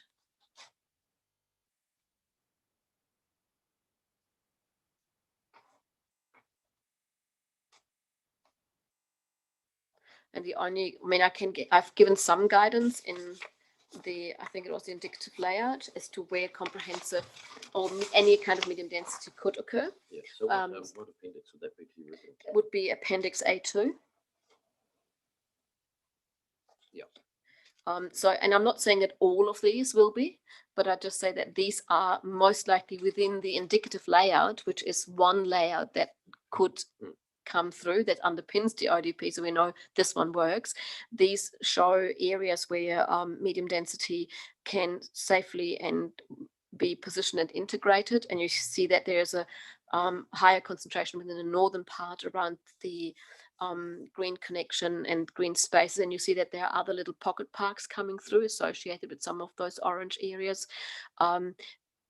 And there's quite a large amount placed right next to District Park, because that is a very good design housing typology to sit adjacent a park, because if we have 2-story or even 3-story dwellings overlooking the park, you get very good passive surveillance with balconies overlooking and so on. So this is just an indication how the distribution could work. And I've been very careful placing them within the mid portion because there is some work to be done about integration of existing dwellings. So I didn't want to put something on this plan that may not be able to eventuate. So I've kept that at the moment untouched by medium density, because there's not enough information available at the moment. And away from road frontages as well. Yes, and away from existing road frontages. However, that is not to say that it wouldn't work. That is just a measure that we take to avoid additional effects on existing neighbourhoods. doesn't mean that it could well work. It could work quite well because medium density does work well along main roading connection corridors, but in respect of adjacent neighborhoods, you tend not to place them there. Okay, thank you.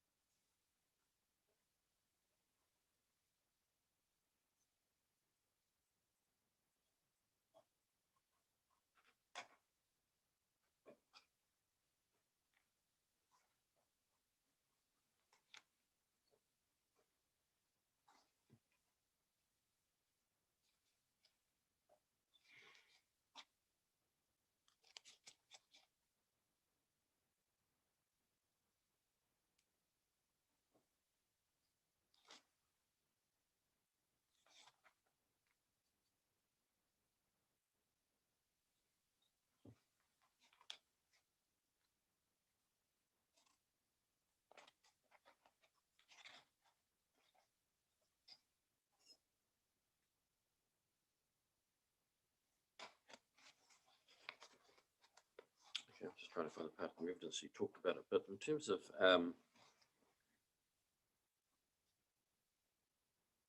the potential for the deferred zoning in the middle there, yeah, just and you've touched on it, but just you just sort of talk me through what, if any, issues that creates, or opportunities it creates, whatever. But how does it sort of?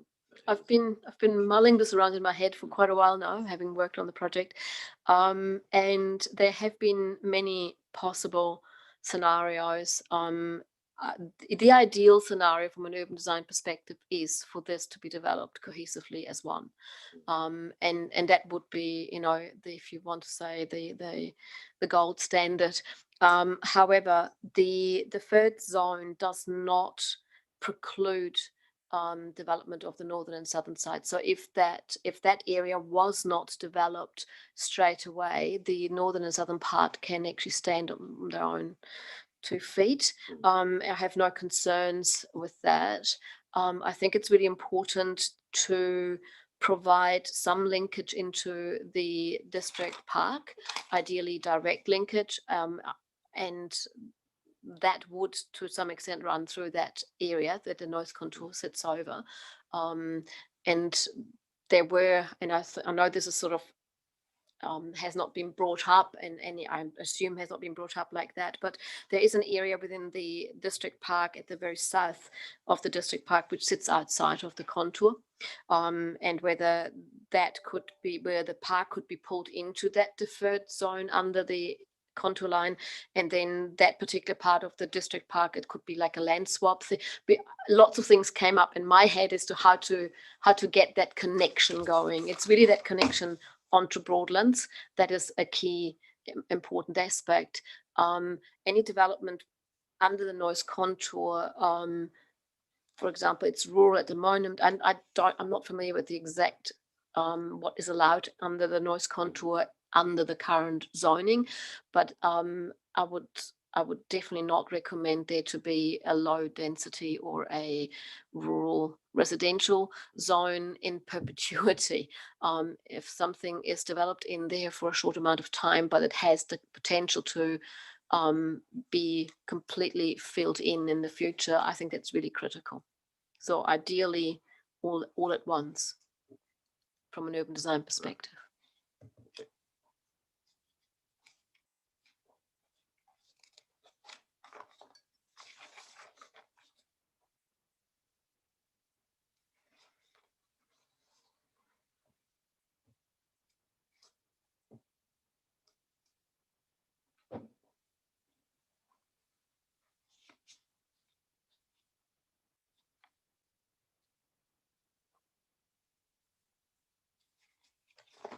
I'll just check.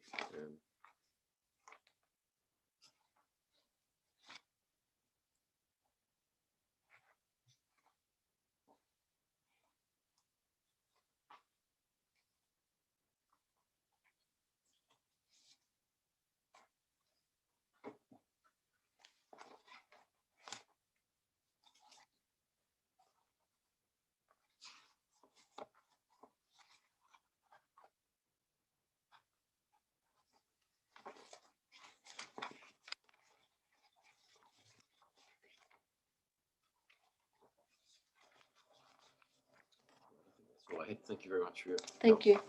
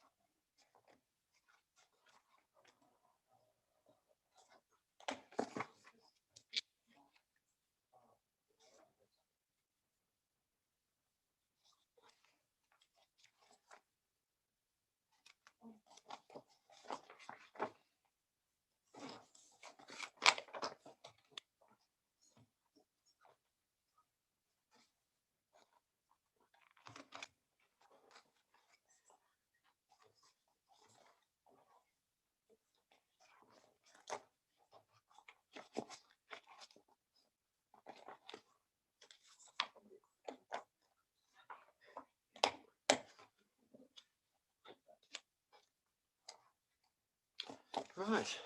Exactly. Getting pretty comprehensive looking summary delivered. So as I mentioned earlier, it includes a response to. Indeed, yeah, appreciate it. Thank you.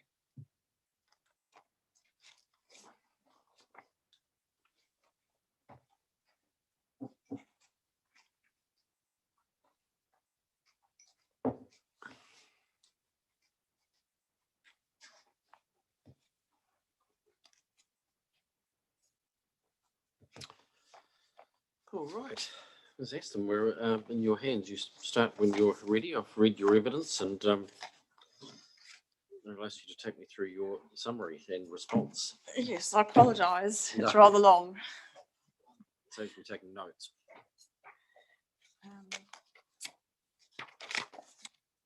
So starting at paragraph 2, actually, that's just factual information about what the plan change is. Yeah, Do you want me to, those first, Yeah, I'm pretty familiar with with 1 and 2 yeah, and 3. shall I start at 4? Yeah, that'd be Okay. good. Thank you. The request seeks to rezone the site from rural inner plains to Living Z and Living Z deferred zone. Densities under the Living Z include low density, minimum 500, average 650 square metres, medium density small lot, minimum 400, maximum average 500, and medium density comprehensive with a maximum average of 350. As noted in the officer's report, there are no new or amended policies and objectives introduced for PC 71, and for reasons discussed below, I do not consider them are needed. The proposed deferred zone relates to the area under the 50 LDN air noise contour. The notified proposal is for the deferment to be removed if and when the SAL air noise contours are revised and become publicly available and no longer apply to this land. Alternatively, the land could be zoned Living Z with the inclusion of a rule that makes erecting a residential unit or establish any other sensitive activity a non-complying activity. Could I just add in there, or restricted discretionary activity, until the review contours are inserted into the appropriate planning document? And again, I apologise, this has been evolving. Our latest thinking is until the contours are, the expert panel, and there's wording later on in the evidence, the expert review panel releases its findings on the airport noise contours. Apologies for that. Hope you're not too confused. No. The area subject to the 50 LDN air noise contours has a potential yield of approximately 220 plus sites of the total approximately 660 dwellings that would be enabled by PC 71. I do note that Mr. Bellingham has provided more recent figures for that, based on 15 households per hectare for the northern portion. Those are the more up-to-date figures which I would rely on. PC 71 process is part of a fluid statutory planning environment where a mix of outdated documents and airport noise contours, other planning processes that are underway, and recent and proposed new legislation can cloud the decision-making process. following the normal hierarchical policy development process is in direct conflict with the need to respond to issues needing immediate attention, particularly with respect to housing. In my opinion, the greatest weight should be placed on the newest and higher order planning document, which is the NPS Urban Development, when assessing the merits of PC 71. And PC 71 is consistent and gives effect to all of the relevant NPS UD objectives and policies. Development of the site for housing. We can't hear a thing over here.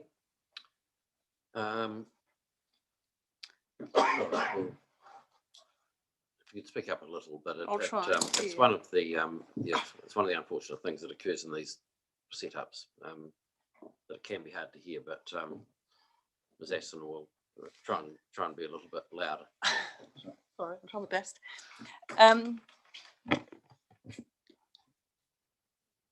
Right, so you're So at 9. 9, was it? Yeah. Yep. Development of the site for housing will support a competitive land and development market. That's referring to objectives 2.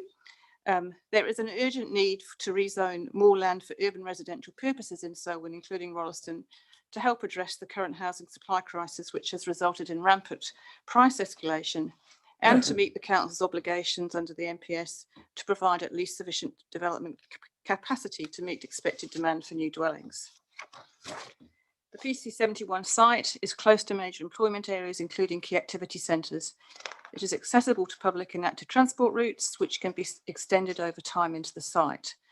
And there's a high level of demand for housing at Rolleston, which refers to objective 3 requirements. PC 71 can be effectively integrated with the planning and funding of existing water, wastewater reserves and other infrastructure, such as power and phone. With respect to water supply, there are feasible options for providing a supply to those parts of the site outside the future development area, which are acceptable to the council. There is sufficient existing wastewater capacity for the enabled development. Objective 6. Under Objective 6, this requires a balance between strategic, medium, long-term decision-making and being responsive to proposals, particularly those that supply significant development capacity and promote well-functioning urban environments.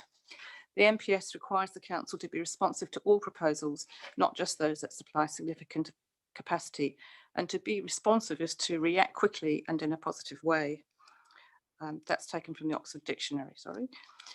PC 71 will help address both short and medium-term capacity land supply constraints and will not, in my opinion, compromise potential outcomes from the Greater Christchurch Spatial Plan 2050 process, which will be implemented through the Regional Policy Statement Review in 2024.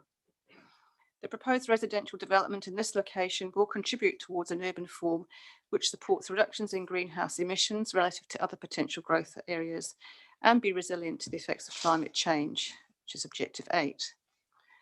Policy 8 of the NPS provides an alternative resource management framework that overcomes the prescriptive regional policy statement directions that prevent decision makers from being able to consider meritorious proposals that are outside of areas identified on Map A of Chapter 6. The proposal meets both Policy 8 requirements for unanticipated development with respect to the central and northern portion of site, which are outside the Rolleston FDA. It will add significantly to additional development capacity in Rolleston and will contribute to well-functioning urban environments. I agree with the reporting officer that it is not appropriate to consider PC 71's contribution to additional development capacity just at a Greater Christchurch scale, and her statement that the supply provided by the request is significant. PC 71 is well located in terms of the planning framework at both national, regional and district level to provide for further growth of Rolleston. Development of the site will achieve a compact and efficient urban form in a location closer to the Rolleston centre than any other FDA area, and to existing recreation areas, including Foster Park, the Selwyn Aquatic Centre and Rolleston College, and the proposed district park adjoining to the east. It can be serviced for 3 waters, and any environmental effects of the development can be avoided or adequately mitigated, included by the provisions of the outline plan. PC 71 is consistent with the operative plan objectives and policies, including growth-related ones for Selwyn townships generally and Rolleston specifically, and those of the regional policy statement, except those which restrict urban development to Map A greenfield priority areas. There's no conflict with policies relating to airport noise controls because no residential development can proceed until the peer review confirms that the remodel contours no longer apply to the site.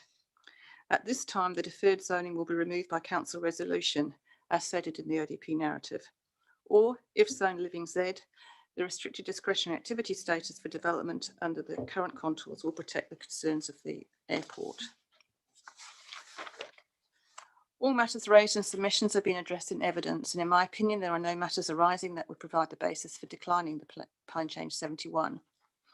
Rezoning the site LZ and potentially deferred in the case of the central portion until such time as the remodel contours are confirmed as no longer applying is the most efficient and effective use of the site and the most appropriate method to achieve the purpose of the RMA when compared to other options. Areas of disagreement with other technical experts. First of all, Econ and Christchurch City. So my response to the various matters raised by Marcus Langham are covered under the headings below. First of all, significant development capacity. Mr. Langham does not consider that PC 71, excluding the land under the noise contour, i.e. zoning for approximately 440 households. I defer to Mr.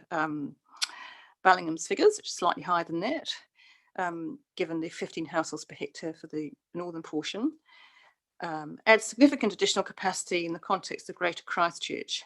He relies on the 2021 housing capacity assessment, which shows that with the inclusion of the FDAs identified through Change 1, there's sufficient capacity development capacity, including the required competitive margin within Selwyn, Waimak and Christchurch City to meet expected housing demand at least over the medium term. He further notes that the RMA Enabling Housing Amendment Act will also increase the ability of existing urban areas to meet demand through redevelopment. These matters have been addressed in my evidence in chief and by Mr. Ballingham. To reiterate, it is appropriate to consider Greater Christchurch as the urban environment for the purpose of sub-regional land use and transport integration and scenario development for the purpose of growth allocation, but it makes little sense in terms of being responsive to short or medium-term housing needs and providing a competitive development sector to consider significant development capacity at this high level. The summary evidence of Mr. Bellingham at paragraph 9 is, in my opinion, compelling in the context of the pending medium-term shortfalls in Rolleston. The Minister of the Environment has provided guidance on factors to consider when assessing whether a plan change contributes significant additional capacity, and I've set that out in Appendix A. And I do comment below on each of those criteria. First of all, the significance of scale and location. The enabled development will contribute to a well-functioning urban environment. It'll help address the shortfall in development capacity to meet short and medium-term housing needs at Rolleston. Not all the FDA land at South Rolleston is likely to be available for some time or be plan enabled and therefore qualifies development capacity. With approximately 20 to 25%, around 108 hectares, not the subject of zoning submissions or private plan change requests. The Plan Change 71 site is much closer to existing urban areas than this FDA land. The proposed ODP primary roads can support future extensions of public transport services, and the ODP has been designed with an extensive public cycleway network with connectivity to the surrounding area. Secondly, fulfilling identified demand. The enabled development will help meet the short and medium-term shortfalls in land for housing at Rolleston and the wider district as identified in the evidence. It will enable a range of housing typologies and tenures, including standard small lot and comprehensive medium density housing. The nature of the housing demand in the Rolleston context has been outlined by Mr. Kennard. Timing of development. The development will be delivered by the applicant company, Gould's Development Limited, an experienced developer in the Rolleston market. Gould's Development plan to complete the development of the entire site within a 6 to 8 year period, i.e. housing can be developed at pace. Infrastructure provision. There are no infrastructure constraints to development of the entire site, which will be funded by development contributions. Mr. Langham has excluded that part of the site under the noise contours from his assessment of the amount of development capacity to be delivered by Plan Change 71. This is because it may be unable to be realised and is dependent on a separate planning process to determine the final location of the contour, and there's no need to expedite the rezoning ahead of that rezoning being completed. I disagree with his assessment. The location of the noise contour is a purely technical matter, and in my opinion, there is already a high level of certainty around its final position with respect to this site. under all tested scenarios, the land falls outside the remodel contour. The peer review process will be completed within months. Set against this is imminent timeframe are the likely long and complex planning processes ahead, which will take years to complete if inclusion of the noise contours into statutory plans is to follow the sequential Greater Christchurch Spatial Plan, RPS review and district plan change pathway. There's no planning justification for delaying a decision on the zoning of the central portion of the site under the current contours, in my opinion. Intensification targets. In his discussion on Objective 6.2.2, Mr. Langham expresses a concern that development of greenfield land outside of that planned in the RPS has a twofold impact. It increases the amount of land for greenfield development, and as a proportion of the overall supply of housing, then impacts on the ability to achieve intensification targets within Greater Christchurch. If greenfield development is significantly increased above levels anticipated, this will have a flow-on effect of proportionally reducing the successive delivery of housing through intensification of existing brownfield areas. As mentioned in my evidence, this is not borne out by current trends. The Housing Capacity Assessment 2021 indicates that the intensification targets are being achieved despite significant post-earthquake greenfield zoning. As greenfield land has been used up in Christchurch City, the trend has been towards intensification, although it is difficult to prove a causal link between the two forms of development. In referencing Map A, Mr. Langham discusses the way in which the RPS provides certainty for the public and private sectors. While I agree that certainty is important, this certainty refers to outcomes, not process. I consider that flexibility is also important when developing processes, and this is supported by the MPS, which opposes rigid urban limits. Quote, a hard urban-rural boundary without the ability to consider change or movement of that boundary would not meet the requirements of the responsive planning process. And that's quoting from the Ministry of the Environment Responsive Planning fact sheet. The hearings on both the Christchurch Replacement Plan and R-Space provided numerous examples, as Mr. Langham will know, of meritorious zoning proposals that had to be rejected by the respective panels because they were considered as not giving effect to the RPS, i.e. they were outside the existing urban area or greenfield priority area. Not only that, these landowners have no opportunity to get the relief they sought for possibly another 3 years, nearly a decade after they made their original submission on the replacement plan. Mr. Langham appears to claim that the Minister has signed off the RPS as given effect to the MPS. Quote, when the Regional Council provided its recommendation report to the Minister, it included an evaluation of change one against the relevant statutory framework, which included the NPS. The evaluation documented how change one would give effect to the NPS. In approving change one, the Minister specifically acknowledged that the Regional Council had complied with the RMA regulations made under it and any relevant national direction. I'm unable to see anything in the Minister's letter to ECAN that supports this view. It simply records that in using the streamlined planning process for change one, ECAN complied with the Act and any relevant national direction. And I've attached the letter as Appendix B. Do not consider this as an endorsement of the RPS in the way Mr. Langham appears to describe it. Not only that, change one was based on the 2018 Housing Capacity Assessment. As borne out by subsequent analysis by Selwyn District, the earlier assessment overestimated the capacity available in the district to meet demand. And I refer there to a report by Mr. Beard in relation to Plan Change 78. Housing needs. Mr. Langham refers to housing trends identified in the 2021 Housing Capacity Assessment, which identifies the need for a significant increase in the demand for smaller and multi-unit dwellings across a broader range of tenures. He does not consider the plan change goes far enough in providing housing topologies and tenures that align with these future housing needs and demands, such that it could be considered to set itself apart from the nature of developments currently being advanced through other plan changes that are within the existing urban area, although this may be overcome by the introduction of the medium density residential standards, subject to no developer covenants being placed on the subject land. I'm not clear which plan changing he is referred to as within the existing urban area. It may be he is referring to other FDA land, as I'm not aware of any plan changes within the existing zoned urban areas at Rolleston or elsewhere, which would presumably need to be for intensification. It may be he is referring to policy 6.3.12.2, although this only refers to the FDA portion of the site.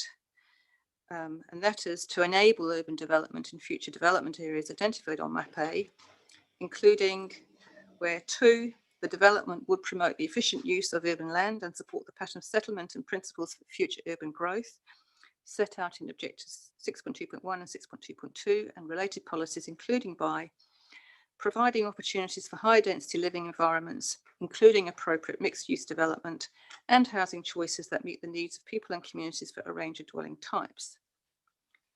PC 71 requires a minimum density of 12 households per hectare for the central and lower portion and 12 households per hectare for the northern portion. And this exceeds the minimum density standard of 10 households per hectare specified in policy 6.3.7.3. These are the minimums and enable high densities to be developed in response to housing needs. The applicant, Gould Developments, is an experienced developer in the Rolleston market and is well placed to understand and respond to local housing needs.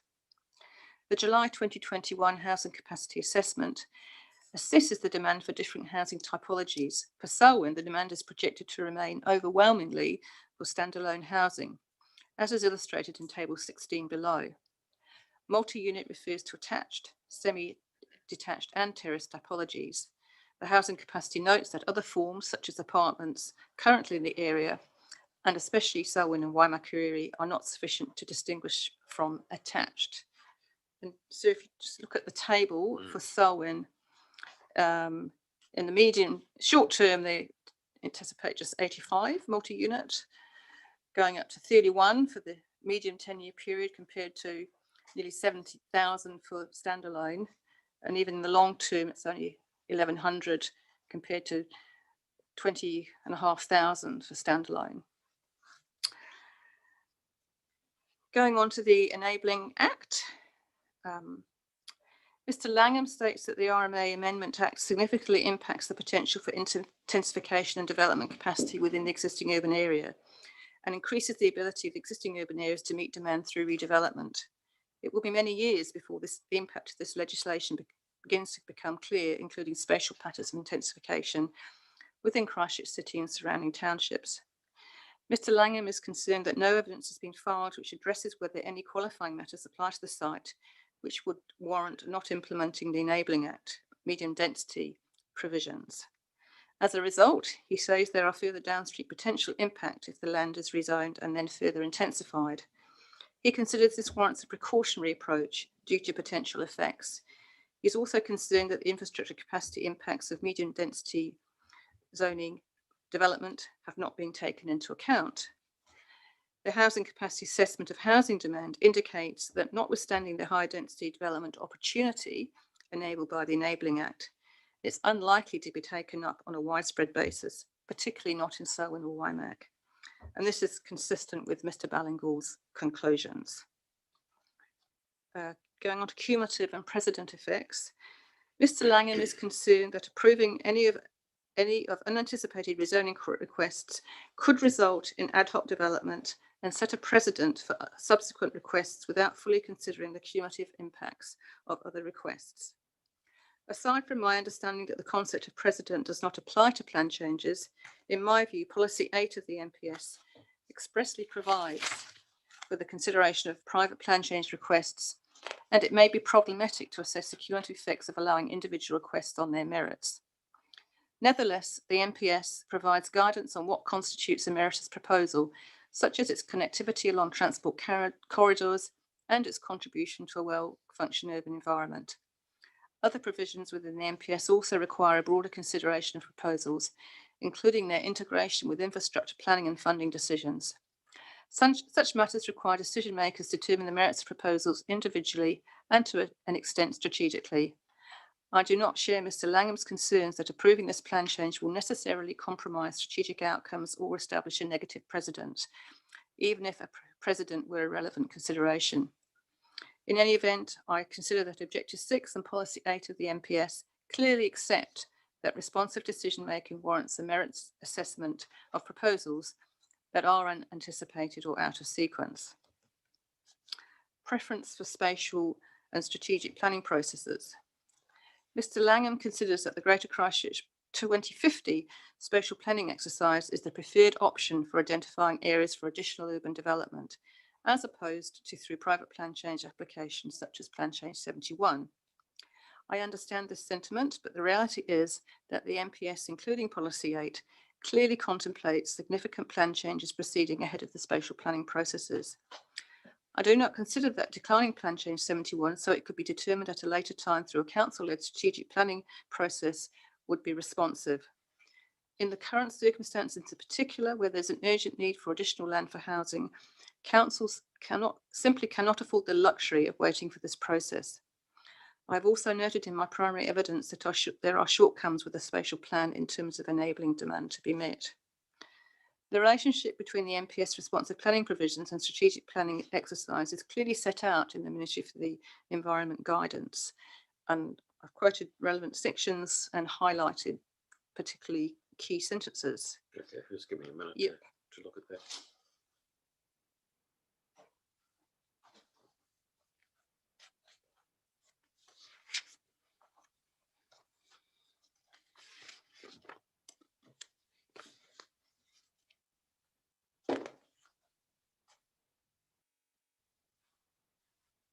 Okay, 38.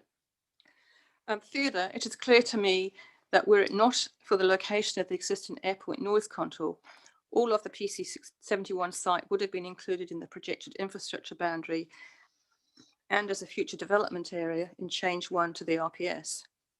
In my opinion, once the remodel contour is confirmed by the review panel, there's no justification for not enabling urban development of the entire P71 site. The Regional Policy Statement Objectives and Policies. Mr. Langman considers that PC71 will not give effect to a number of these.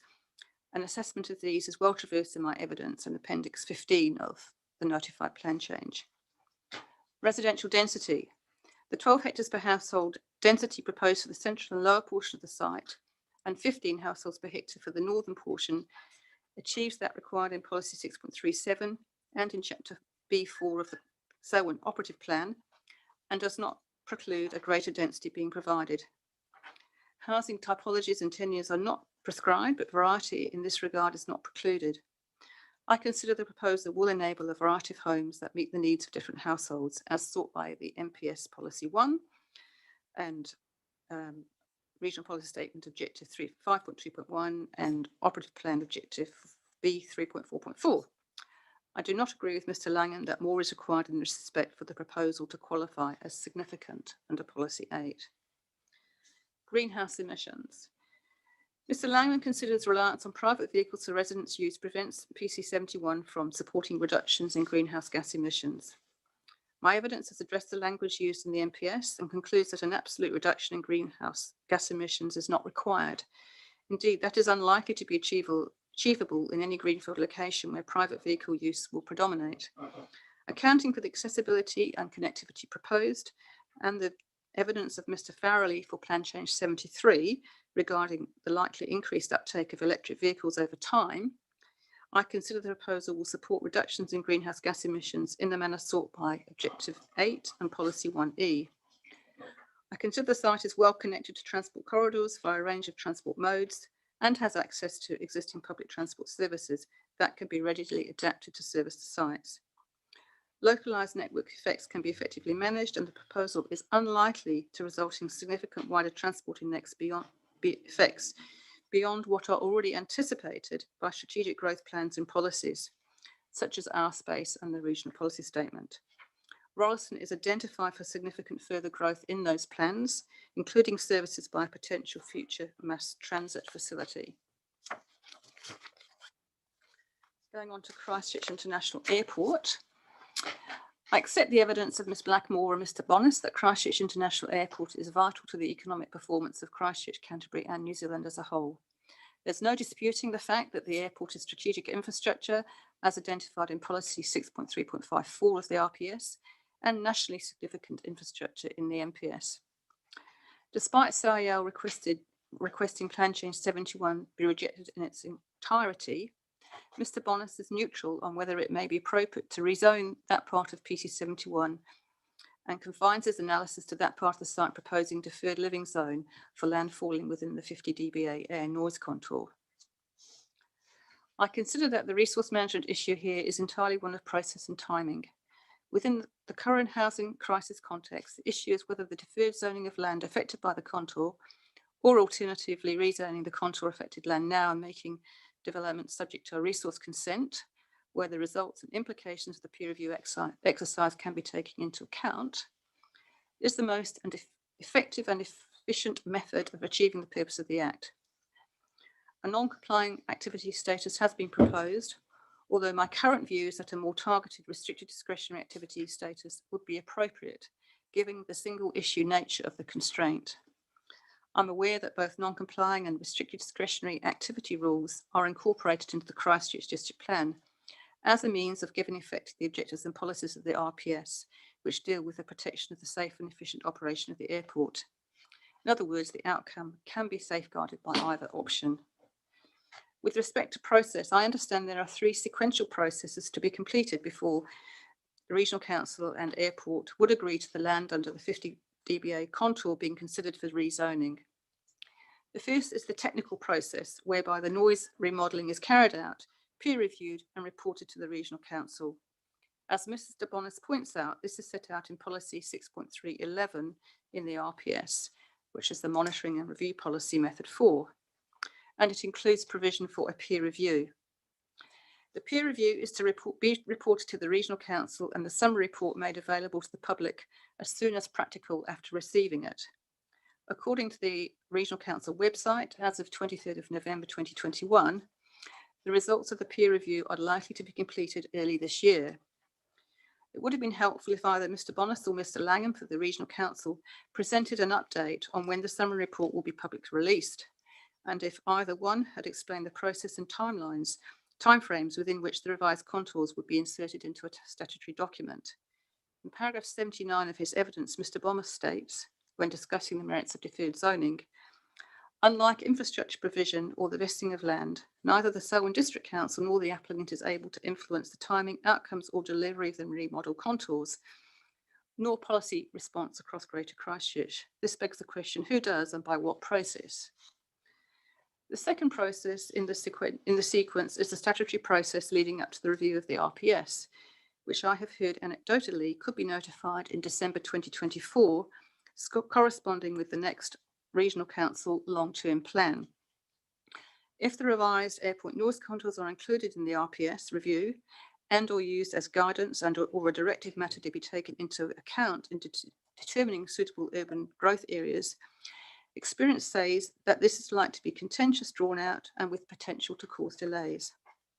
I am aware that there are parties who favour urban growth restrictions applying at the 55, not 50 LDN contour. My expectation is that this issue is likely to surface through these statutory processes and could take a significant time to resolve. As I've stated above, where the line of the contour falls is fundamentally a technical as opposed to a policy matter. Sometime in between, the Greater Christchurch Spatial Plan 2050 will be prepared, which may or may not include the revised noise contours. Also, prior to the reviewed RPS being notified, the new Natural and Built Environments Act could come into effect. It is likely to include transitional provisions, however, one can only speculate what this means for the timing of revised contours taking effect. This does not include the potential delays while the Council grapples with the task of implementing the recent Amendment Act for enabling housing supply. Also potentially in play will be implemented the National Policy Statement on Highly Productive Land. The draft requires regional councils to identify the spatial extent of highly productive land in their region no later than 3 years after the MPS has been gazetted, and to amend their regional policy statement to identify these areas. It explains, identifying highly productive land at the regional level through the regional policy statement will allow wider consideration of highly productive land, along with the urban expansion pressures and cross-boundary issues between districts in the region. This work could occur alongside complementary work to prepare future development strategies under the MPS and encourage a broader spatial planning approach. The third process in the sequence is inserting the contours into the district plan and amending the zoning to enable development within suitable areas no longer affected by the airport noise contour, including the middle portion of the PC71 site. It may be that Selwyn District will notify a plan change to give effect to the RPS review and include the revised noise contour and associated rezoning as part of this change. This will significantly be a significant change, as it will be basically potentially a reset of the urban growth framework for the district. There's likely to be a high level of submitter interest, and the change is likely to take some time to progress through the statutory process. Only after all of these above processes are completed could a subdivision application be lodged for residential development.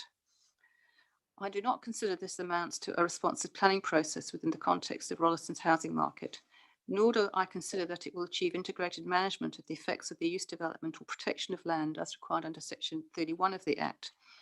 At best, it leaves two isolated and disjointed blocks of land and a large public space without access.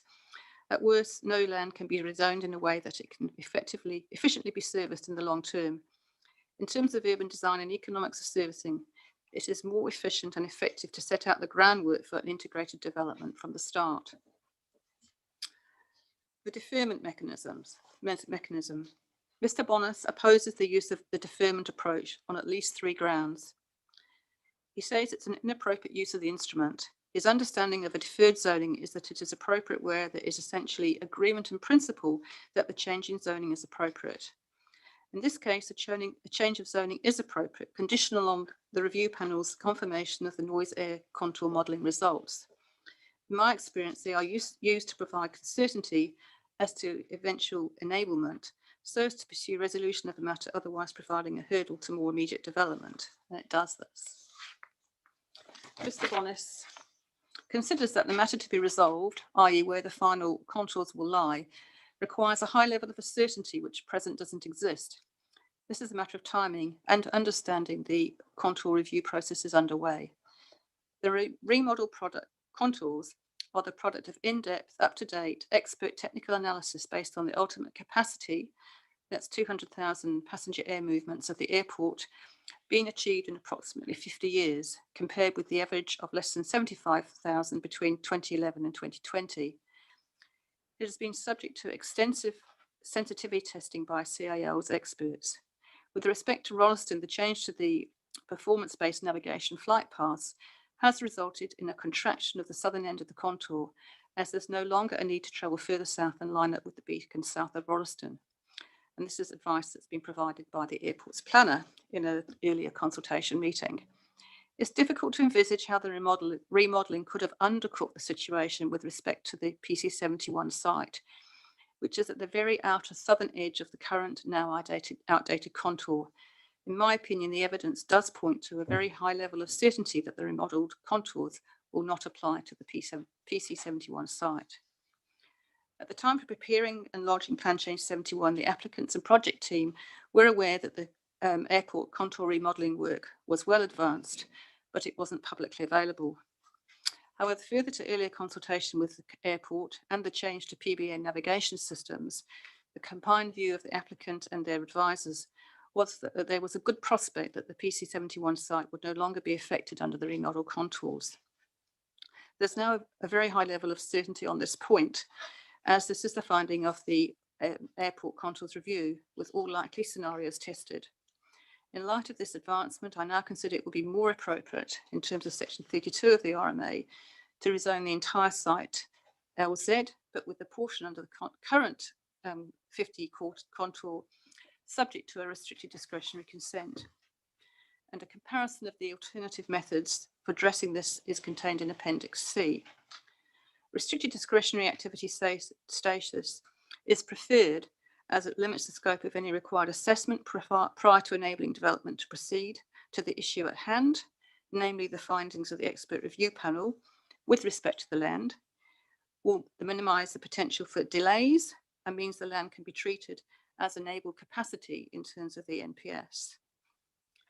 I can take you through that appendix if you would like me to. I'll have a look at it. Yeah.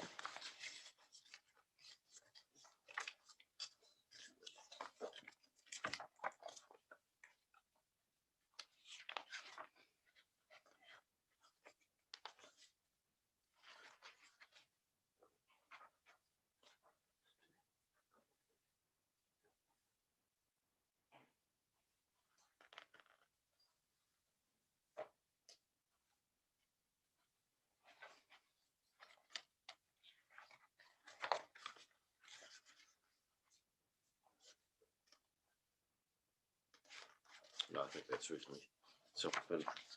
Thank you. So, 58. Just by way of Good summary. the appendix A, which is B, which is the ODP in the narrative, that refers to a deferred LZ zone. And if the LZ zone with restricted discretionary status is adopted as the preferred method, that will require some consequential amendments to the ODP narrative. So paragraph 58, Mr. Bonis rightly points out, as does Ms. White, that there is no policy proposed to support the deferred zoning approach. I consider the wording of policy B4 3.71 is stronger and less flexible than the RPS policy that it is given effect to. So this is the RPS policy states, only providing for new development that does not affect the efficient operation, use, development, appropriate upgrading and safety of existing strategic infrastructure, including by avoiding noise sensitive activities within the 50 dBA airport noise contour for Christchurch International Airport. The policy doesn't specify how territorial authorities are to decide how to give effect to that.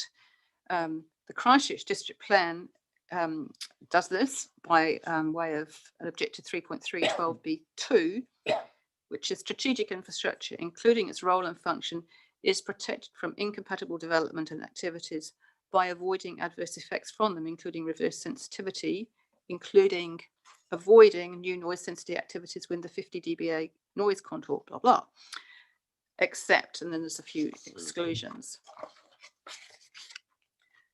And those are to retrospectively recognise historical or existing activities. And this above policy approach is slightly different from the operative plan policy B 4.3.71, which is to avoid rezoning land for new residential development in areas shown under the airport noise contours for 50 dBA LDN or greater on planning map 013. However, it is similar to policy B 2.126, which requires avoidance of new residential development and other noise sensitive activities occurring on land located underneath the airport flight path noise contour shown on planning map 013. I don't consider that PC 71 conflicts with B 4.3.71. The proposed deferred zoning or LZ zoning with restricted activity status is not providing for residential development under the current noise contour. It will remain restricted discretionary until such time as the expert panel findings are public. And a deferred zoning restricted discretionary consent is enabling an integrated approach to development of the land with adjoining neighbouring zone land and the proposed district park. It will also enable residential development once the expert review panel confirms that the contour no longer applies. In MPS terms, the land is not anticipated for development simply because of the contour. A responsive approach is to enable rezoning of the land now, subject to a rule which focuses on this single issue. If you consider an amendment to the policy to provide for site-specific exception for the PC land would be helpful, this can be done as a consequential amendment. As a site-specific exception, I don't see any scope issues, and that could be as per the wording. Mr. Bonis is also concerned the deferment will raise expectation for a development that cannot occur. Proposed zoning will simply create an expectation for residential development when the outcome of the review process, an equally important policy response, is not yet known. The extent of the final updated contours is also, as a matter of evidence, not known. As explained above, the position of the contour is a technical exercise, and the only policy of note that could be the subject of future debate is the avoidant policy within the contour, which would be irrelevant if the land is not affected. The best publicly available evidence, which is from the airport's own experts, is that it will not. I have suggested mechanisms that fully address Mr. Bonis's perceived expectation. An option open to the Commissioner is to defer a decision on the P71 land under the noise contour until the review panel findings on the remodelled contours are made public. A decision on the balance of the land can and should be made in advance of this, given the urgent need to supply more land for housing at Rolleston. I don't, however, consider this step as necessary, and I am very nervous about even suggesting it, because it depends on other planning processes outside the applicant's control. My experience is that council control planning processes very often take longer than initial estimates. And for example, as has been the case with the moving time frame for the review of the RPS, it was stated as 2023 in our space, and it's now likely to be the end of 2024.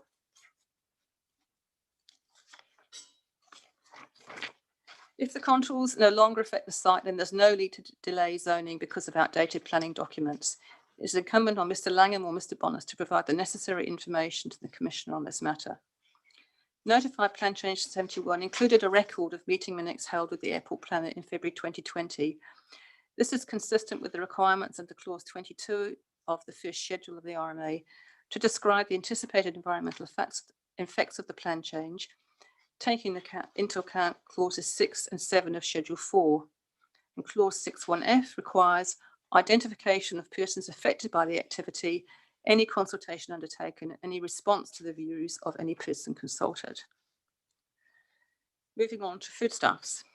The evidence submitted by foodstuffs is essentially about how the council is to achieve land use integration in a situation where approval processes for different land use changes are still in the process of being resolved.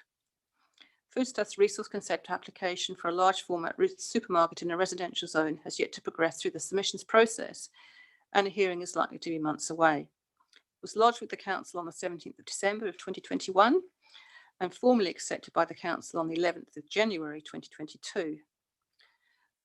Plan Change 71 was lodged on the 12th of November 2020. The council issued an RFI on the 2nd of February 2021, to which a response was lodged on the 16th of March 2021. Plan Change 71 was notified on the 30th of June 2021. Plan Change 71 had neither a statutory obligation nor sufficient information to take into account the possibility of the supermarket being located on the site, instead relying on the permitted activities in the LZ zone for integration. I also accept that foodstuffs in designing their supermarket site had reason to rely on the current operative zoning. However, Plan Change 71 had already been notified for some time, and the possibility of a change in zoning, if not now, but sometime in the future, in my opinion, it would have been prudent, if not sound resource management practice, to take this possibility into account. I'm unclear why the Plan Change 71 applicant should be expected to provide for mitigation measures in the plan change for a land use that's still going through its consenting process. Mr. Allen reminds us that Plan Change 71 must have regard to any provisions in the MPS and identifies most relevantly Objective 1, which is that New Zealand has well-functioning urban environments that enable all people and communities to thrive for their social, economic, cultural well-being and their health and safety now and in the future. He goes on to say that Plan Change 71 will threaten the potential contribution the intended use of the property could have towards a well-functioning urban environment that enables people and communities to provide their well-being, blah, blah, as it will result in an inappropriate interface with the property. I do not consider that such a strategic objective can be applied to a site-specific situation like this. It would have been perhaps more relevant to consider how Plan Change 71 would contribute to the case for approving the large format supermarket on the basis that, as an integrated package, the two proposals would promote Objective 1. There are other district plan policies and rules designed to address reverse sensitivity issues. He then refers to Objective 7, which is that local authorities have robust and frequently updated information about their urban environments and use it to inform planning decisions. He states that through the supermarket application, it's readily apparent that foodstuffs intend to establish a supermarket on the property. The supermarket application is therefore relevant information for consideration of PC 71. I note that PC 71 takes into account the proposed future reserve, which is rural zone land in both the Selwyn plan and the proposed Selwyn plan, with no designation making it lawfully established. There are two matters I'd like to draw attention to the Commissioner. Mm-hmm. Firstly, the applicant lodged a private plan change request, as I've said, on the 10th of November 2020. The submission by Foodstuff stated they had acquired the property at 157 Levi Road and intended to develop the property to establish a non-residential supermarket activity. The supermarket application was eventually lodged, as I've said before, not until late December. And by this stage, the Commissioner had issued a minute setting out the following timetable, which you'll be very familiar with. Mm-hmm. In my opinion, this precluded the possibility of either the Section 42A report or the applicant's evidence, let alone the request, giving any meaningful consideration to the proposed supermarket. In contrast, Foodstuffs were well aware of the plan change and, other than making a submission, chose to ignore the possibility of residential development on the adjoining site. Mr. Allen refers to policy 5.3632 of the RPS as of particular relevance. This states, enable development, including regionally significant infrastructure, which avoid or mitigate reverse sensitivity effects and conflicts between incompatible activities. He considers PC 71 as incompatible as it will enable concentrating residential development at the common boundary with the property with no appropriate mitigation, creating an inappropriate residential non-residential interface that will impact on the property's intended use for a pack and save. Consequently, it's my opinion that Plan Change 71 does not avoid or mitigate adverse potential and future effects on the property and its intended use. With respect for reasons of timeframes explained, it's not possible nor practicable for the applicant to avoid or mitigate the effects of the substantial non-residential activity that at that stage and still doesn't exist. So in conclusion, in my opinion, Plan Change 71, including restricted discretionary activity status for sensitive activities under the current airport North contour or deferred zoning for this land, is the most effective and efficient method of promoting the purpose of the Act and carrying out the Council's functions. There's no sound resource management reason to postpone indefinitely land rezoning, whereas this is the case. The evidence has established that the land is highly suited to residential development and there's insufficient development capacity in Rolleston to meet short and medium-term needs. Plan change is consistent with and will give effect to all relevant statutory objectives and policies, except those that are no longer aligned with more recent national planning directives, or, as in the case of the Airport North contours, have been overtaken by up-to-date and more reliable information. In my opinion, PC 71 can be approved and is consistent with promoting the purpose of the Act.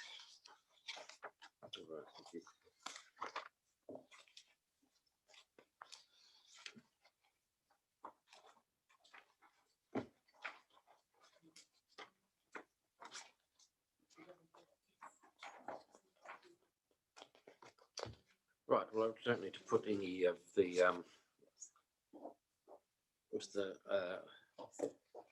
Langmans or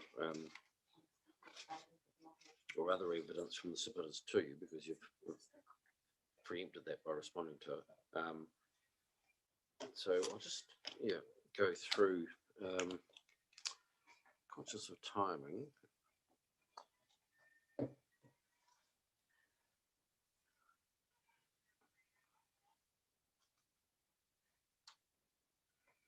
Now, I wonder whether we take the afternoon tea now, just for 10 minutes, just for a bit of fresh air break. And then conscious of foodstuffs need to be away by, or need to be heard today, essentially, but I'm sure we can accommodate that. Yeah, so I think if we take just 10 minutes now and then come back and we'll have a discussion in terms of any matters that I still have to address or want some more information on in terms of your evidence. Okay. So back at what's the time? Yeah, just after 1:45, perhaps. 25. Okay. I won't talk to you.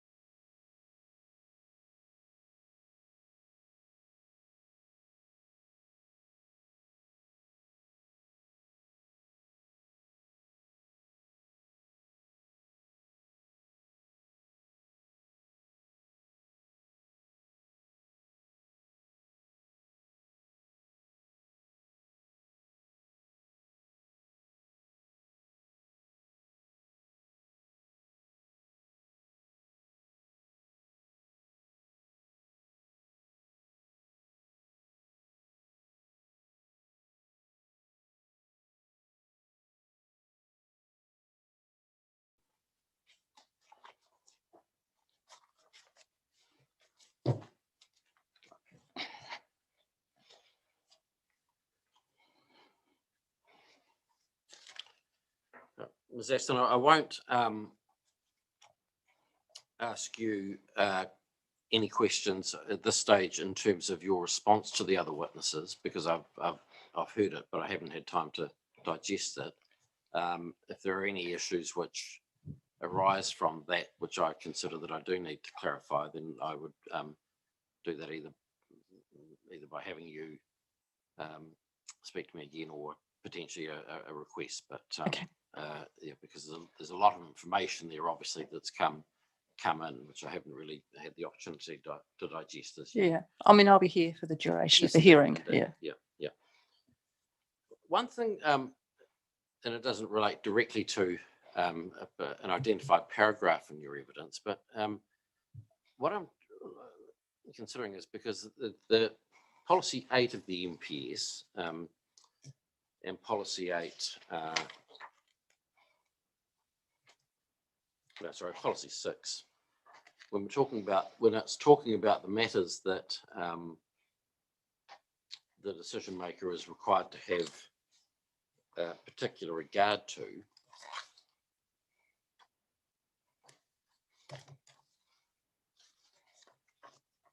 so one of those matters that's identified there is in A, the planned urban built form anticipated by those RMA planning documents that have given effect to the national policy statement. So that's policy 8A, and that's reasonably specific. 6A, sorry. Mhm. But is it your view that you're not suggesting that the regional policy framework and the objectives in the district plan, which address the matters in terms of urban form and avoidance of activities and those sorts of things, you're not suggesting that I completely ignore those? Do you consider that they're a matter that I can take into or have particular regard to? So could you just say that again? Yeah. Okay.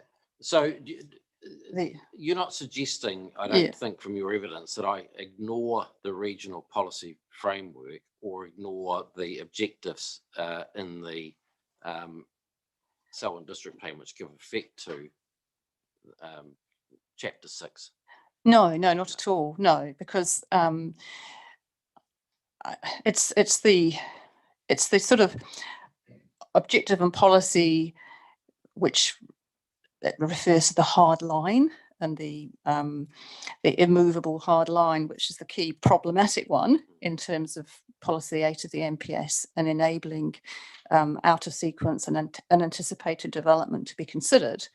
But as that's policy 8 is only opening the door for considering those proposals which are unanticipated or out of sequence, and they have to achieve both of the policy 8 criteria, which is well-functioning urban environment and good location on transport corridors, plus adding significant development capacity. But you still have to consider them in the round of the wider objective and policy framework. So no, and I think the point is that in my view, they're entirely the wider objective and policy framework of the RPS. There isn't any conflict. I mean, this is going to achieve compact urban form. It's well located in terms of connectivity, multiple transport modes. It's integrated with funding and infrastructure. It's taking a strategic approach. There isn't any conflict other than those very prescribed restrictive boundaries on map A. That's where the problem lies. Mm-hmm.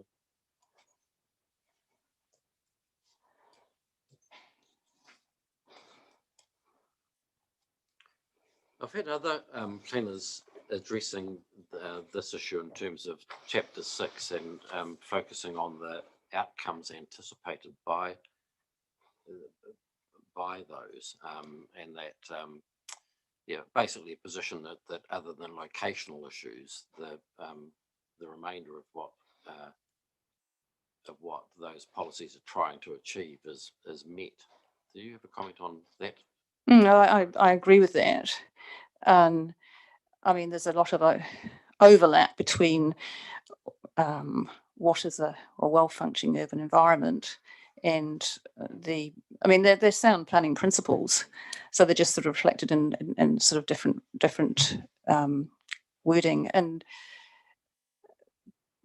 both well-functioning urban environment and the wider, like the other policy objective 6 provisions under the NPS. Okay, so not to be ignored. Absolutely. All part of the decision-making process. Okay. Now, just a matter of clarification, there's references to ODP Area 5 and ODP Area 14. Is that That's the same thing. Same thing. Yeah, a bit of confusion of, Yep. of new numbers. Yeah. Okay. All right. And again, just some clarification matters or identification matters in paragraph.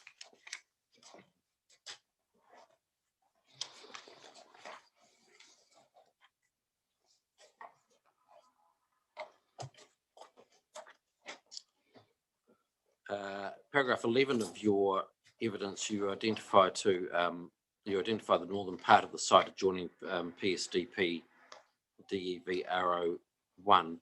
So just on your figure 1, just so I'm clear, we were talking about, can you your figure 2 rather? I don't need you to draw it, but yeah, can you describe orally where that is, verbally? Oh, so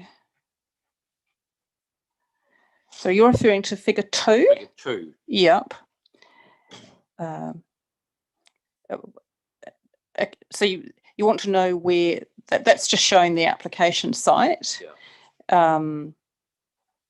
Okay, so you I'm a bit say confused. the northern part of the site adjoins PSDP DEVRO1. Adjoining to the west. To the west. Yeah, I think that is ODP Area 4 of the operative plan. Because it's to the west, adjoining to the west. So that's the proposed plan development RO1, which is Area 4 of the operative district plan.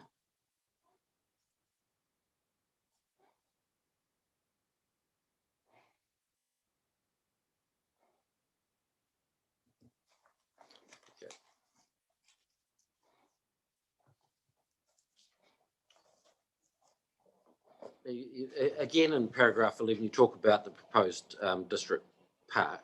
In a plan context, is a district park an urban activity, or is it can it be?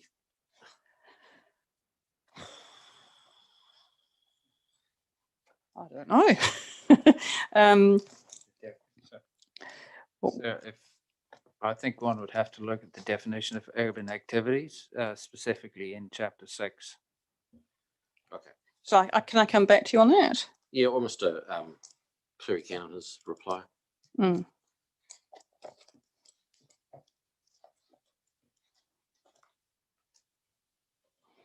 have a feeling that it's probably both, because I have a feeling that the definition of rural activities includes activities that require a large amount of space and are typically found in rural areas. So I think it's probably both. All right. As I say, these are just matters of clarification. Another matter of clarification, again by reference to your figure 2, is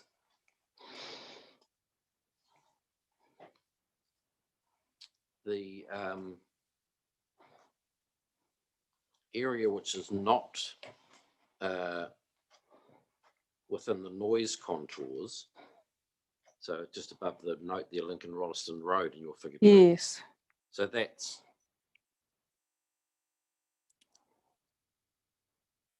included in the deferred area, is it? It is at the moment. Is that just for practicality reasons? For practicality reasons, although I think it probably could be developed sort of without, so it doesn't have to be in the deferred area because it's not under the contour, and it would be consistent with including all the northern parts which is outside the airport noise contour. If we're taking the view that the land should just be the airport contour rather than cadastral boundaries, then probably it should be excluded from the deferred zone. Right. And that's benefit because it then becomes plan-enabled capacity. I think my view would be better that it was not part of the deferred zone.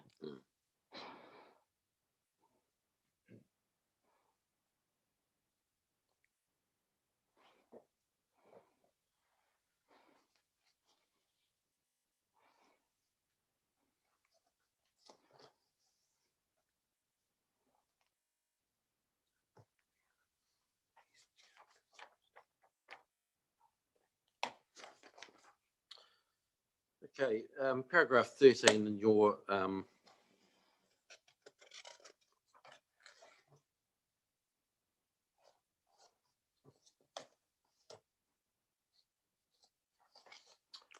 use of the word inevitable. So inevitable that in the near future the site will cease to be affected by the 50 dBA noise contour.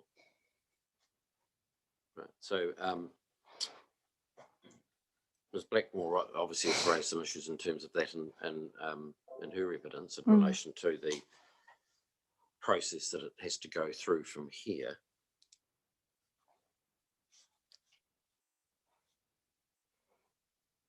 So do you, you're still of the view, that it is inevitable and that it will be in the near future? Yes, I suppose it goes to the fact that it's a technical exercise. It's where the noise contour lies. It's not a policy decision. So, and it's difficult to, the airport have done a very rigorous analysis of, they did 24 different scenarios in terms of different scenarios of all sorts of things, climate change. They even looked at possible effects of drones, different fleet mixes, etc. So it's really thorough. And I have read the report, not in huge depth, but I certainly have read it and have got a general understanding of the work that they've done. And they are some pretty conservative assumptions, and one of the key ones being that it's based on an ultimate capacity of 200,000 passenger air movements. And the other key thing is that the performance-based navigation systems have been the significant change that has happened compared to the current contours, and that's not going to change. And so I can't possibly see how the review panel could come to any other conclusion than that this land would be outside the 50 LDN contour, given the extremely rigorous and extensive sensitivity testing and range of scenarios that have been used. And in terms of imminent, as I understand it, the review panel will be that's going to happen within the next few months.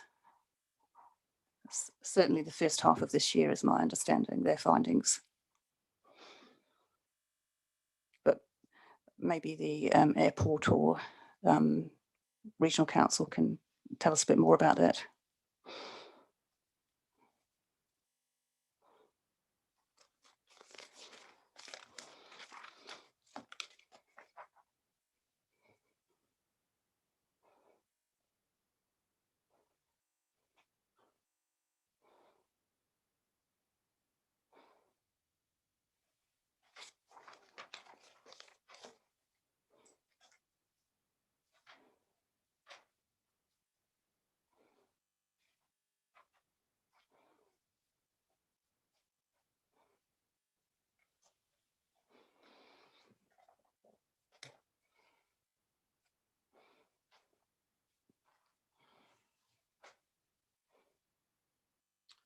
Okay.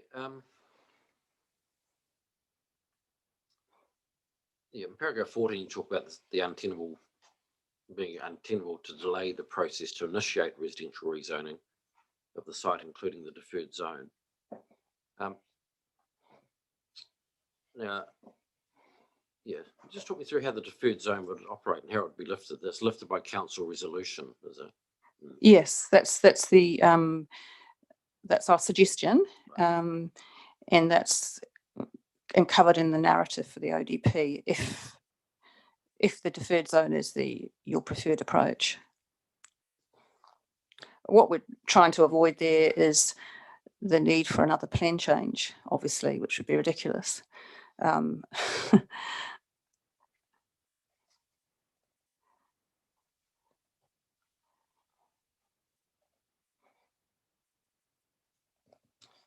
been a number of deferred zonings in the past and so on. Have they been lifted by that?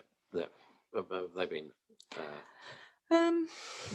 largely infrastructural? But yeah, there's only one. The Summit Darfield, and I think they were contingent on a water supply, and then I think, and again, I'm not 100% sure, so I maybe have to come back to you. But I think the water supply one, possibly that does get lifted as soon as the water supply is available, whereas others where there also needed to be an ODP, sort of showing how the land would be developed in an integrated fashion, that did require the ODP to go into the district plan. So it did imply a plan change was needed. okay. Yeah. So I think where there's some element, I mean, obviously the ODP may affect other parties, so you can see why there may be a need for a public process to occur, but where it's simply a timing issue, then and nobody's affected, then clearly just council resolution is the most efficient and appropriate method in my view. All right.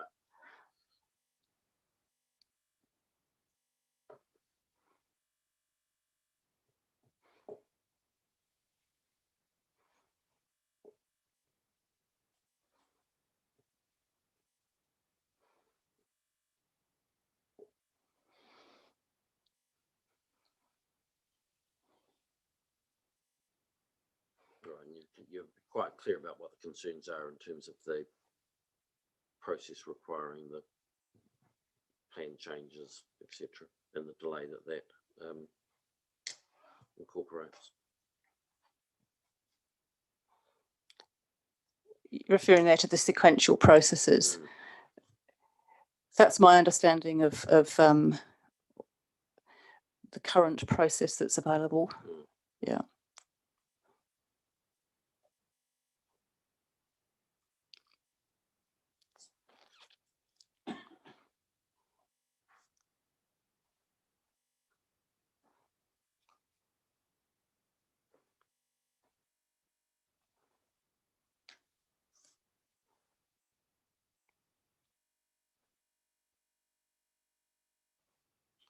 Okay. In paragraph 15, you're referring to Ms. White's report, and you've said that you do not necessarily disagree with her that deferred zonings can, in some circumstances, raise planned administration issues. And you've talked about other options now in terms of activity status. So, what are the benefits in your view, if any, and the costs of that deferred zoning as a mechanism? I think probably the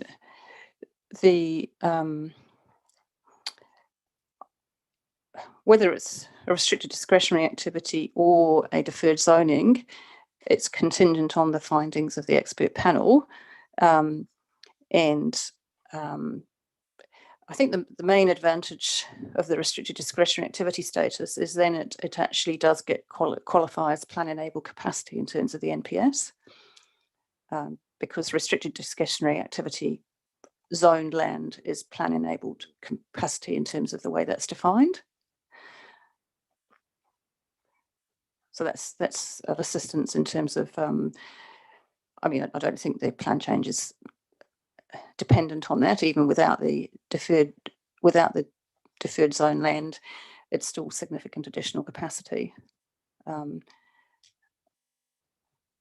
I think it's just living zoning with a restricted discretionary activity status focused purely on the one issue is just a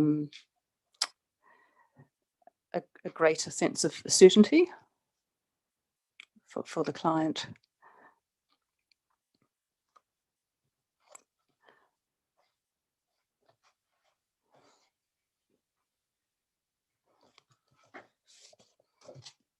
Okay, and you've got then you've got the policies, of course, in the plan, how that would fit in.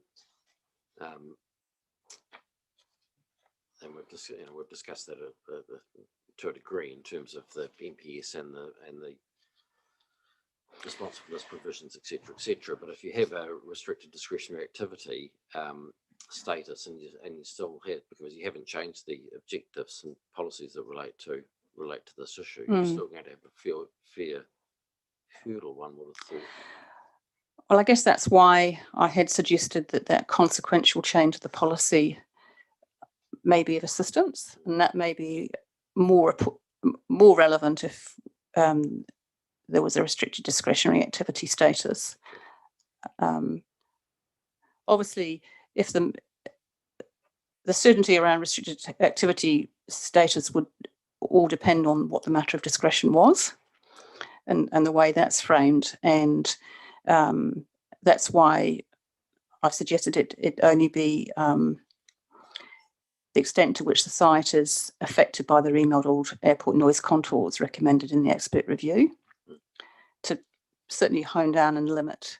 And if there's a policy which is to exempt this particular site from the wider that policy, and I mean, if at that point the site is no longer under the contour as recommended by the independent review, then that policy about avoiding activity or avoiding rezoning land under the contour no longer applies. So then there wouldn't seem to be any policy constraints. Do you think a change of a policy is a consequential change? I think it depends. I think so, because it's site specific to this site only, and I'm pretty sure the way the amendments were phrased was in any other consequential amendments that are appropriate to give effect to the intent of the submission.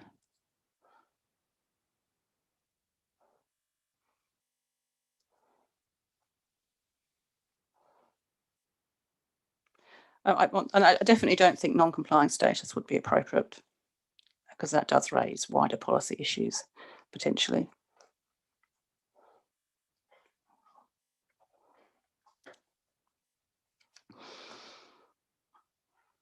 Or the ability for other parties to raise them, put it that way.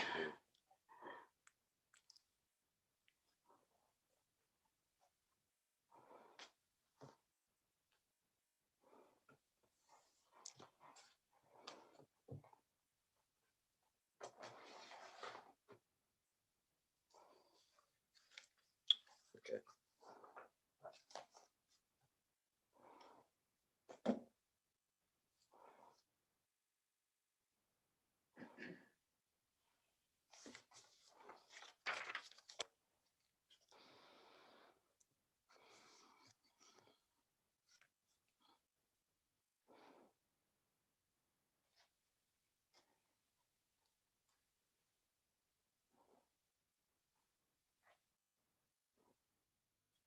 So is that a move away from your evidence in terms of your 16-year evidence as lodged, where you talk about the alternative to deferred zoning? It could be zoned living Z with the non-complying. Yes.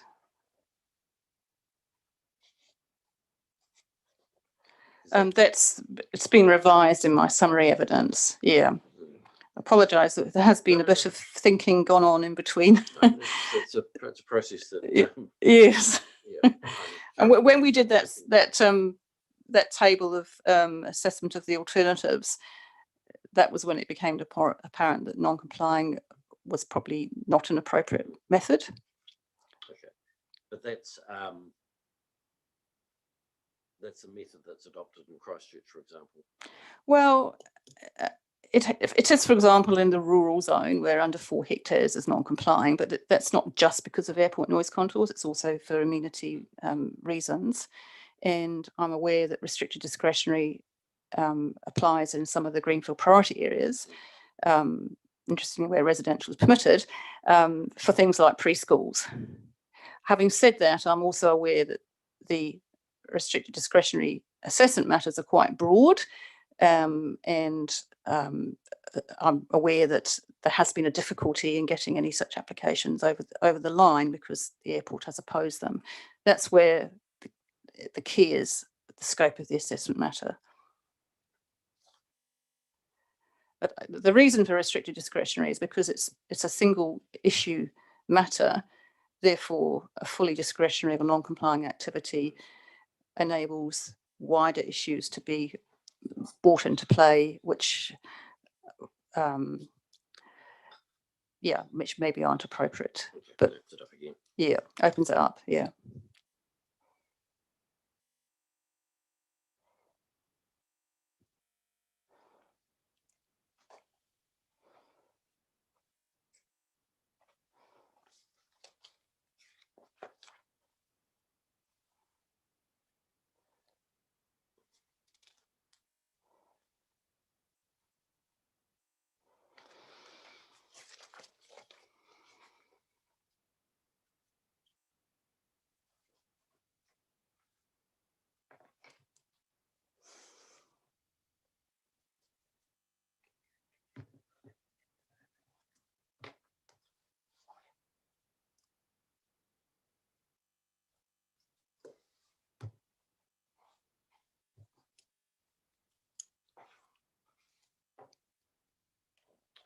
Okay, just a brief chat about the reverse sensitivity issue or interface issue, which you address in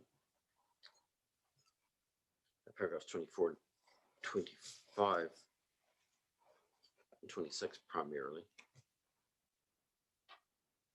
Right, so you're saying that it doesn't matter whether you describe that adverse effect as an interface effect or a reverse sensitivity effect. The point you're making is that it's already starting to have an impact on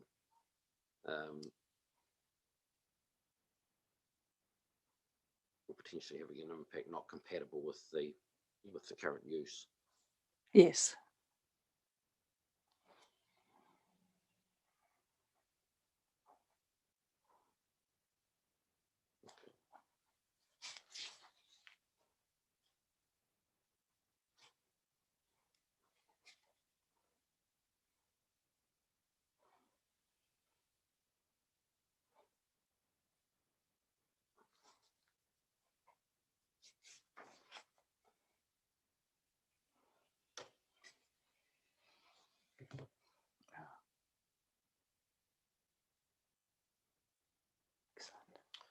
Okay, in 21,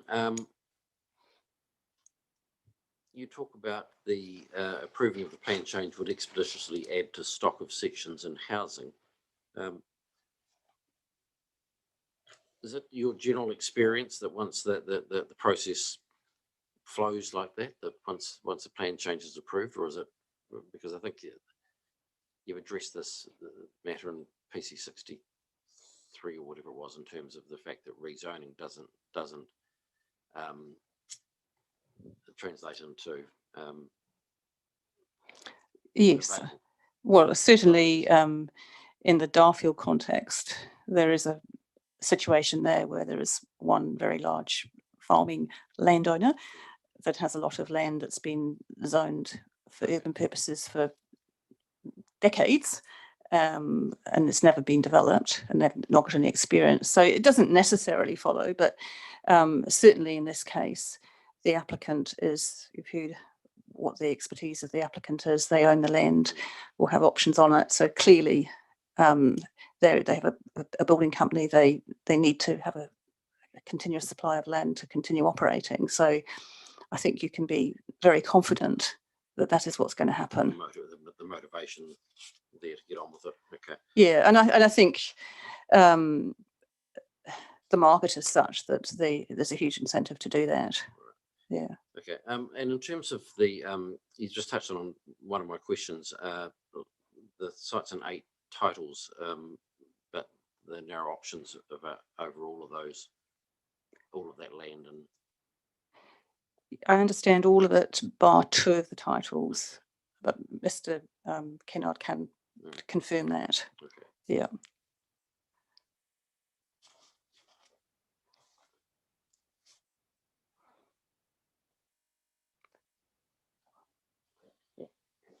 Yeah. So it's 2 of the 4 hectare blocks on Nobeline Drive are owned by another party who are just haven't made a decision yet, but may well end up selling to, yeah.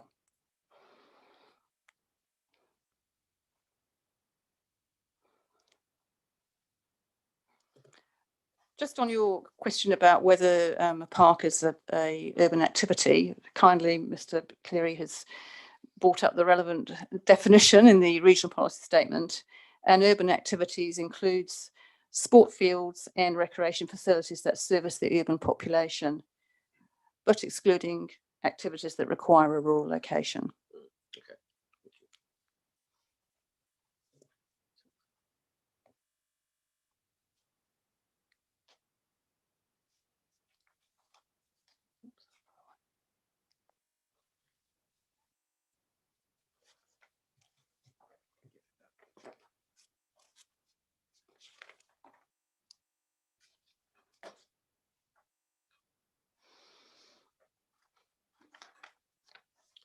It's just a couple of questions really in terms of the MPSU, and I mean, your evidence is reasonably clear on that, and I've got other evidence which I'm just going to have to weigh up.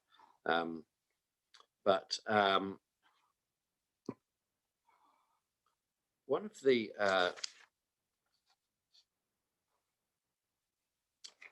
issues in paragraph 36, you talk about the various matters identified.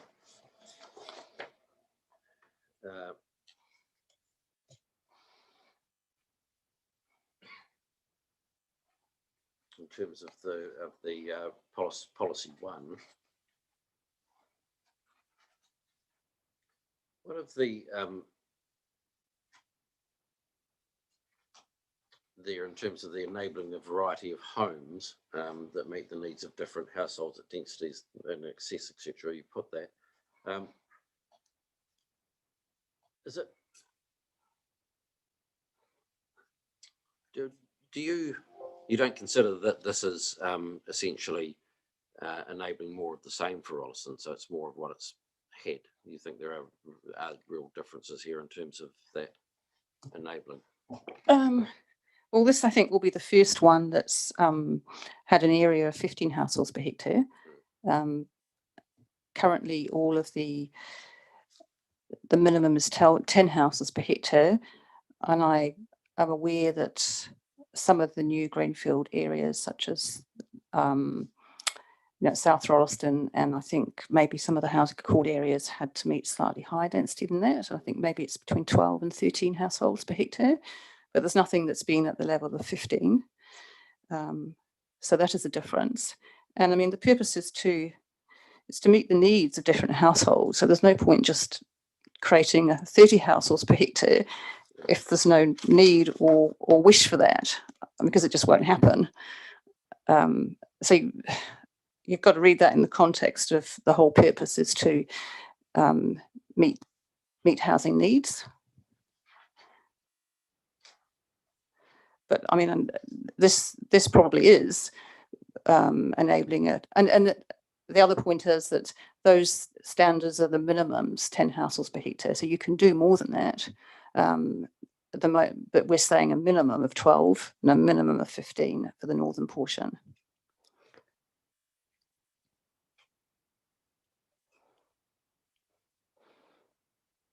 And I mean, I think I'll refer you to that housing capacity assessment, which says the overwhelming projected need is going to continue to be for single standalone housing. And yeah, but 15 households per hectare, the comment of Ms. Rolleston was that there would need to be some comprehensive housing to achieve that higher density, which hasn't really, most development in Rolleston that I'm aware of is single story.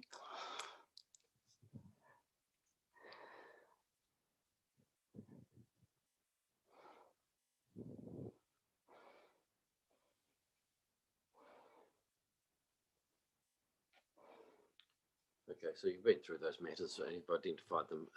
But one of the things I do want to talk to you about a little more is in terms of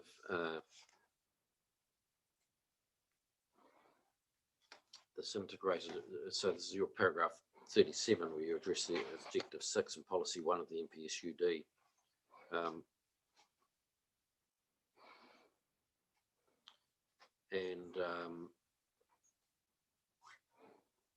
The integration aspect of it, if you like. So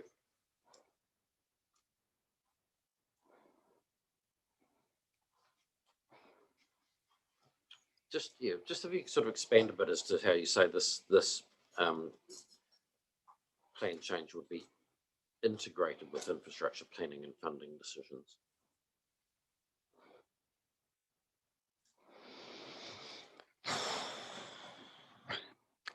I guess it's the word, what's meant by the word integrated. I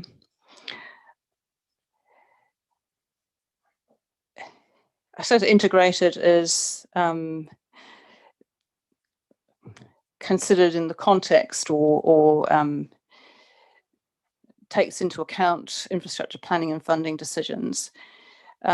My experience of Selwyn District, and it was discussed in the recent Plan Change 72 hearing for Trices Road last week, was that Selwyn has a reasonably flexible approach to infrastructure planning. And so they respond, I wouldn't say it's developer-led, but they are flexible in accommodating development needs as they arise, and they call it just-in-time planning. And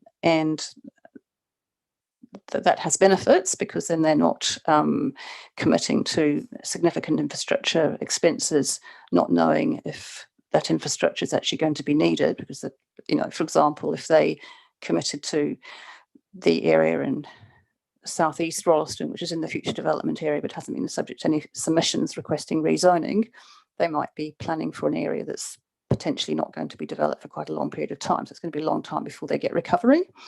So I think you have to consider how Selwyn plans its infrastructure, and there is an element of flexibility there to accommodate these unanticipated but highly proposals which do meet the other criteria of policy 8. Okay, so yeah. It's a combination approach. There's a planned approach, but there's also the flexibility there. Yes.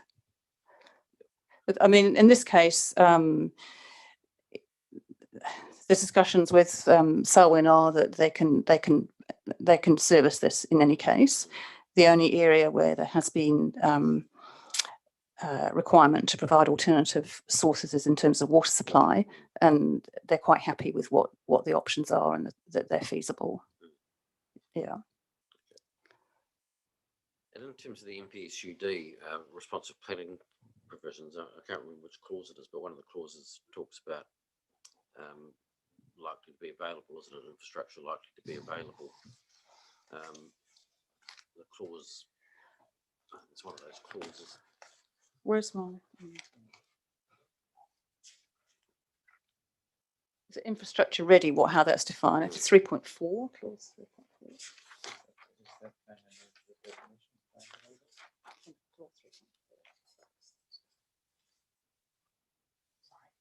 Yes, so 3.5, local authorities must be satisfied that the additional infrastructure to service the development capacity is likely to be available. It's the implementation. Yeah.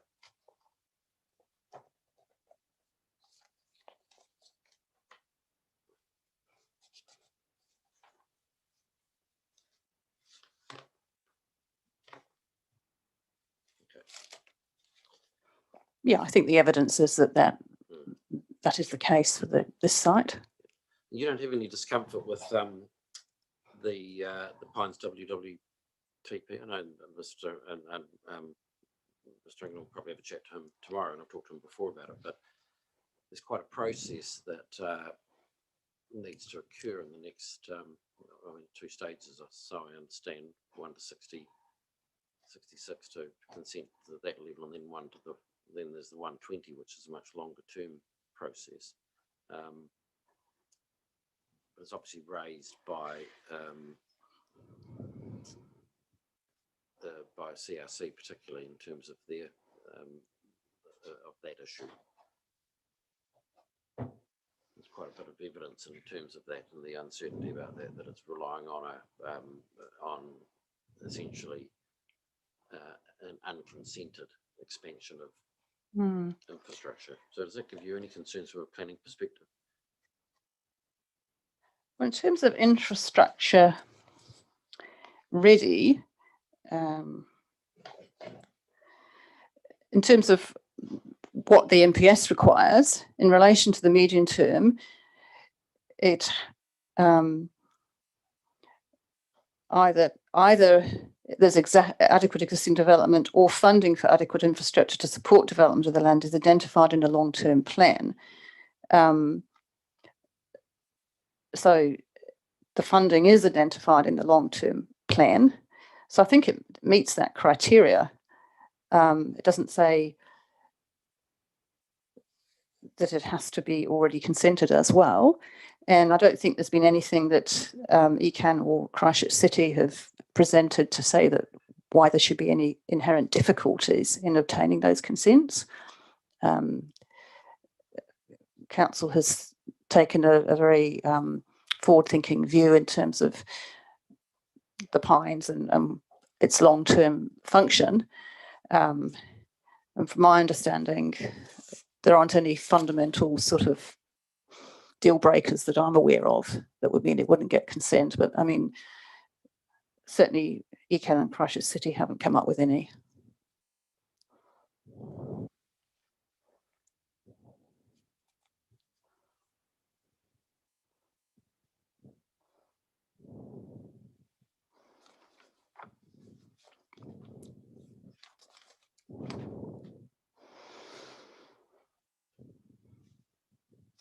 And certainly Selwyn don't seem to be too worried about it. And they're the ones that have had the experience of getting the earlier stages consented.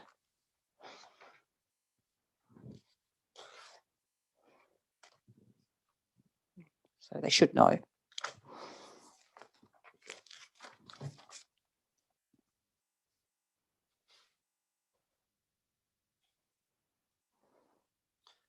Do you have any concerns that, again, views expressed by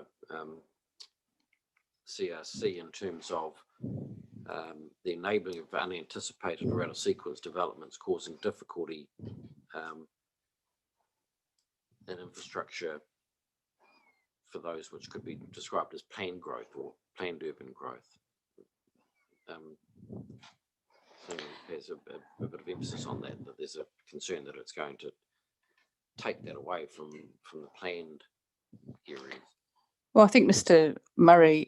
England has raised that issue in terms of water supply and said there's enough for our FDA areas, and we need to allocate the water supply to that area, and therefore, and that includes the whole of the FDA area, and therefore we need you to show that there's a feasible alternative supply available.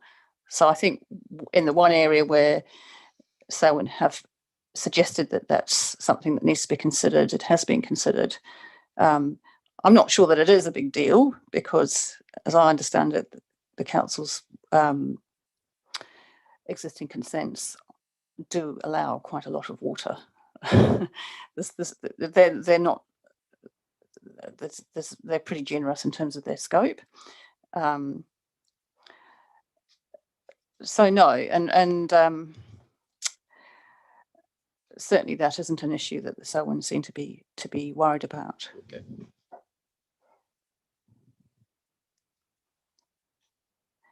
I mean, the reverse is if you were to allocate all infrastructure to the growth area, which is South Rolleston only, there's, as I've said before, there's a risk that those parts that maybe where landowners don't want to develop, or there's difficulties in developing because of difficulties with amalgamating sites to get titles to get a big enough area to do something in a master planned way, you're going to be allocating infrastructure to areas where it's actually not needed. And that's more inefficient. So I think Selwyn do a really good job at balancing those two.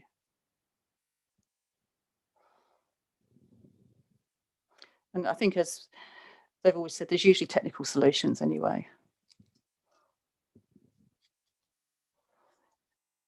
It's not as if we're talking about a completely new growth area, which is completely separate from the existing townships and would require vast new routes and be extremely expensive to service. Okay, so it's just adding on to an existing area.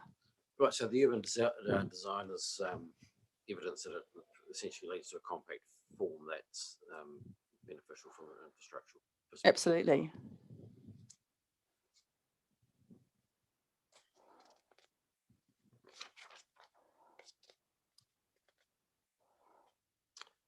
Okay, now I don't want to spend too much time on this, but the FDAs, they obviously have their own policies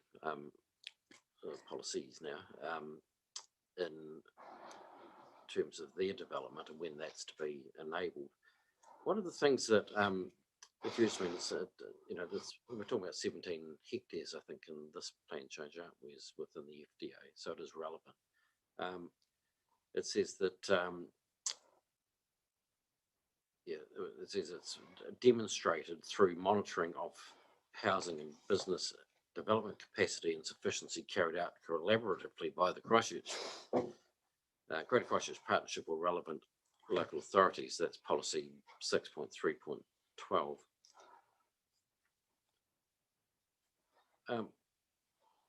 It's quite a specific policy because it refers to that need being identified in those, through that monitoring process. It may not be a matter for you, or maybe a matter for Mr. Cleary in reply, but yeah, I mean, if that's the only trigger, obviously it creates some issues, one would have thought, given the... Assumes that their monitoring captures current. the situation, and also it has to be that, for example, the medium term is available at all times. So every year it will change as take-up occurs. And I mean, the evidence of Mr. Bellingham is, of course, it's out date even before it reaches the piece of paper that it's written on. So I mean, I personally think that policy is problematic, but of course, because it went through the streamlined planning process, that there was no opportunity. I mean, I think we did submit on behalf of clients, but it didn't really go anywhere. No. Yeah. But even if that is considered to be a constraint, and you say, well, if there are some constraints of how that would apply to FDA land, well, then and that makes it unanticipated, then you fall back on policy 8, I guess. Yeah.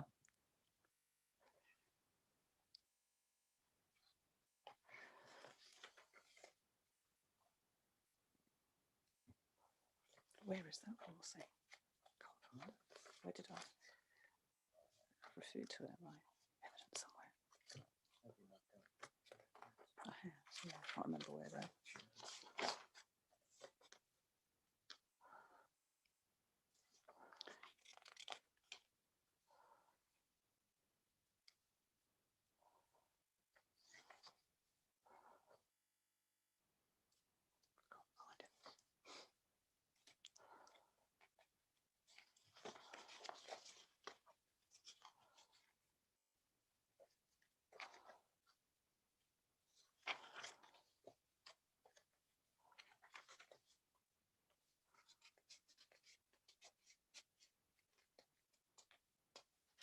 I'm just checking how much more I have, because a lot of the matters that I was going to ask questions on, you've sort of addressed in your response to evidence.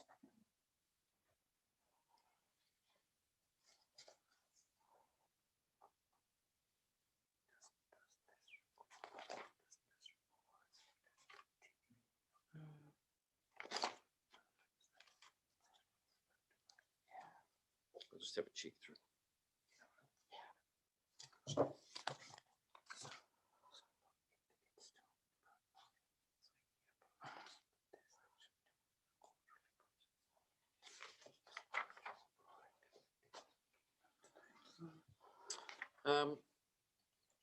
Let's have a quick chat about versatile soils, perhaps, just in terms of the policy framework and the policies in the district plan in relation to if it's the lands capable of other uses, except essentially look at other areas. So it's quite a directive looking policy. But have you, what's your view on that in terms of how it relates to this change?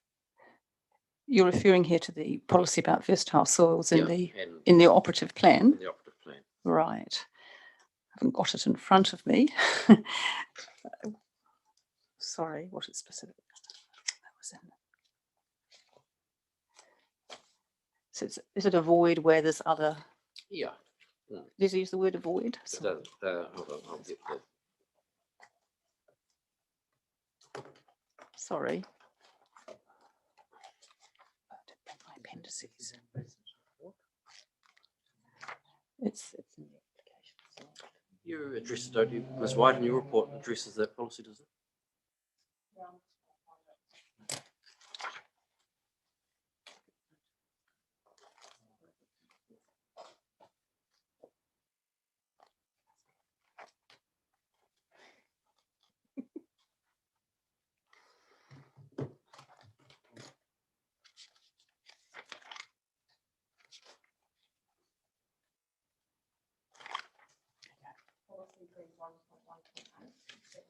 Yeah.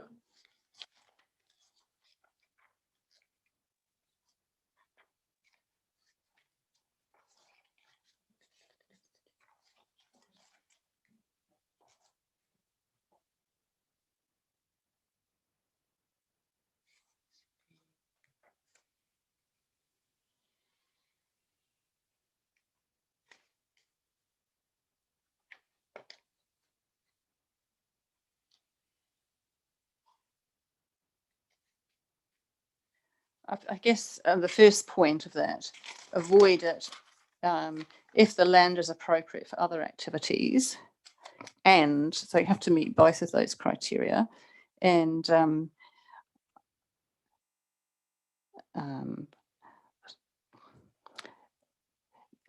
evidence is that this land isn't appropriate for rural-based activities that utilise the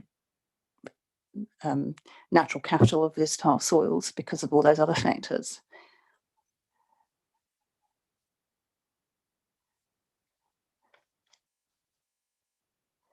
And I mean, it is correct that in Rolleston there are some other FDA areas on the western side which aren't versatile soils, but some are, and the level of need that's identified in the various sets of evidence about demand is that the whole of the FDA area is needed to meet medium-term needs. That's certainly the evidence of the importance of Mr. Bellingham and other witnesses.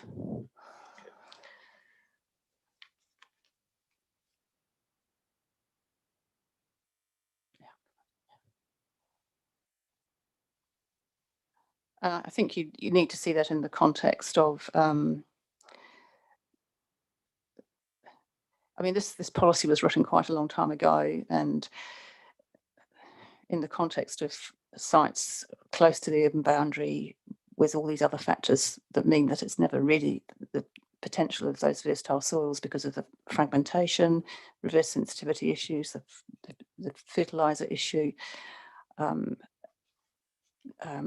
now highly relevant matters to consider as well. It's just quite an outdated policy, and it's certainly not reflecting a direction from the RPS, which the current RPS actually doesn't talk about versatile soils at all.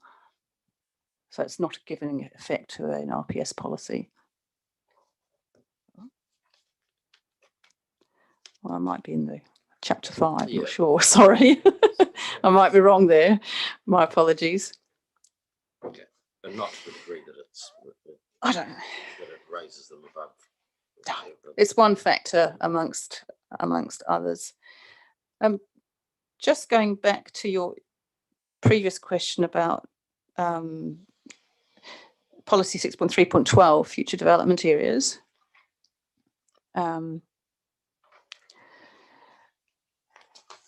Under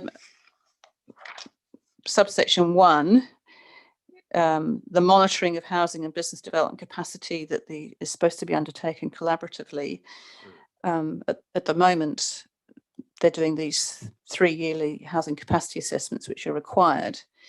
But there is also a requirement under subpart 3 of the NPS and under implementation to monitor quarterly demand for dwellings, supply of dwellings, prices, housing affordability, etc.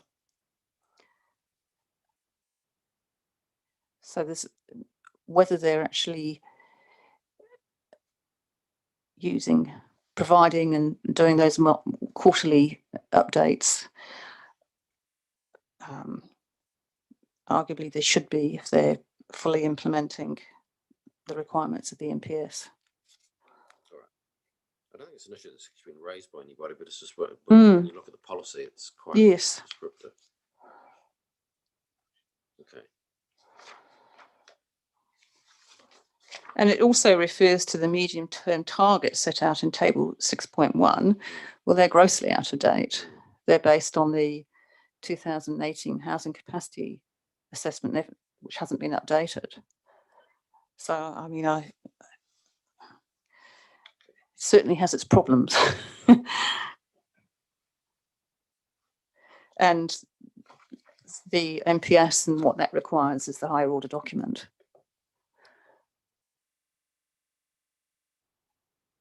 With its emphasis on evidence-based decision making.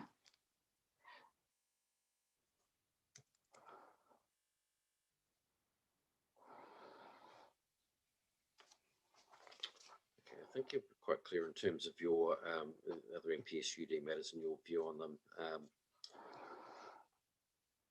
You've addressed the context in terms of what's the relevant urban environment. And your view is that it requires a more nuanced approach than that. So I think that's clear on that.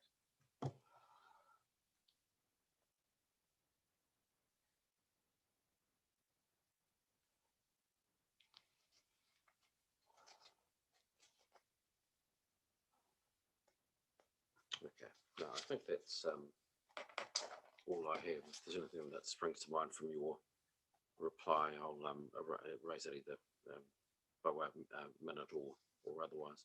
All right, so thank you very much for your assistance. Now, we're going to have to do a quick tag team at 10 to 5. I'm not suggesting you have to finish by 5 o'clock, but yeah, obviously, yeah. Yeah.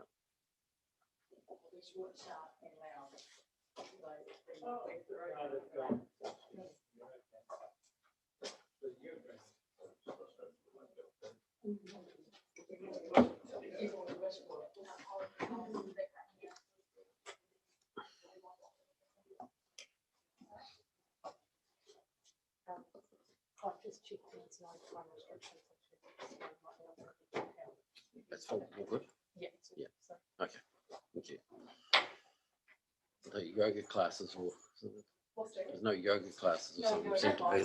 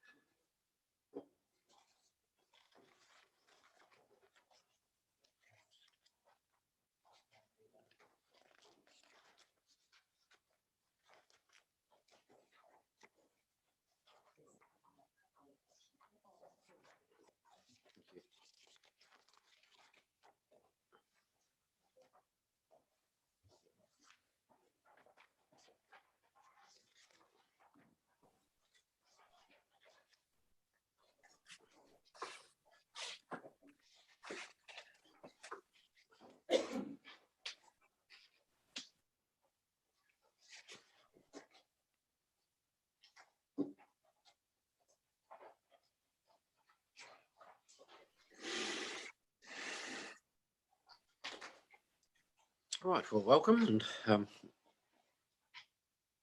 I'm in your hands, so you can start with your legal submissions. Thank you, Tēnā koe, Commissioner. Ko Alex Booker, toko ingoa. And with me, I've got Miss Rebecca Parrish, who's the Property Development Manager for Foodstuffs. Got Mr. Hay, who's on Zoom for acoustics, and Mr. Mark Allen, who's planning. And they'll be available to answer questions as we proceed. Thank you. Just a note up front in response to Ms. Aston. Plan change requests are obviously evolving processes. They allow for submitters such as Foodstuffs to present evidence as it has of its intentions and this to be responded to or addressed in evidence by the applicant, which the applicant has chosen not to do. Assessment of the information before you is obviously at the time of decision, whether or not it's convenient to a developer when that information was provided. And as Mr. Allen has stated in his evidence, the resource consent application for Foodstuffs does address the current environment, being the rural environment, in the event that Plan Change 71 is declined, but it also addresses the interface with Plan Change 71, despite this still being proposed. And this is good practice in my experience, as Plan Change 71 could become operative before a decision on the pack and save is made, as could the pack and save be consented before a final decision is made on Plan Change 71. So providing confidence to a decision maker that whatever the scenario it is addressed obviously reduces risk and uncertainty of an outcome. So it's just an upfront word in response to Ms. Aston. So Foodstuffs South Island Properties is directly affected by Plan Change 71. This is because it owns the 7.18 hectare triangle shaped corner. We've been hearing that referred to as Part B, ODP 4. And Foodstuffs property is the only area of Plan Change 1 already zoned for urban activity and within the existing township boundary. So when I refer to Plan Change 71 in these submissions, sir, it is without the ODP 4. We're talking about the Part A. It is a retailer-owned cooperative company and the wholesale supplier to pack and save supermarkets and intends to establish and operate a pack and save supermarket on the property. A resource consent application has been lodged for a discretionary activity, and Foodstuffs is involved in the proposed Selwyn District Plan process to seek to enable supermarket activity on the property. So Plan Change 71 seeks to rezone rural land outside the existing township boundary for residential purposes, with no provision to manage the interface with the intended non-residential activities on the property. The proposed new road and pedestrian linkages into ODP 4 will not be achieved and will cause safety issues and conflict with Foodstuffs' proposed operations and heavy vehicles servicing the pack and save. Further, if Plan Change 71 is made operative and included in the Selwyn District Plan, there will be no provisions that control or manage the inevitable adverse amenity effects of the residential, non-residential interface. So the questions for you, Commissioner, as the recommending decision maker are, is it reasonable to consider this future intended but not yet certain activity in your assessment and decision? In my submission, yes, within the context of this change and its receiving environment. If you were to consider the future effects of the non-residential residential interface between Plan Change 71 and the property, is this a matter of detailed design that can and will be managed through subsequent resource processes? In my submission, no. You may also like to ponder the appropriateness of a private developer via a private plan change request, planning for residential activity, which, and I'd just like to correct that word, relies on to includes, because I think having listened to your question, we've teased out that the evidence of Miss Williams and of Miss Lawrenson is that it doesn't rely on that site. So, which includes connectivity through land owned by another party when the affected landowner has confirmed the connections will not be implemented. So this creates uncertainty and risk. And I think especially in the context of Miss Williams' response, in that her view, as I understood it in response to your questions, was that the connections could be placed elsewhere and they weren't needed. And I know this is giving evidence, but the discussions with our traffic engineer in relation to the pack and save application was there was no reason why he didn't think that connection, Broadland Drive connection, could be bumped south a little bit onto the Plan Change 71 land. So just to clarify too, Ms Williams talks about this, the the benefit of that link, Broadlands Drive link, being twofold. One, in terms of it servicing the residential activity of Plan Change 71, but two, in that it also is that strategic link from the council.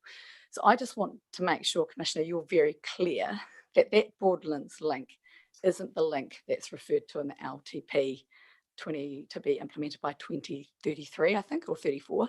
The link that's referred to in that document is the link to the west of the site.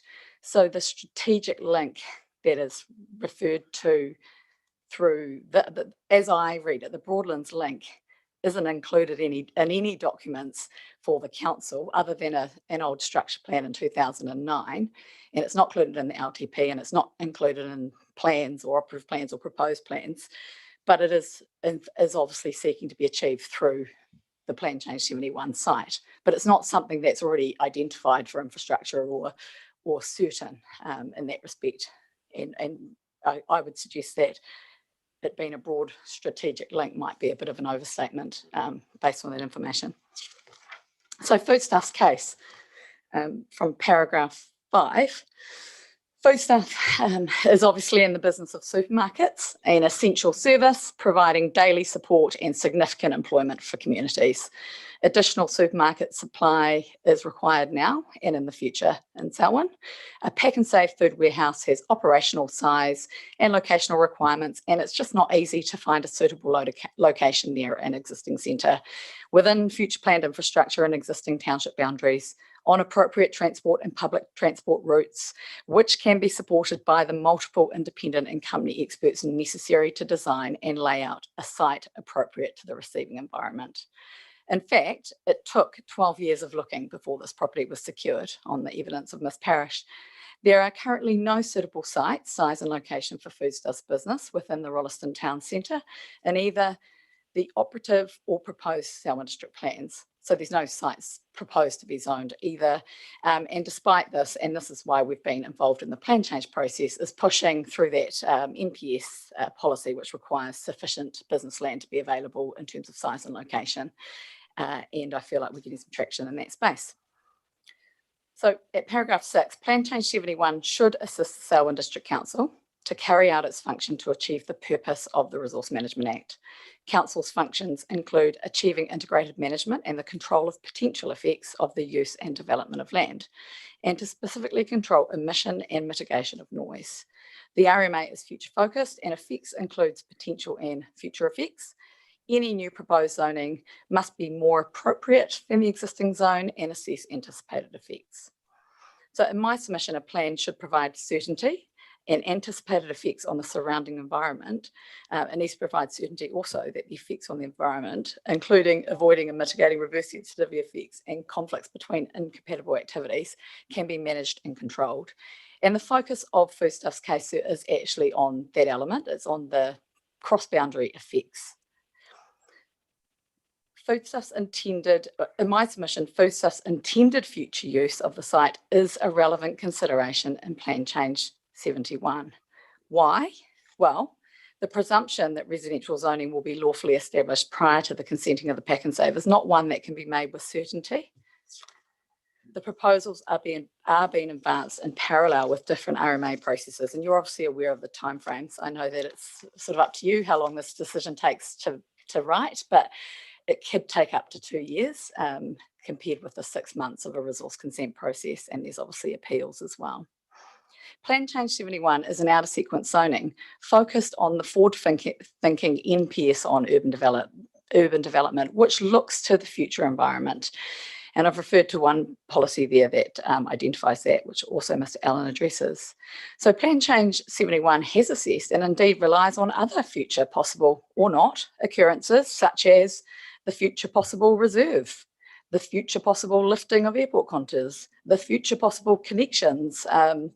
And I just thought, and I chuckled when I read a paragraph of Ms. Lawrenson's evidence where she says, under character amenity at paragraph 18 of her summary, sensitive responses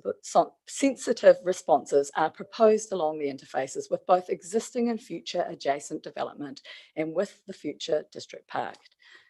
So None of those are lawfully established yet by resource consents or by designations, for example, like the Prebbleton Reserve has just gone through.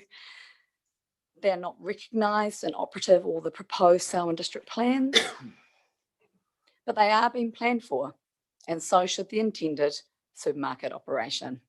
Based on that approach, Plan Change 71 must plan for the non-residential and residential integration and to manage effects to ensure there are no issues with incompatibility or reverse sensitivity accordingly. And I'd also just like to make an observation there. While you can't be certain that there will be a supermarket on that site, we say that the evidence is tending towards that being likely, but you can't be certain. However, you can be certain that Foodstuffs will not develop residential activity, and you don't need consent not to develop residential activity. And the reason I say that is there is the presumption, Commissioner, as you picked up on in questions of Ms. Lawrenson, of that residential integration between the operations, although she did confirm in questions that she didn't rely on that. So it's also certain that Foodstuffs as an owner will not be developing it as anticipated in that evidence. And I've referred to paragraph 19 there. The Commissioner must have regard to the potential effects of the activity on the environment, which includes future effects such as how the environment might be modified by permitted activities if Plan Change 71 is approved. And I mean, that's sensible, right? When you're planning a plan change request, you have to be able to convince a commissioner, a decision maker, to say that you're not going to have any unanticipated effects or things that aren't controlled or managed as a result of that rezoning. Well, the Resource Management Enabling Housing Supply and Other Matters Amendment Bill amends the RMA to provide greater supply of housing in urban areas. So on 20 December, it was passed into law, and Tier 1 councils, such as Selwyn District, need to publicly notify the new rules and policies enabling medium density and intensification by 20th of August this year. So for existing zoned residential land, the new rules and policies will have immediate legal effect from the date of notification, so within 6 months.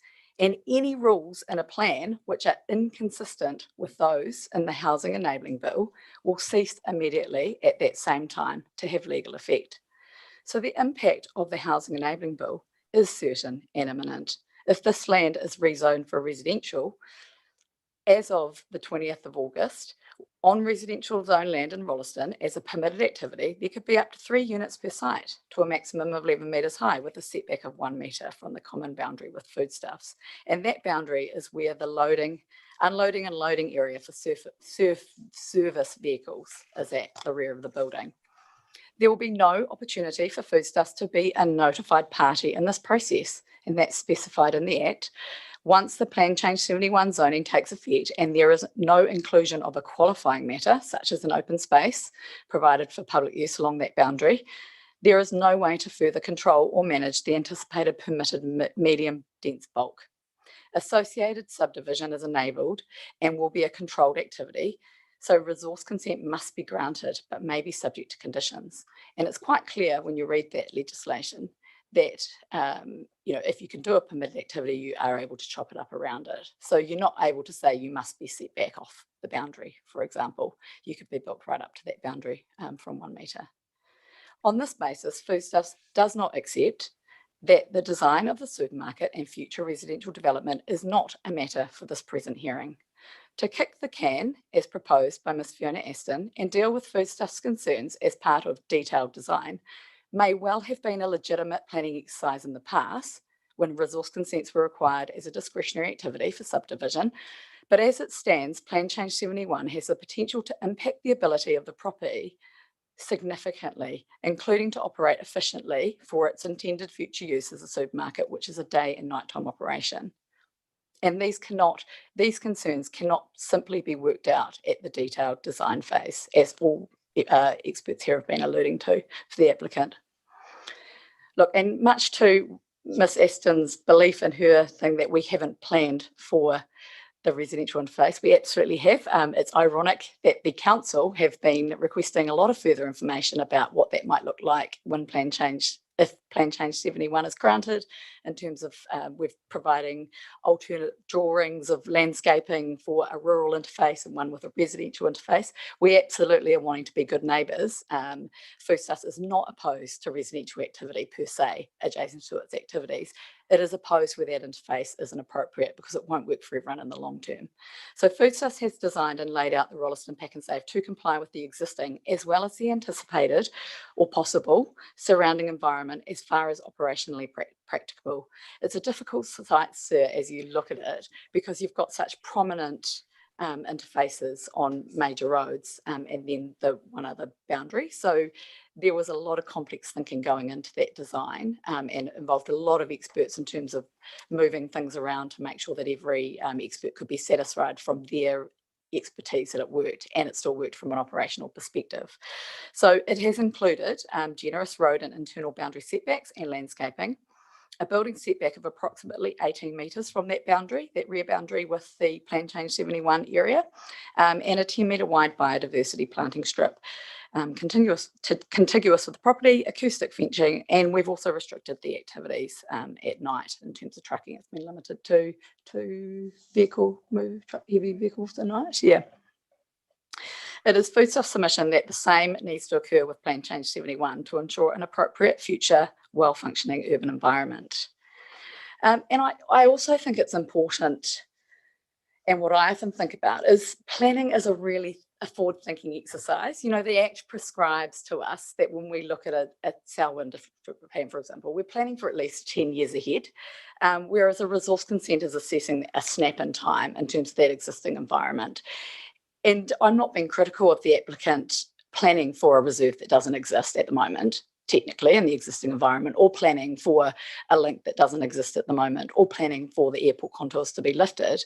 We're just saying that if that's the approach you've taken to this plan change, it seems very inconsistent, in my view, that you're not also planning for what we've come along and presented evidence and say that is more than likely going to occur, you know, subject to consent approvals. But there's a number of processes we're involved in that to ensure the best chance of success. And we've got very robust evidence and consultants who have thoroughly assessed the site before we've even committed to a supermarket to ensure that they think it's going to be okay in the long, in terms of achieving consent.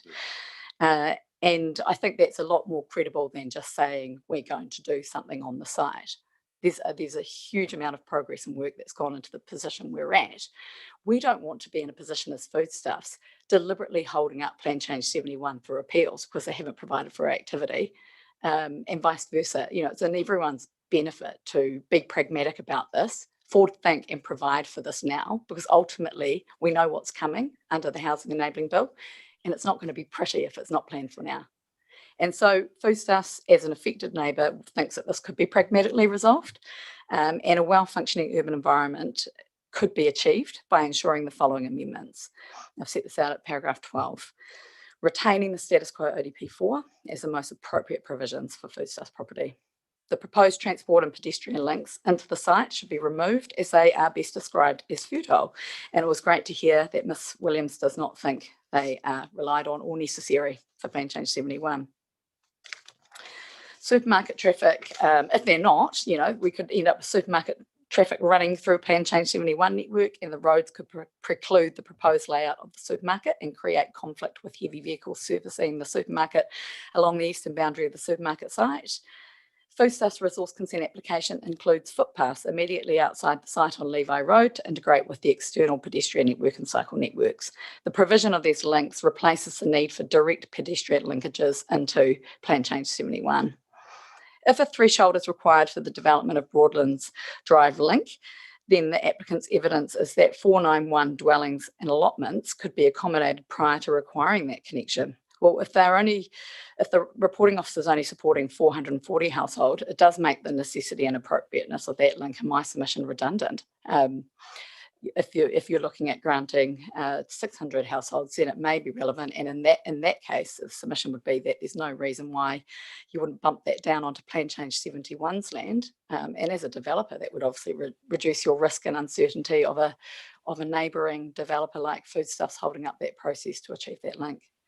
If Plan Change 71 is approved, it will move the noise compliance location to the common boundary between Foodstuffs property and Plan Change 71, and will create unacceptable noise effects from the movement and operation of heavy vehicles. So the Selwyn District Plan assesses noise along that boundary, not at where the houses built, and Mr. Hay can address that.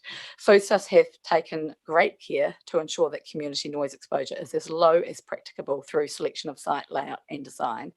Plan Change 71 in our submission must be amended to also include adequate provision for noise by providing a combination of a barrier fence, a substantial setback comprised of a greenway, and an increased permitted nighttime noise limit. And I'll just leave that for Mr. Hay to explain to you. If these mitigations are not offered, it's submitted that Plan Change 71 should be declined. The proposed new zoning is not more appropriate than the status quo, and it does not provide any comfort for adequate management of potential adverse effects in the near future.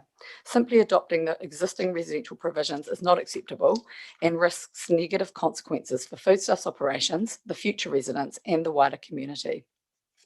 Foodstuffs takes these matters very seriously, and we have actually had, as my friend has alluded to, initial discussions with the proponent of Plan Change 71, and we are obviously willing to continue that dialogue post this and before, say, a reply is lodged. But other than that, sir, that was all I've got to say from a legal perspective. Unless you've got questions, we can whiz through the witnesses. To expand on not just why I should take this into account, but how can I take this into account? What give me a case that would say that this application at this stage should form part of the environment that I'm assessing this plan change against. So that was what I've referred to up front is, can you consider this future intended environment? And so my position on that is that if you can consider the reserve, and if you can consider the other matters, which are also future proposed with no lawful establishment, the applicant should be able to offer a cross-boundary resolution as well for this matter. I think I've probably been quite strategic in avoiding Hawthorn for a start in your submission. Pardon? Avoiding Hawthorn in any submission. Well, the existing environments are from which you assess, but when you're planning for a future environment as well. And that doesn't necessarily mean the activities exist yet. And you can see the difference in words when you review, say, the wording required for a resource consent application to a plan change. The plan change tests are talking about anticipated effects. We're not talking about, defined effects of an existing established activity, because you're planning for something that's not there yet, aren't you, for that site. In terms of the receiving environment, can you take into account an activity that's not there? Well, I don't want to undermine the applicant's case, but can you take into account the reserve then? Yeah, but the reserves are okay. Well, so the approach the applicant's taken. That's different things. That this is what they're proposing is a connection to a reserve, which is it's not there at the moment, no. But the council's bought it. They've been developing it. That's Correct. Part of the plan. And So it's been part of, and it's part of the Rolleston structure plan. Correct. And the legal status of that Rolleston structure plan is what? Well, you tell me. Well, in my submission, it hasn't been incorporated in the district plan. The infrastructure links identified in that plan hasn't been incorporated in the long-term community plan. But that's still a matter. You'd accept that it's a document. It's a strategy that I'm entitled to have. Correct. You can have regard to that, and it becomes a matter of weight. Yeah. So, but I think where this planning environment and these plan changes has changed is there's obviously a huge mix and change of legislation and what you can consider. And I'm not necessarily criticising the applicant's approach, because what they're looking for is their future environment, and they're leveraging off, say, the MPS on urban development, which talks about in their policies, Objective 1, for example, talks about creating a well-functioning urban environment for now and in the future. So when you read those policies, they're very much forward thinking. There's policy 6 that talks about making sure you've got adequate information in terms of what you're deciding on. It's not requiring you to apply the Hawthorn test. It's requiring you to take the information in front of you and weigh it all up and look forward. And I think, so I don't think you can, but you're not limited by the existing environment. You can think of the future effects, and you can think of the future effects on the reserve site. You can also think of the future effects on what Foodstuffs say will occur on their site, or what won't occur, which is residential activity, which is certain and not requiring a consent for. The easiest approach there would be that the applicant offer a cross-boundary solution, that means that it creates certainty to their plan change. Have you, I don't know, it might be for your witnesses, but in terms of, precedent for this, has this been done before?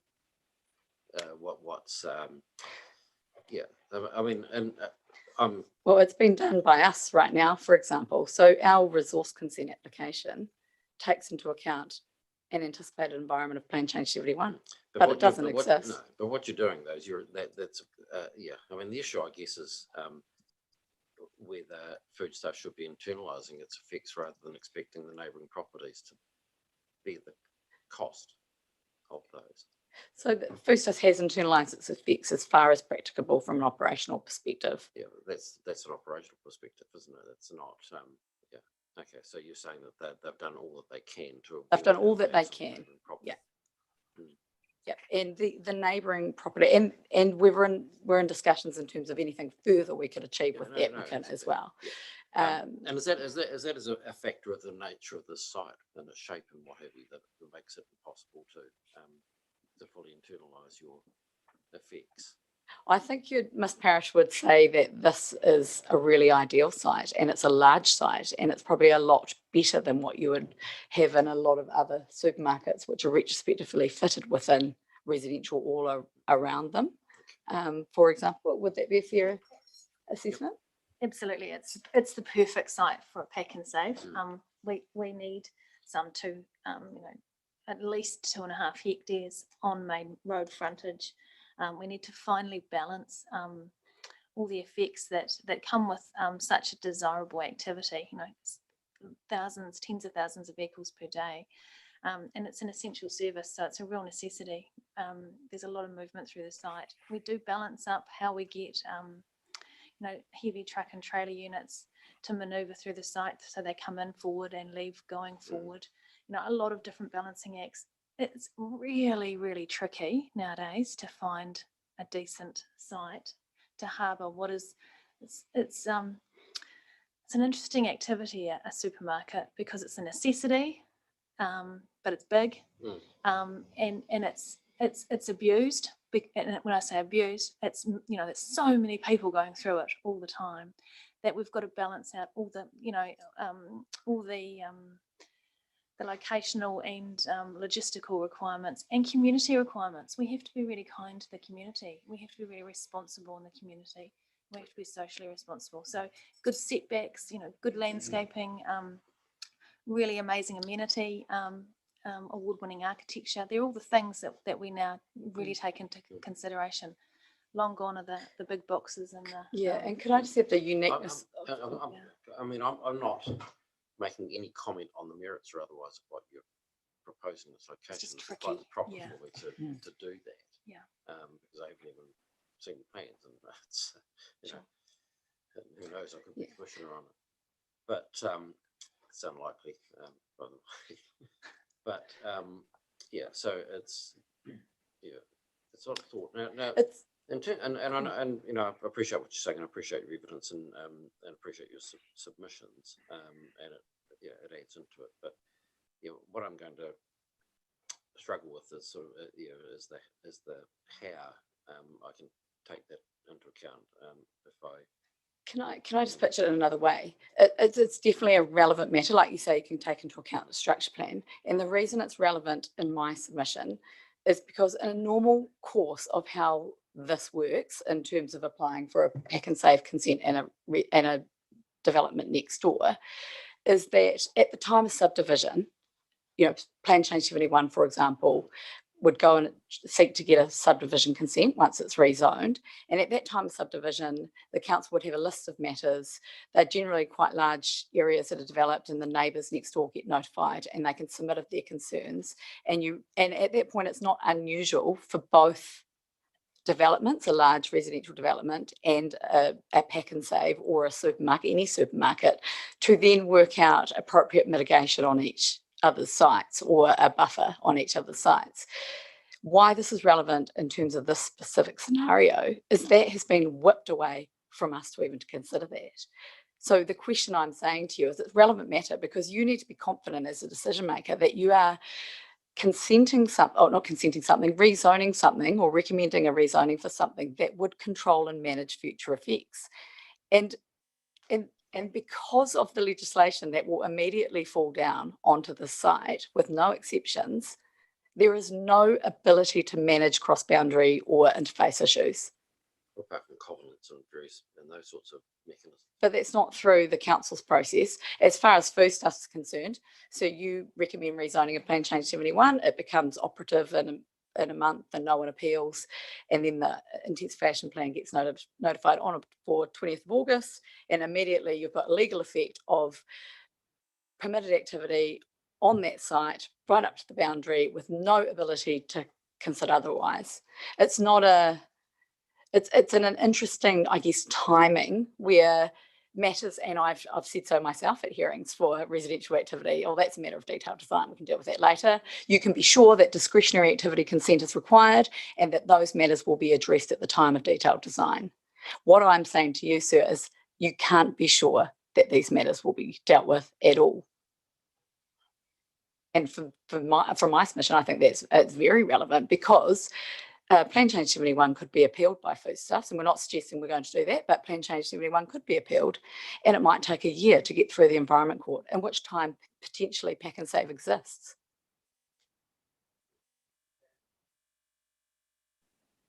There's a lot of uncertainty in both scenarios. Yeah. Okay. No, well, I appreciate your submissions. I don't think we can take it much further, but I appreciate those submissions. So yeah, probably move on to I'm not sure whether you prepared a summary or. I have, sir. Yes. Although in noting that we have quite a bit of information to go through tonight, would you like me to summarise the summary? Would that be of advantage?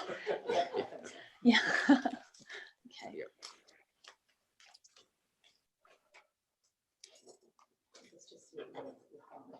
Yeah. So this is just evidence as we've organised the summary. Yes. Ms. Parrish will just highlight a few key things. If that's okay. Okay. Oh, right. So this is just your evidence that I've got. So Ms. Parrish will just identify a few points. Okay. No. Okay. All right. Well, I don't need that.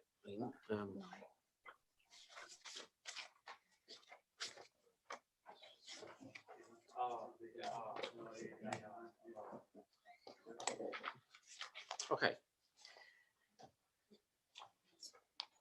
Thank you, sir.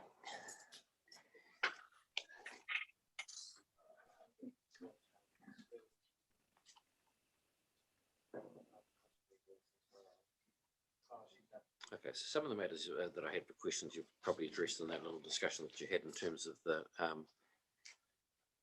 site size and those sorts of things. But just identify your key points for me, if you like, and we can have a discussion. Okay, sir. I will jump through it then, if that's appropriate. Yeah, as long as you're comfortable. I mean, because there are options of coming back or whatever, and I don't want you or anybody from Foodstuffs to feel that they've been rushed through because it's now 5:30. Thank you. So that's I mean, the reason we're doing this now is to accommodate council basically. So, yes, very much appreciated. Yeah. Yeah. So just identify your key points, and then we can have a chat. Thank you. Well, as you have heard, sir, the resource consent for the Pack and Save was lodged in December last year at Christmas time, and we believe the applicant has known for some time that a Pack and Save was to be developed next door to them, and we do, as a company, aim to move at pace with this development. We are very much anticipating and are very hopeful to come to Rolleston, and we will be quite a contributor in terms of the economic development of Rolleston. It's really important for Rolleston to be able to shop in their local area, and we will be a massive and significant employer for the Rolleston community. So we're very excited about that. I could speak all night actually, and at length, of how tricky it is to find and secure a site for a Pack and Save. It's taken us 12 years to find the correct piece of land.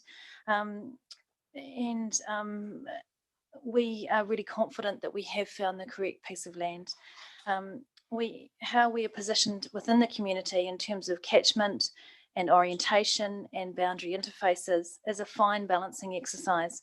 And we have really complex operational requirements, moving food, people, vehicles through this and in the community through the site. And if it's designed well, it works really well. And if it's not designed well, it can certainly cause issues at the boundaries. I would like to move to paragraph 9 of my statement, and if I could read just a few paragraphs, if that's appropriate. Foodstuffs experience is the interrelationship between residential activities and supermarkets. We have found it can be really successful. The site has been designed to ensure this is possible within the site-specific and operational constraints, particularly considering orientation of the building, the setbacks, the buffering and the screening. And we would expect that the applicant to take the same sort of approach and consideration through Plan Change 71. Otherwise, there will likely be negative consequences for Foodstuffs, the future residents and the wider community. Plan Change 71 application before you, Commissioner, still completely ignores Foodstuffs and its future activity and the associated future effects Plan Change 71 will have on the development on the basis that is not yet lawfully established. At the same time, PC 71 plans for a future proposed reserve within its outside of its urban boundary on rural zone land and which has no legal planning status. And that really confuses me. Plan Change 71 seeks to locate residential activity, soon to be enabled medium density residential activity, right up to our common boundary by the supermarket loading dock. The plan change proponent has not planned for or proposed any protection measures or buffers, has not offered any mitigation measures, has not offered any setbacks, has not offered any landscaping or amenity treatment. The application has proposed and continues to propose impossible, unachievable and unsafe traffic and pedestrian connections into the supermarket site without speaking to us as landowner. The ODP linkages proposed to connect to the supermarket site would allow supermarket traffic to run through PC 71, and those roads would preclude the proposed layout of the supermarket and create conflict with heavy vehicles servicing the supermarket along the eastern boundary of the supermarket site. These links will simply not happen in practice. The applicant hasn't listened to Foodstuffs, nor have they assessed the traffic implications of removing these links as requested by Foodstuffs. It is impractical and futile planning for something that will not occur. It is also unclear why the proposed extension to Broadlands Drive cannot go through their own land. And if it's so necessary, and it was certainly re-emphasised through the urban designer's statement today, that it was a key component, yet it's located on Foodstuffs land. The applicant's urban designer said there was no replacement for its location. It was a critical part of the subdivision design, and that Foodstuffs, but we don't want it on our site. And that's something that's been dismissed. The proposed Pack and Save site and PC 71 are incompatible and create unacceptable adverse effects. Complaints from residents regarding noise and or amenity effects could hinder or restrict the operation of our essential service. Mitigation must be advanced by both parties to ensure effects are managed appropriately. In its resource consent application, Foodstuffs has planned for a high amenity residential environment, and this will apply to the PC 71 area. Specifically, it has proposed to limit nighttime delivery activities to 2 movements per night. It has set back its buildings as far as possible, which is at 18.2 metres, and it proposes acoustic fencing and a substantial planting biodiversity strip along the common boundary. Foodstuffs reasonably seeks that PC 71 also incorporates necessary setbacks in the form of no build zone, walkway or open space, acoustic fencing, appropriate noise levels, as these will apply, as we stated earlier, at the boundary of the Pack and Save site, and removes futile proposed transport and pedestrian links into the Pack and Save site. Such transport and pedestrian links or vehicle connections to residential activity along this goods delivery access is not practical, secure, or desirable, and it certainly, Sir, won't meet our work safe requirements as well. And it could potentially have some very high level health and safety effects. In my experience, it is not unreasonable for a potential greenfield site to an existing urban area to provide measures such as these. Foodstuffs also seek specific recognition in the plan change that a financial contribution is required in relation to growth in the surrounding urban environment towards all roading infrastructure and upgrades, including pedestrian cycle links, pathways in the road corridors, and future transport links. Now that's not a poke in the ribs. That's let's make sure that everything is accounted for and that it's a fair playing field. Amendments to PC 71 ODP 5 and associated provisions are reasonable and necessary for a well-functioning future urban environment which benefits the community. Until PC 71 acknowledges the effects and operational requirements of our proposed Pack and Save, and specifically includes appropriate setbacks and mitigation for certainty, and removes all links into its site, Foodstuffs as an affected neighbour cannot support this plan change, and we do seek it be declined. Okay, Thank you.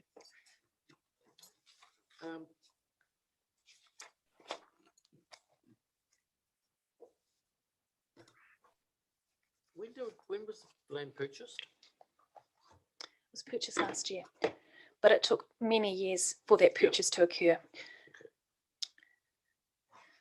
I was involved in the purchase. Yeah. Okay, so in timing it was purchased. So it was after notification of the plan change or before? It would be after, sir. Okay. And you submitted on, Foodstuff submitted obviously on the. Absolutely, we did. Yeah. Okay. Yeah.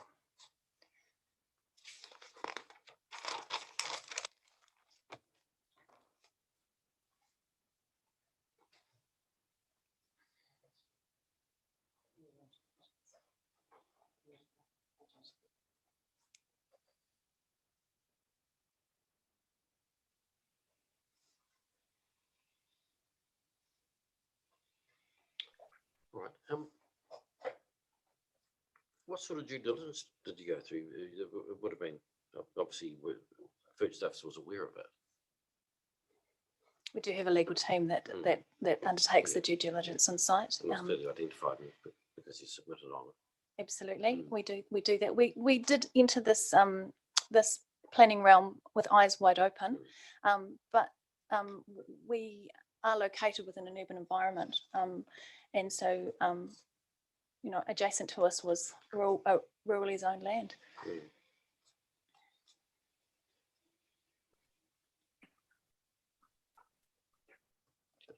Why is Foodstuffs proposing to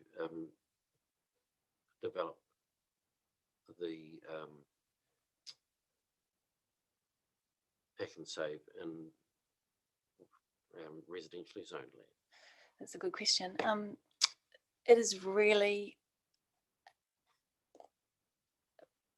challenging to find an appropriate location for such a unique activity, and that location, if it was placed in a really intensive urban environment such as a CBD or a highly developed town centre, the volume, we're looking at 40,000 vehicle movements a week, so 2 or 3 Ed Sheeran concerts a week.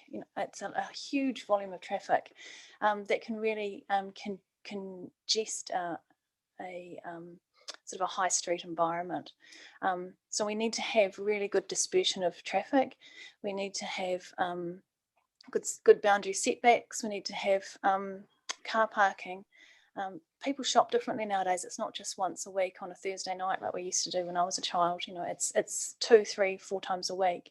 And so it's become a real community focus. We do like to be surrounded by residential, and a residential environment works well for us as neighbours, providing there is sufficient eyes wide open on both parties and mitigation and smart mitigation, clever mitigation. And we've got the chance here to do that. Because I don't want to, I'm the one that receives the complaints, and I don't want to receive the complaints from residents who've invested their life savings and dwellings right next door to our boundary, and they're really upset because their noise levels are affected, or the way that they can live is affected because we've got a truck and trailer unit, driving past a metre from their boundary. Well, not a metre on our side, but a metre. They could potentially be a metre on their side. We just want to make sure that when such a level of investment occurs, that we can be as good to our neighbours as possible in terms of design, and we would hope the same from them. Okay. When did when was the consent to develop the New World site obtained? That was a paddock when we constructed the New World. So that would have been 22 years ago. But there's also consent to develop that site, isn't there, into Pack and Save? There is for Pack and Save consent, yes, not for a New World consent. Okay, so it's on the New World. New World site. Sorry, wasn't clear Well, enough. the New World was developed some 22 years ago. The Pack and Save consent, I'd need to go back and just double check the dates, but roughly, if I said roughly, 5 years ago, and then 2 years ago for an extension, roughly. I don't absolutely quote me on that. I wouldn't want to check those dates. We were absolutely desperate to get a site and obtain a site in Rolleston for a Pack and Save. And I mean, we've been looking for a Pack and Save site, as I said earlier, for 12 years. So we needed to secure a site. Is it the ideal site? No. Especially with what Selwyn District Council seeks to undertake with the town centre development. You don't want a Pack and Save next to that, high-end hospitality and community facilities, and then the Pack and Save right there next door. No, that is not the ideal premium location for a Pack and Save, and could potentially erode it will erode the amenity of the town centre. It needs to have those buffers and that extra area of room. It's a very tight fit putting that Pack and Save on the New World site.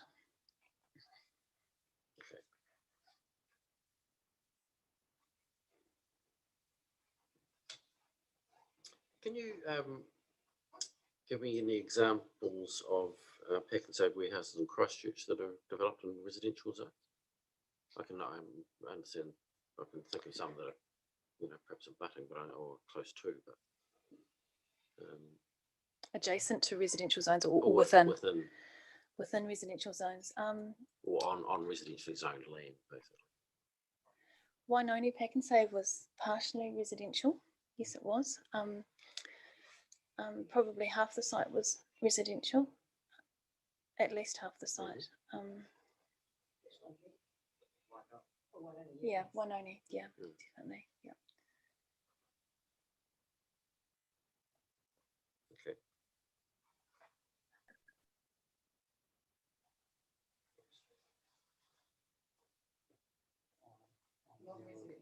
Oh.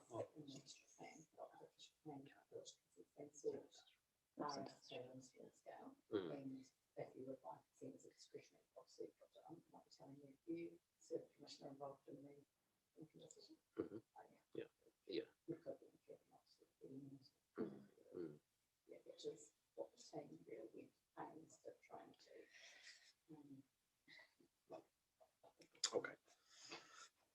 it's so expensive to build nowadays. We've got to get it right. We've got to make sure that Oh, no, I understand it's a yeah, big investment. the design is correct.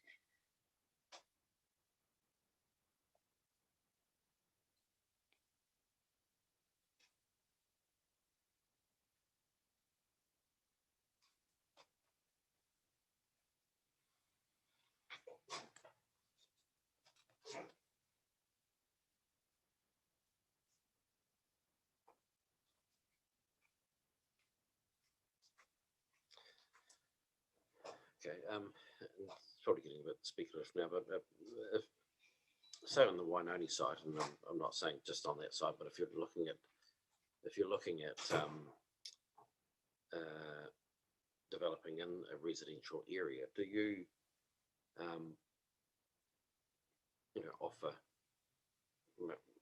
make offers in terms of addressing the effects which may be experienced on neighbouring properties, like double glazing and those sorts of things? We will never offer financial contribution, because that sets a precedent for escalation in that regard, and we don't think that's appropriate. As a company, we do offer mitigation if it's, say, something like amenity, and that would come in the form of us actually getting contractors to plant or to replace fencing, and we'd try and do that of a good quality, so like a double face fence, that type of thing. Yes, we have certainly done that in the past. Yeah, we know we're part of the community, and we need to be well received by our neighbours. That's often though for supermarkets that are already established. Greenfields supermarkets, where a new build is occurring is less common, and is becoming less and less common. You see, I don't know. You could answer this. Is there any anything in the proposed district plan that addresses activities of a scale such as this in commercial zoning or commercial areas? No, not currently, not proposed. And that there's supermarket activity, I'm saying, on the operating plan, not proposed. Okay. Right. Just to provide a bit of context there, both Woolworths and First Us have been quite active. Yep. On as a result of that, and we could see good report commissioners. And I have to note that there's been a commercial business signing off to report the next topic yesterday. All right. So I don't know if there's been any changes in that space. Okay. That's obviously wheels in motion stuff at the moment. All right. Okay.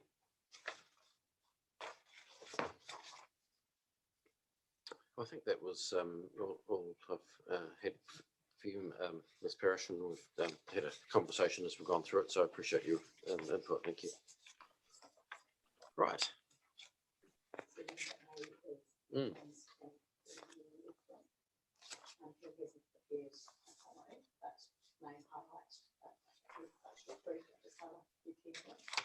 Okay, give me half a tick as you were.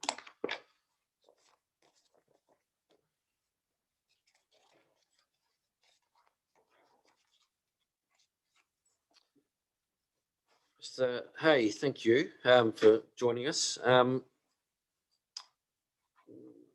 Could you just perhaps identify some key points from your evidence that you think are of particular relevance? I mean, it's a pretty short brief in any event. Yeah, certainly. Can everyone hear me okay? Yes, can you hear us all right? Yes, yep, can hear just fine, thank you. So in my original assessment of the proposed pack and save, we considered the existing environment as it's currently zoned. So residential to the north and west broadly, and rural land to the east. And the approach taken was to ensure that the existing noise standards could be met as far as was practicable. to enable the highest possible level of amenity for existing residential and rural residential uses. And the only exceptions to that were where nighttime deliveries occur, where traffic turns off an arterial road onto an internal site access road, and at that specific point, houses directly opposite the entrance receive a greater than nighttime district plan noise level for a very brief period of time, and that's unavoidable because you can't build a big fence on site to internalise your noise level and protect them. So when PC 71 was drawn to my attention, I had a look at what additional treatment might be required to ensure that the same level of amenity would occur for any new residential that arrived to the east of the supermarkets, loading and unloading bay and the heavy vehicle site access. And what I've realised during this evening listening to Ms. Booger in particular was the potential effect of the changes to the Act regarding housing. I haven't allowed for 3-storey housing that close to a site boundary, and so I'll need to address that separately. But if we just consider for a moment the more typical sort of single-storey housing that currently occurs in Rolleston, assuming a 2-metre high noise control fence on the boundary, you would require a 45-metre setback to achieve 40 dB at night, which is the currently signalled district plan nighttime noise limit for a residential area. And you could potentially reduce that, just let me check my notes, to perhaps as little as 10 to 15 metres if the noise limit was increased to 45 dB. But this is for single-storey dwellings. If you were to instead rely on increasing fence height rather than changing the district plan noise limit at that boundary, you can go to perhaps a 3.5 metre high fence and still achieve a setback for a single level dwelling that might be more on the order of 15 to 20 metres. But with a 3-storey dwelling, you're not going to achieve even 45 dB until you're back essentially on the notional boundary of the existing property, which is quite some distance away. So, there are, I think, some real issues there around trying to achieve the ideal level of amenity through a plan change process using just setbacks or fences, particularly in light of what might occur in the future with changes to legislation. And how this differs, I think, from a typical supermarket in an urban environment is normally the supermarket and the community around it have either grown together, or there is a consent process that quite robustly examines the consequences of putting a supermarket and an associated back of house and nighttime deliveries into an urban environment, and people have the opportunity to comment on that. There's discussion about the effects, and I've been involved in discussions assisting Foodstuffs talk to neighbours about how best to address their concerns. Here, there will be periods of time that are very brief, but where noise levels for multi-level dwellings will exceed district plan limits, whether it's 40 or 45 dB. And the only way of mitigating that satisfactorily is going to be with some kind of setback or green space distance. Okay, so mitigation of acoustic insulation, windows, double glazed, those sorts of things are not going to be sufficient. Well, certainly for protecting sleep, you could have enhanced sound insulation, but I think you would want that to actually be built into into a district plan rule. If you don't have it set now at the time that this is being envisaged, I don't see, and I may be wrong, but I don't see where the mechanism is to ensure that it happens at a later date. Okay. What other, you've identified the critical noise source, if you like, in terms of sleep disturbance. Are there still complaints about the the ventilation system and the heating system, those sorts of things, which particularly if they're located on the roof, or is that not done anymore? No, it is still done, although there are a number of different ways of addressing that, and that's a case of knowing for foodstuffs what environment they are designing to. And at the moment, we've given them some very preliminary advice based on a moderately distant rural lifestyle property. If PC71 were to be approved prior to the supermarket actually being built, then we can give them advice on how to achieve whatever the limit is at the site boundary. That doesn't guarantee no complaints, but certainly we can ensure compliance. Okay, so compliance at the boundary could be ensured for mechanical plant, yeah. Right, just for mechanical plant, but not for the truck and trailer unit that comes twice a night. Correct. And it's not just the truck arriving. There's some manoeuvring required to get into the yard, and then the unloading activity, and then departure as well.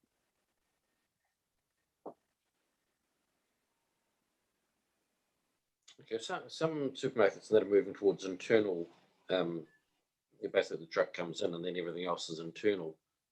I'm not sure of that with a supermarket of this scale, but is that something which I guess anything is possible. I'd have to defer to Ms. Parrish as to whether a pack and save can be designed to operate in that sort of way, and even then there are issues to address. You particularly with what would have to be a side entry, well, with the current design anyway, would have to be a side entry drive-through. You're still going to have a large roller door facing out into the proposed residential on PC71. Those doors, when open, let noise out, and they generate noise during the opening and closing. So they're in some circumstances the right thing to do, and in others they are perhaps neutral on effect. Okay, all right. Well, I'm conscious that I'm not assessing the supermarket, so I think that that's been helpful. That discussion. I probably don't have any further questions for you. So I appreciate your help. Okay. Thank you. Thank you.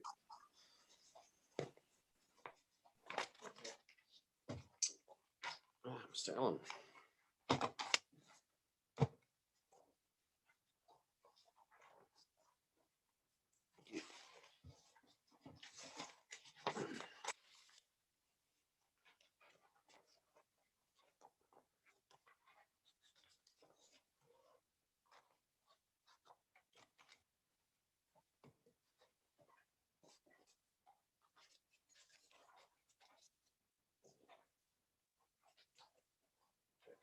Excuse the lack of formatting and numbering.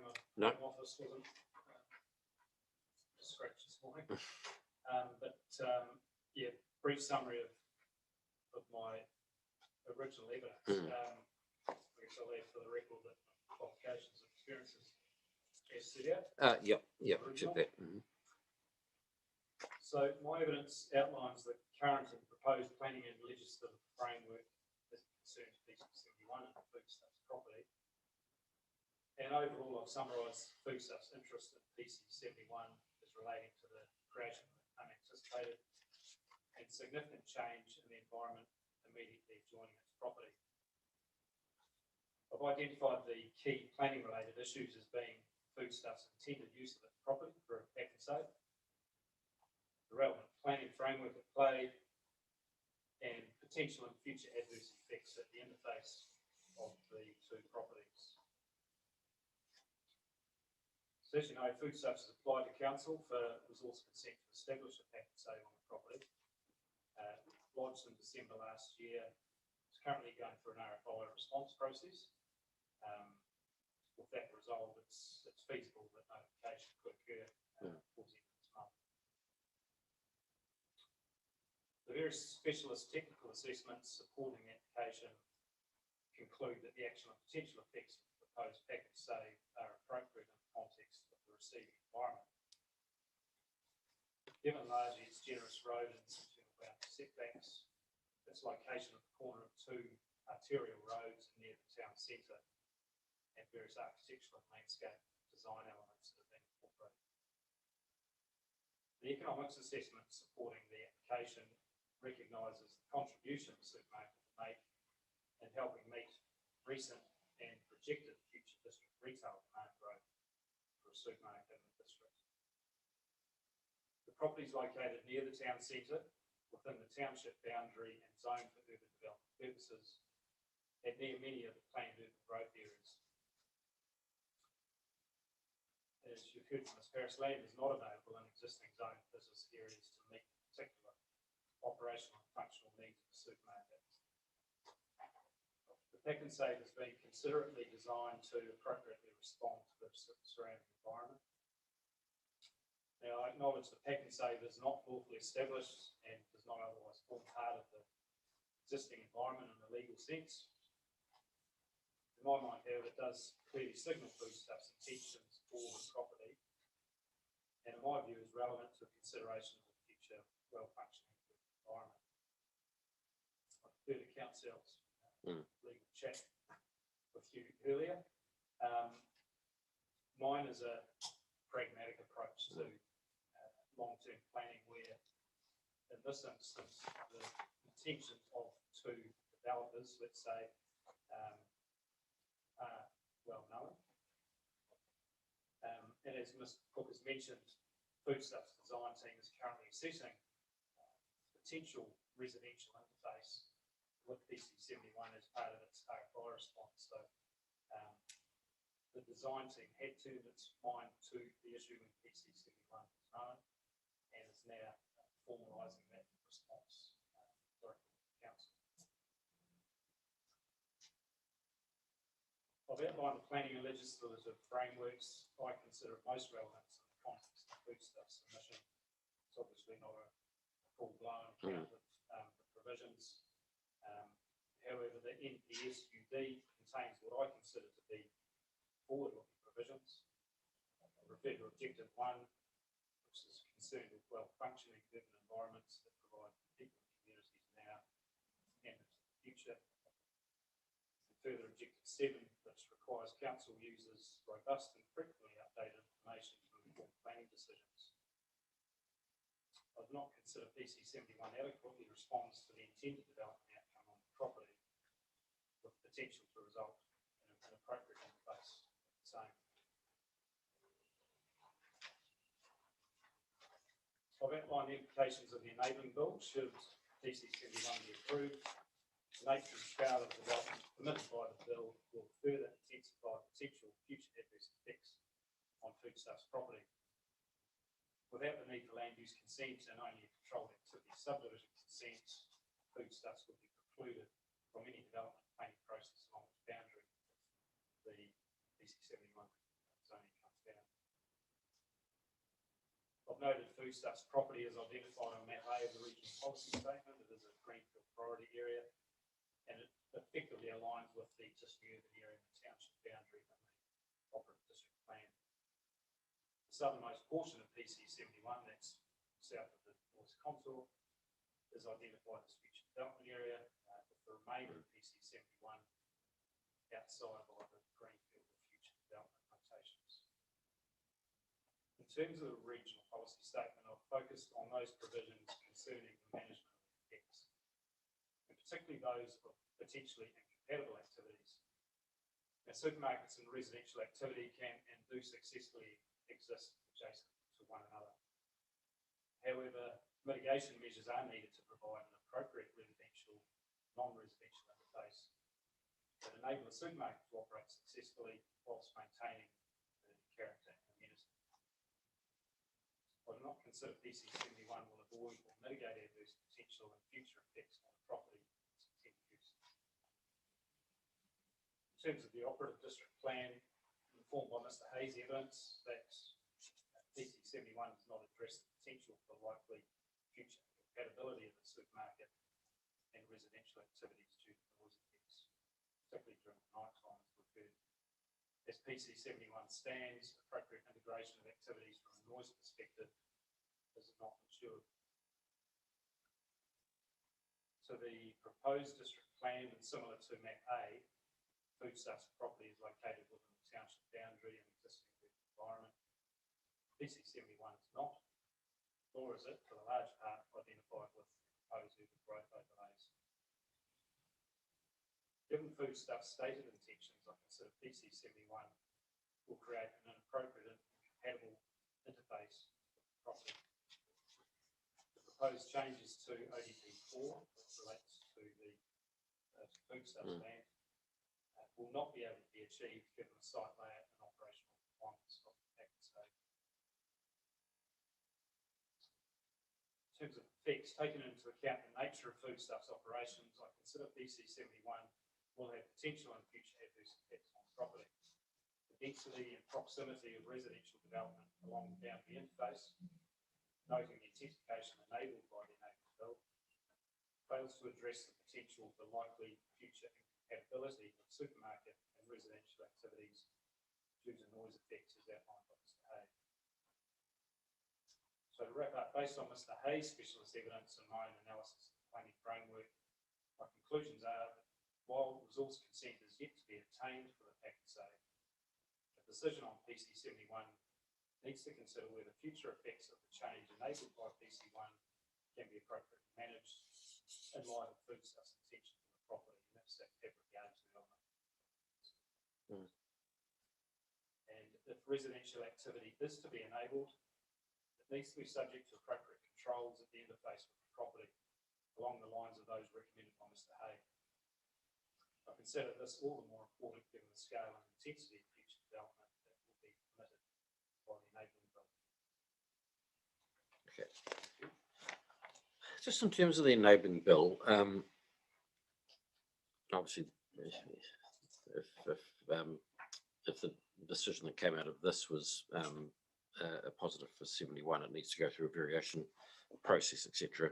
In any event, but it is, and the Minister keeps stressing this when he was talking about this, it's an enabling bill. It's not a, you'll do it. You won't establish it there. And I've heard evidence in terms of what the both you would have read the evidence from for the applicant in terms of this issue. So it's not, yeah, I mean, it's not a foregone conclusion by any stretch. It's not even a likelihood, is it, that in Rolleston, you know, from your experience in Rolleston and various other areas, it's not even a likelihood, is it, that you're going to have that level of development on the boundary? Look, I'll never say never. As long as it's enabling, it does bring in that permitted scenario. And in consent application situations, that becomes a relevant consideration. Could go on that land if enabled.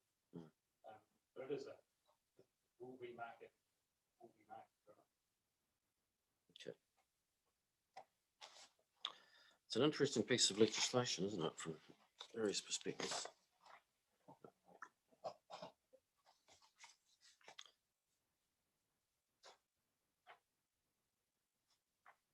From a planning perspective, yeah, you've had discussions in terms of that I've had in terms of internalising effects and basically pack and save bearing the cost of addressing those rather than the neighbouring land. What do you say about that aspect from a planning perspective? That's always my advice to do that. It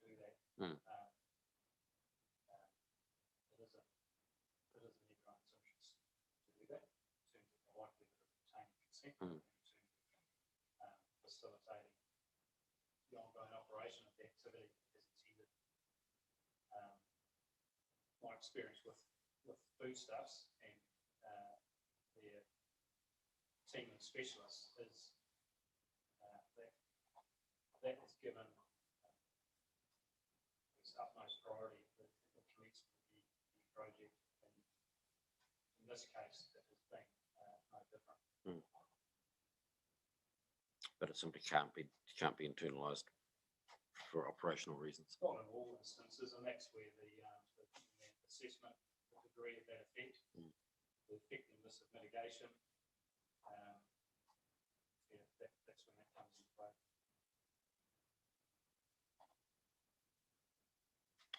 Now, you talked about the MPS being forward-looking, but there's nothing new in that, is it? I mean, the RMA is forward-looking. Yeah, like all plans that have a 10-year plus horizon do that by nature. Okay.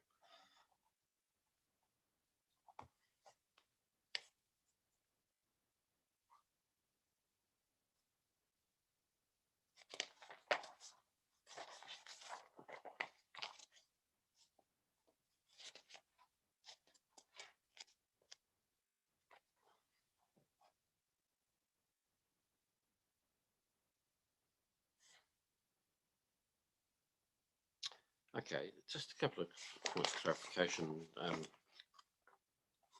conscious of your evidence, but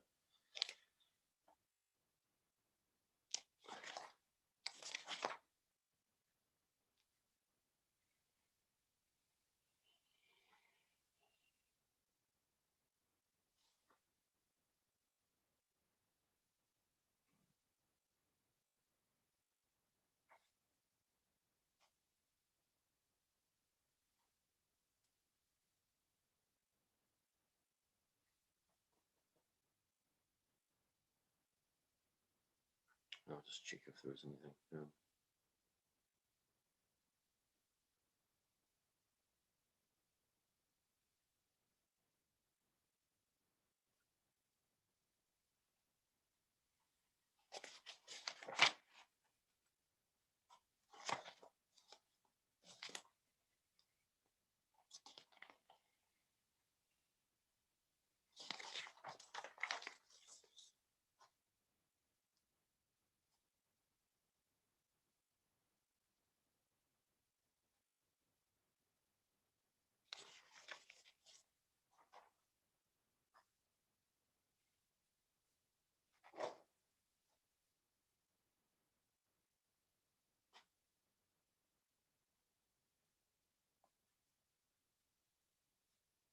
Okay, so in terms of your paragraph 25, just so I'm understanding that you're talking about the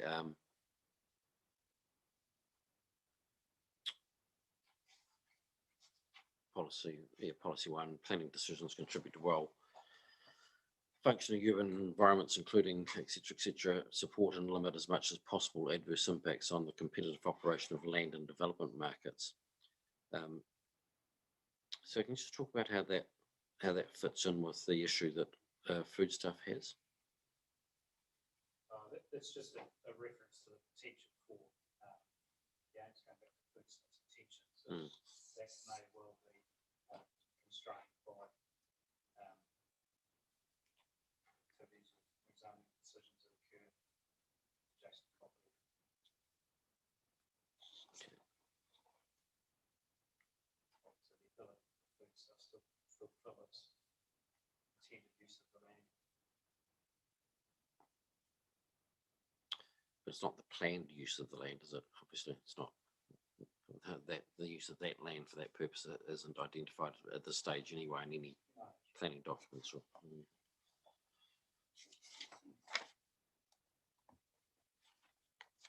Okay, have you had experience in all the work you've done?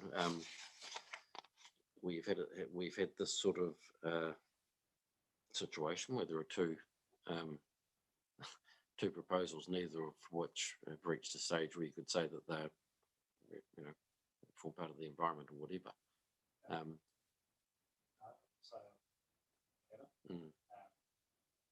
Also have been involved in a situation where RMA reform is at such a point of work that is having on council's standard plan formulation processes. So,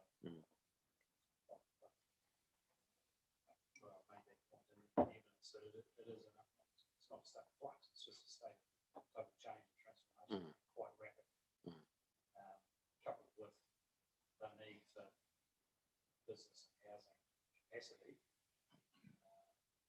It is a real pressure. Yeah, okay.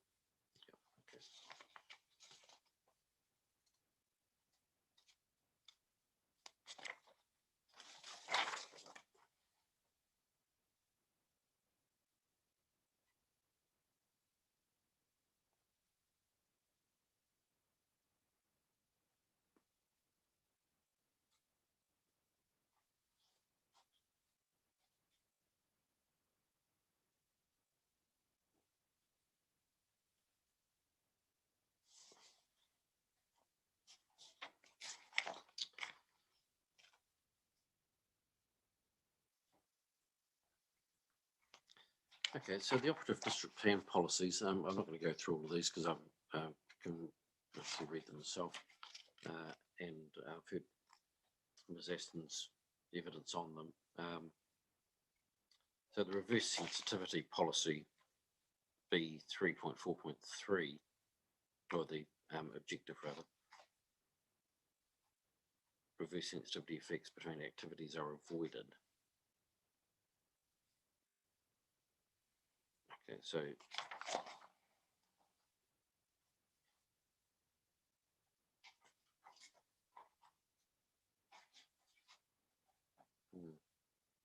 yeah, it's how I mean, these policies don't really anticipate this sort of situation either, do they?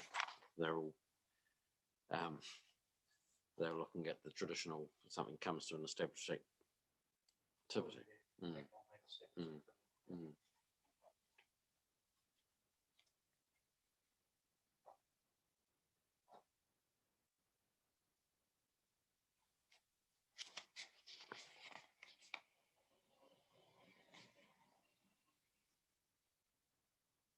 Okay, policy 5.3.2 of the CRPS, you talk about that in 33 of your evidence. Can you just expand on that a little bit for me?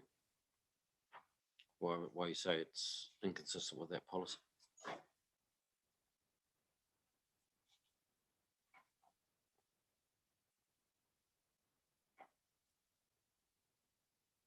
It's in relation to also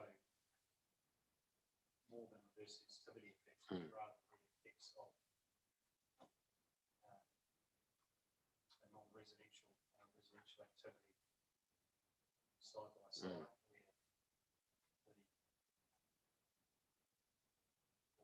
where that interface isn't appropriately managed. So without that appropriate management, you can create incompatible activities. Okay.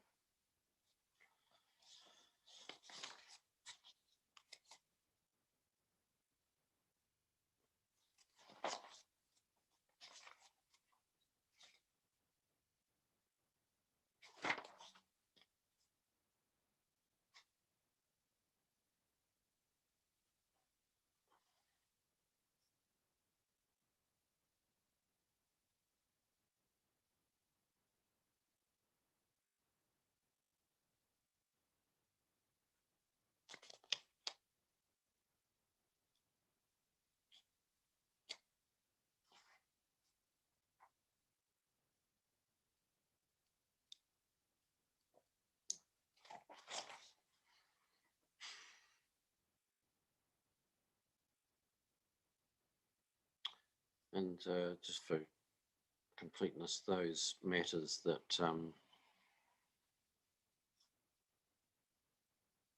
in your 53, the amendments that you're saying are required, they remain to the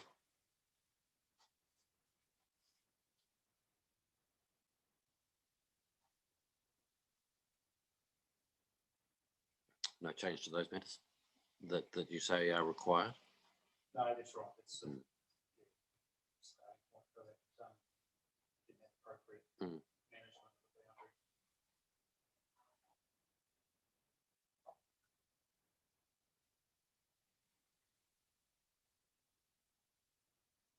Okay. All right. I don't think we have any further questions. I think really that the key issue obviously is the timing issue and the status of activities at this stage and or lack of it and those sorts of things. And they're probably more on the legal to a large degree, but I appreciate your assistance. Okay. Yeah. No, not a problem at all. No, that's important that people have an opportunity to be heard. So thank you. And I'm going to adjourn until tomorrow morning. And I said anything else, Mr. Cleary, any housekeeping matters or anything you need to talk about? No. Right. Okay. Thank you all.